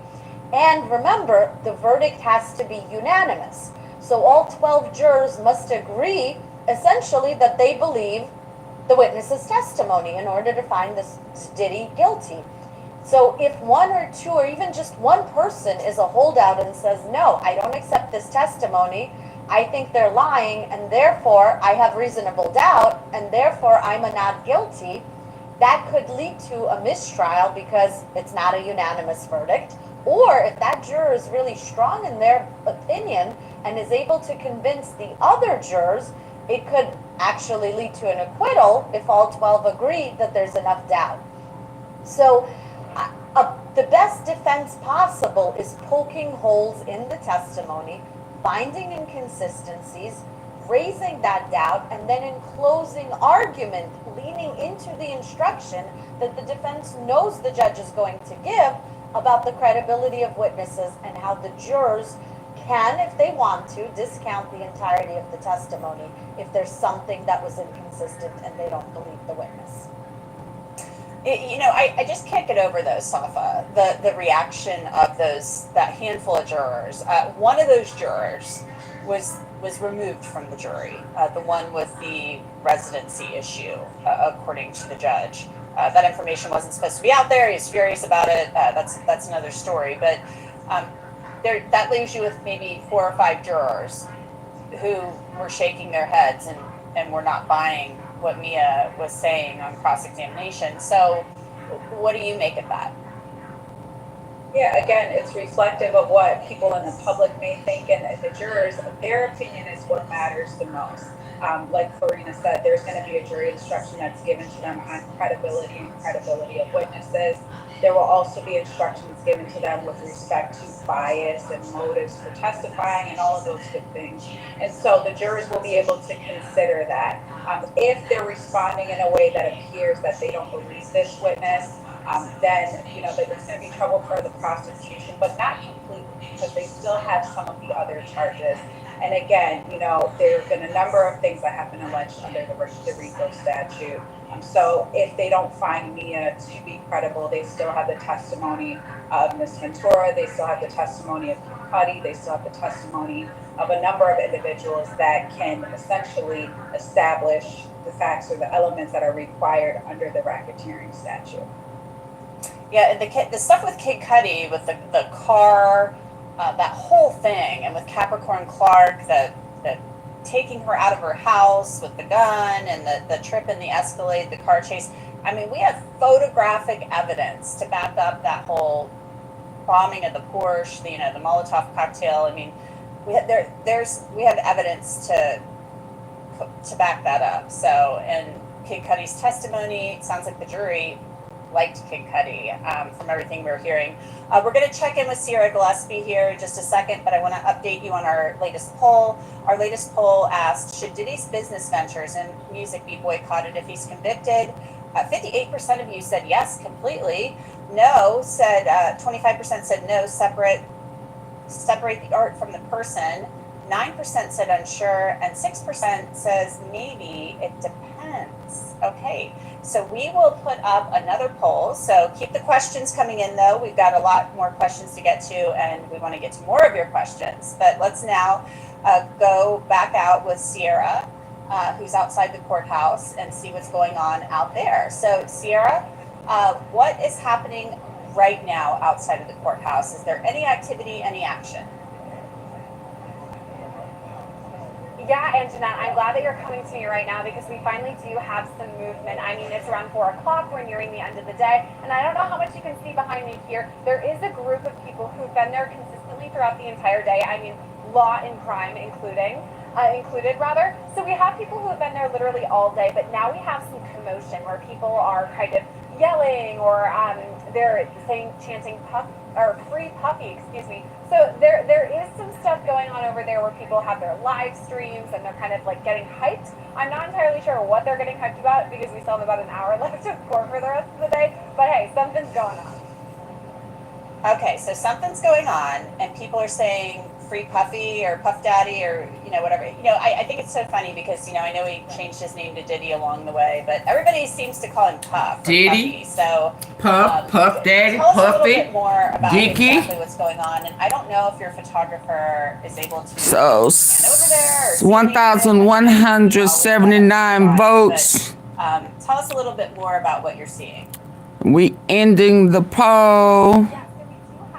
We have 2 cameras here just to kind of give you guys a bit of inside baseball. We have me across the street from the courthouse, and then over there where the courthouse is, we have another camera. And our photographer just went over there to see what everything is about. So unfortunately, I haven't been able to hear verbatim what everyone is saying because I've been over here for the live stream. But it does seem to me like kind of routine stuff. I mean, if anybody is here in the Southern District of New York, first of all, come on over and say 74% says he will people are here. not Free puppy. be able to recover after the trial. A lot of people are using And that's whether guilty or innocent, huh? You know, social media followers with their live streams and things like that. So to me, it seems like a pretty quote unquote normal situation where they're just saying, hey, we're voicing support for him. They've got their hats that say Puff and, you know, their t-shirts and stuff. Nothing very wild, but well, at least he got some supporters out there. But he dang sure got some protesters too. Yeah, hey to everybody that came in while I was busy. That. I've seen some of it on social media, on TikTok, and some other places. So that action, I think, once Verdict Watch starts, it will ramp up a little bit more because then the anticipation will build. I mean, right now we're still kind of in the closing argument phase, and then the defense goes tomorrow. So maybe we'll see a little bit more of that tomorrow as the defense gets their closing argument or makes their closing argument. You know, I want to go to a question from one of the viewers for you, Sierra. And this is for you. If Diddy's found guilty, do you think, Diddy or Puffy, they're saying, this is from Matthew Robillard, but if Diddy is found guilty, do you think he'll still thank the judge and tell him he's doing a great job at sentencing? I found that to be very interesting when Sean Combs did that. No. He told the judge he was doing a great job. And I think it's classic Sean Combs from what I've read about him and a little bit. Y'all please double tap y'all screens. Get the likes up, please. So, what do you think he would do? What do you think support the platform, please? I've been up here over almost 5 hours, over 4. We've seen performing each How long? Yeah, almost 5 hours. Come on now. Yeah, and Jeanette, it's so funny that we've kind of been joking about the fact that he went by P. Diddy, and this is even in the indictment where it says P. Diddy, aka Love, aka Puppy, aka Puff Daddy. Like, there's so many names, and it goes back to your point that he is a performer, and that's one of the reasons why we know his name. Not just because of this trial, we've been talking about him since the 90s. He was a mega star and remains that way for so many years because, as you said, he is a performer. And this is something we've heard from testimony, witness testimony, people on the stand saying he's charming, he's larger than life. Multiple people have gone on the stand, accusers, and said he's larger than life. He has this personality that people just, you know, grapple at, they gravitate toward. And so to the question from our viewer, who, very interesting question and good point too, it was interesting to hear that P. Diddy, you know, thanked the judge or said, you know, great work, good job there. I kind of feel that yes, if P. Diddy was completely acquitted in all of this and, you know, he gets the verdicts that he's been dreaming of and praying for, that he would be respectful because, I mean, I know he knows what's at stake here. It's his life at stake. He's 55 years old, 56 on November 4th, so he's, you know, up there. And some of the counts, I mean, it could be life in prison, even 10 years in prison at MDC where he's been for almost a year at this point. I mean, that's got to wear on a person. So I think if he gets the verdict that he's really hoping for, he will definitely be courteous. And then to the question you had for me a bit earlier about the party that his team is planning, then after that, he'd probably do the most elaborate white party anyone has ever seen. Yeah, I would be interested to see if he'd go back to the white parties. I'd be interested to see if he'd go back to the hotel nights, honestly. You know, old habits die hard, as they say. I do have another question for you, Sierra. This is from Brittany Bush from YouTube. And Brittany asks, do you think we will ever get an update on Gina? And Gina, of course, was one of the government's witnesses. She was a victim, and she went totally MIA during this trial. We were expecting to hear from her. I've seen, you know, there's an interview of Gina from a few years back on YouTube, and she said a lot. And, you know, we were expecting to hear from her, and then all of a sudden she was gone. So the government lost a witness in this. And to finish the question, do you think we will ever get an update on Gina? If he gets guilty, do you think she will reappear and explain why she did not come to court? So what are your feelings and thoughts on that? I think that's another great question, because this is something that we heard a lot about ahead of the trial, that there were multiple victims that are set to testify, and victim 3, all of a sudden, we don't have her anymore, Gina. And we have heard a lot about her in other testimony too, whether it is from Kathy or Jane talking about Diddy's relationship with Gina, how at times that they were jealous. In the way of KK, this is a name that jurors should know by now, but don't necessarily have a face to the name, you know? And so I do think that it's got to be hard for somebody to go up on the stand and talk about these really intimate and traumatic situations that they have. And so I'm not going to blame Gina, you know, make your own judgments, whatever it may be. But I do think that if there is some sort of conviction, that potentially, yes, she would eventually speak out. And also, I do have to note right now behind me, there is a lot of yelling going on right now. I know I'm talking about the Gina question, but I have to update you about what's going on. I can hear it from across the street with busy traffic. So our photogs just ran over there, so we could have an update for you guys really soon. Okay, let's keep an eye on that. But I do want to talk to you a little bit more about Gina, because Gina alleged some really serious things, some really awful and sad things in the interview that she did that I watched online. She claimed that she became pregnant twice, that she did these freak-offs. During those 2 pregnancies, you know, she claimed that she was pregnant by Sean Combs. He wanted her to have abortions and that she did so. You know, she alleged abuse, as these other women have. So they, you know, what happened to Gina? Where's Gina? That's the big question. What happened to her?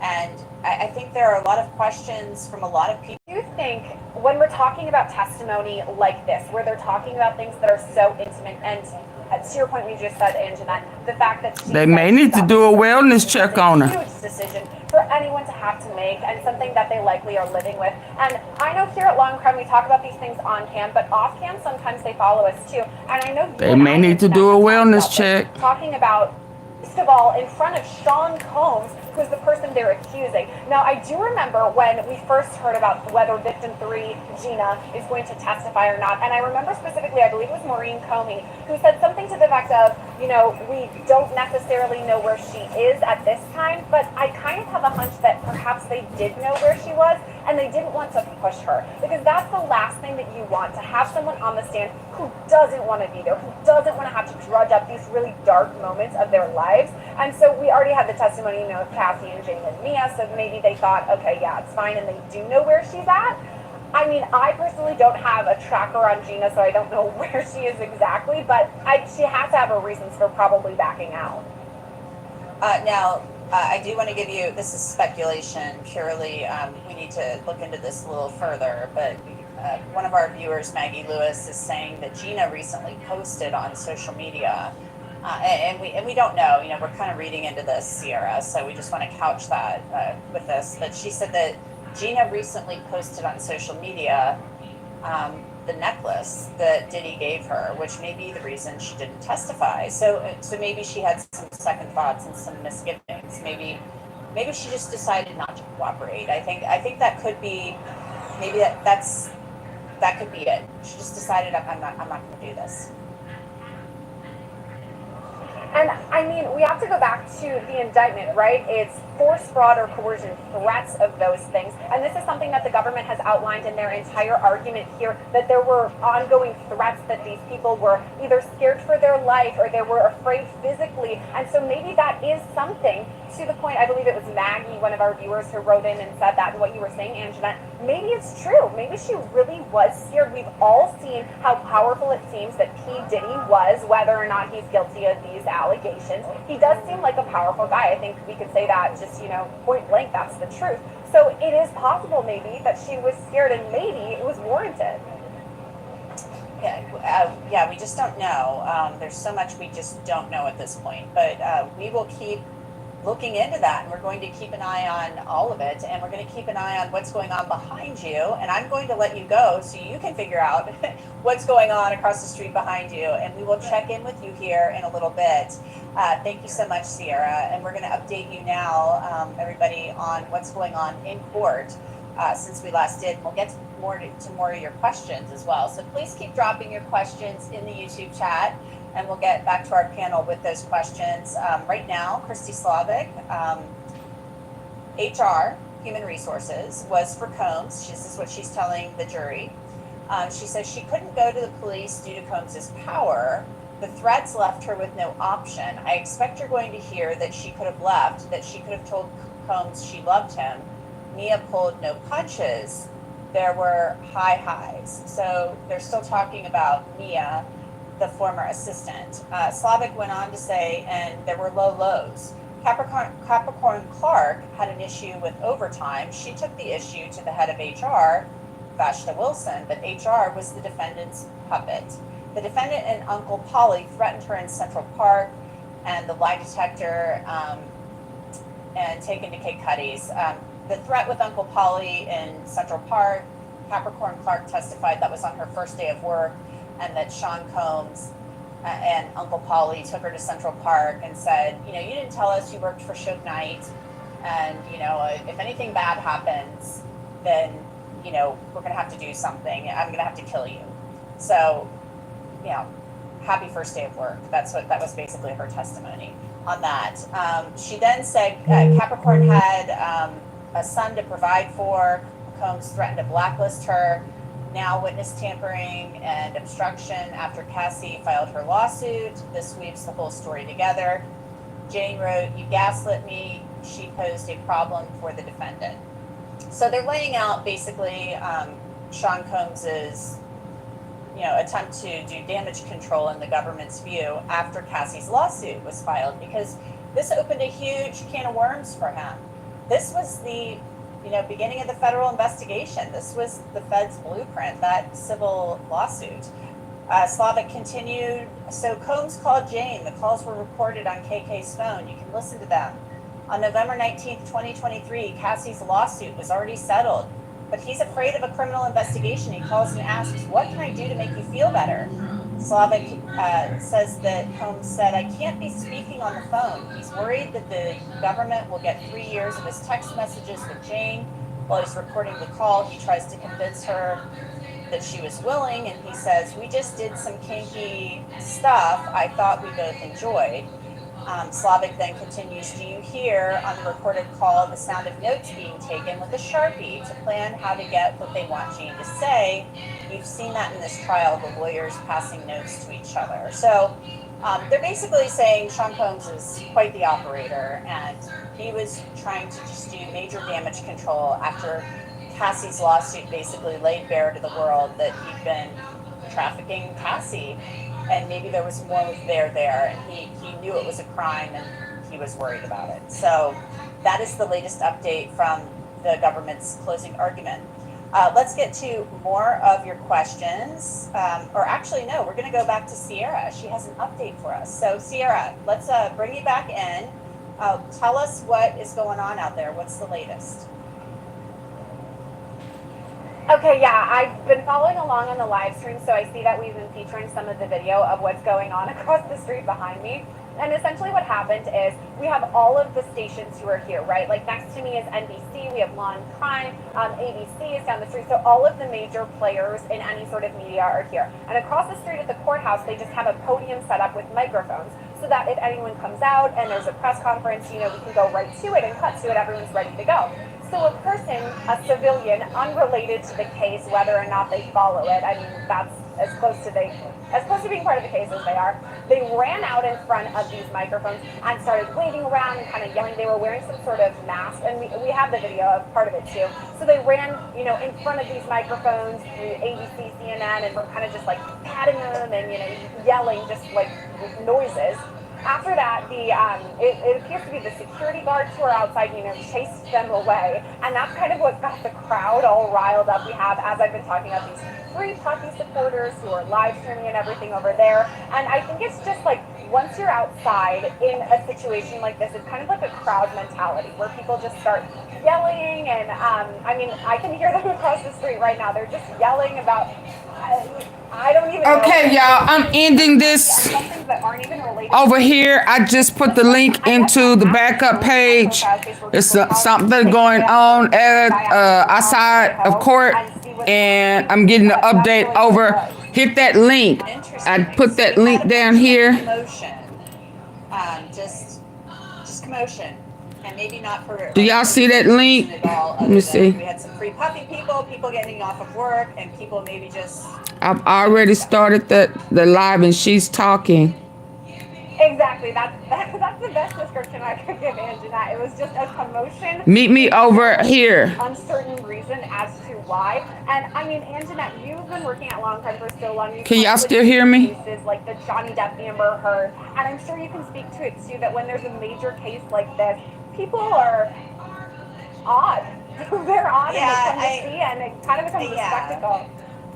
Yeah, it just draws people, and they just, sometimes stuff happens and you start running over there because you think something's going on, and then you're like, you get over there and you're like, oh, I just ran around, I ran across the courthouse lawn in heels for no reason. Okay. Because people were just acting crazy. And I'm about to shut it down. People doing stuff for no particular reason at all. Okay, well, thank you for the update. Please keep your eyes and ears open, as I know you will.